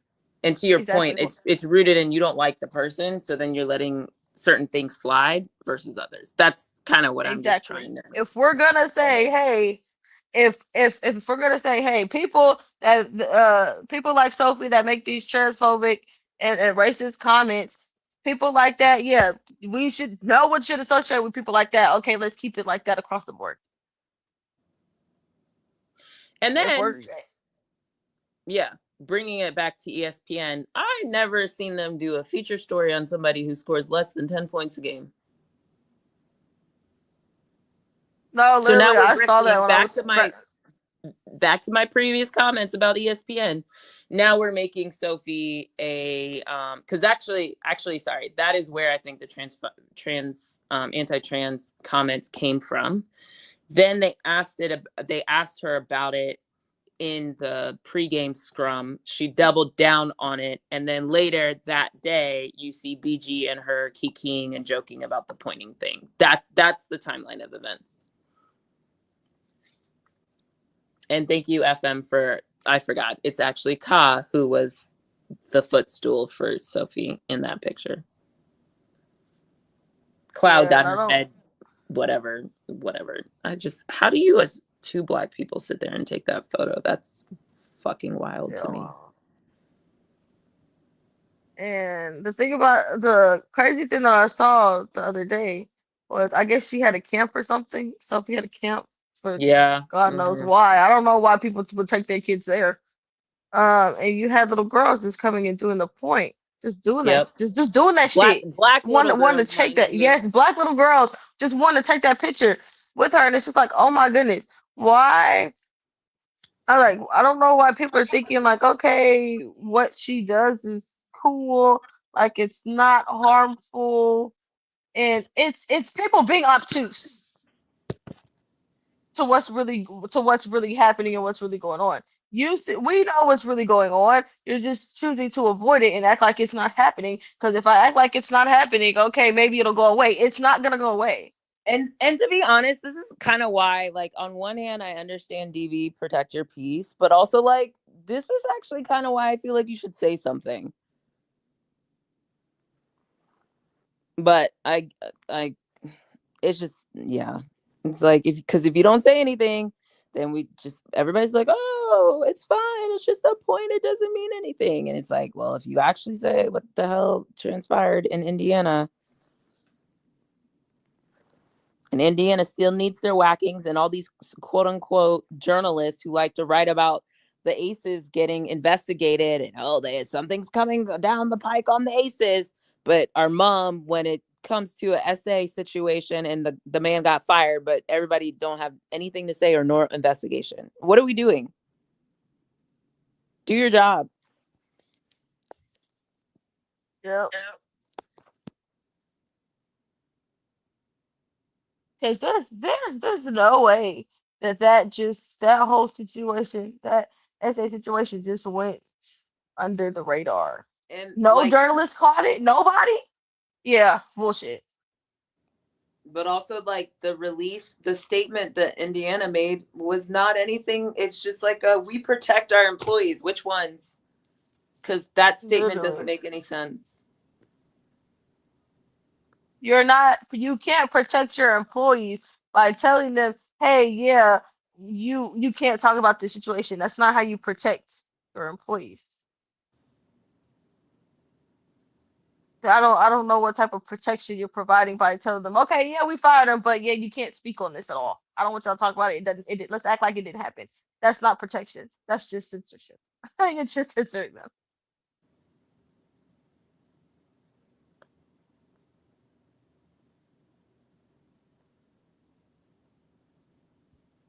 When the actual protection would have been you doing what needed to be done to make sure that it didn't happen in the first place, but then also making sure that that man is prosecuted to the furthest extent of the law that he can, that he can be prosecuted, and then also providing your players and employees with anything that they need to make sure to help them navigate the situation.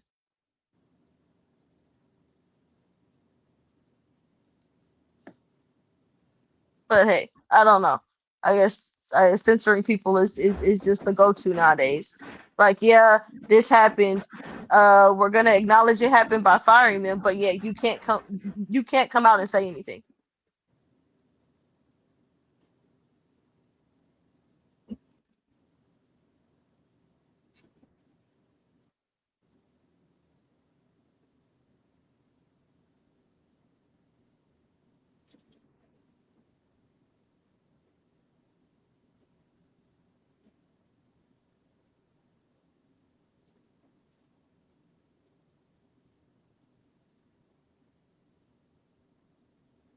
And then the other part about it is you don't even know who the employee is. I mean, who the person who the perpetrator was. So the perpetrator gets off by just going under the radar. They got fired. Okay, cool. But he got fired. But how is that supposed to help the public? How is the public supposed to be aware of, hey, there's a predator, there's a predator on the loose. You just fire him and then he just goes under the radar and just for them to find another victim.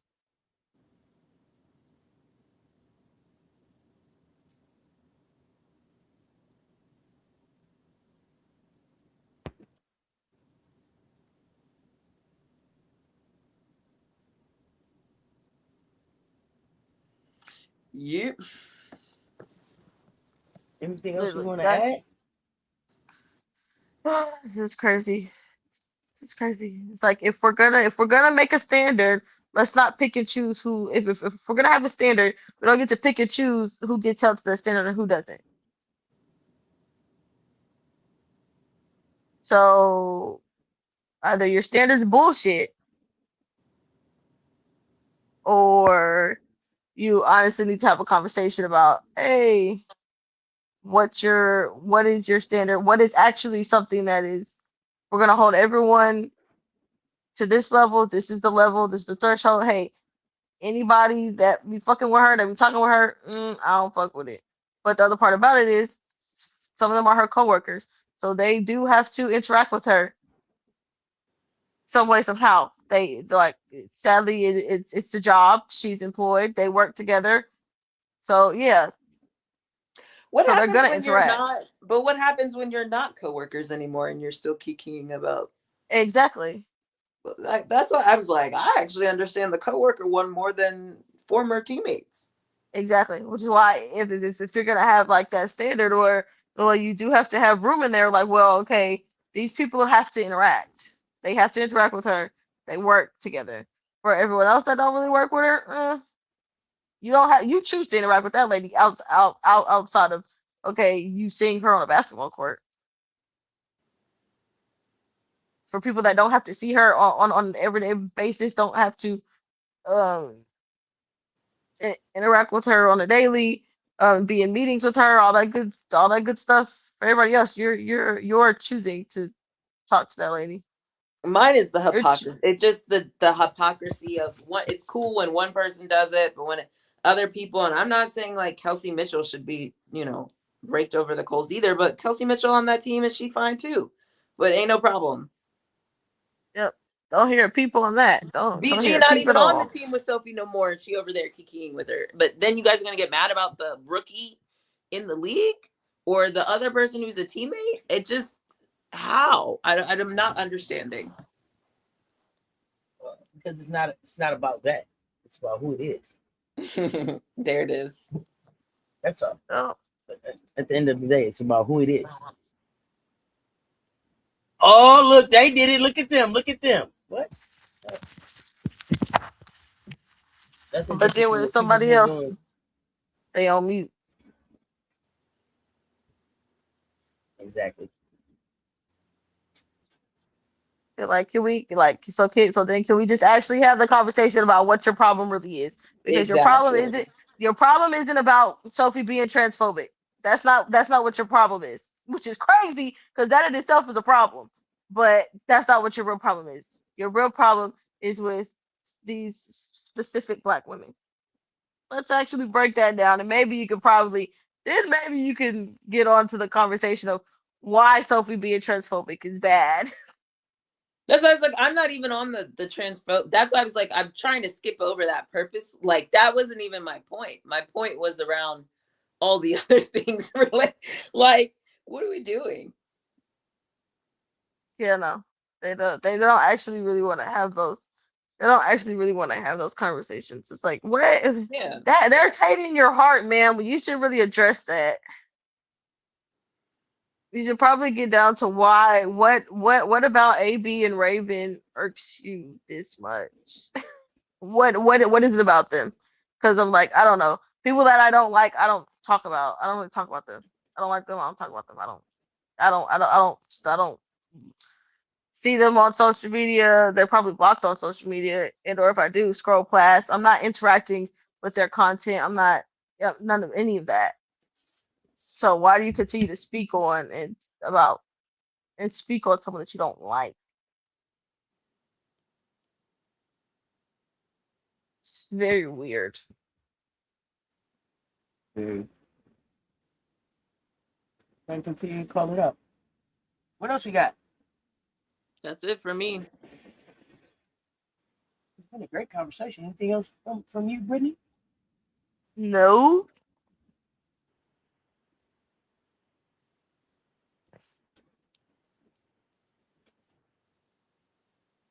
I don't think we have anything else. So, y'all, I mean, listen, great conversation. I appreciate y'all pulling up and rocking with us. Hit the like, hit the share. They both right there. If you didn't hit them on the way in, please hit them on the way out. Brittany, Commish. Again, another great afternoon session. Looking forward to the next one. We getting back to hoops this week, y'all. We getting back to hoops this week. We play Chicago this week? Who else do we play? We sure do. On Saturday. We play Chicago. We play Chicago on Saturday. So we'll be live for that, but we'll be live for the games before that too. So y'all, until next time, y'all know what it is, y'all. Stay tuned. Talk soon. Baseline Brunch. Brittany, the Commish. Let's talk sports, y'all. And we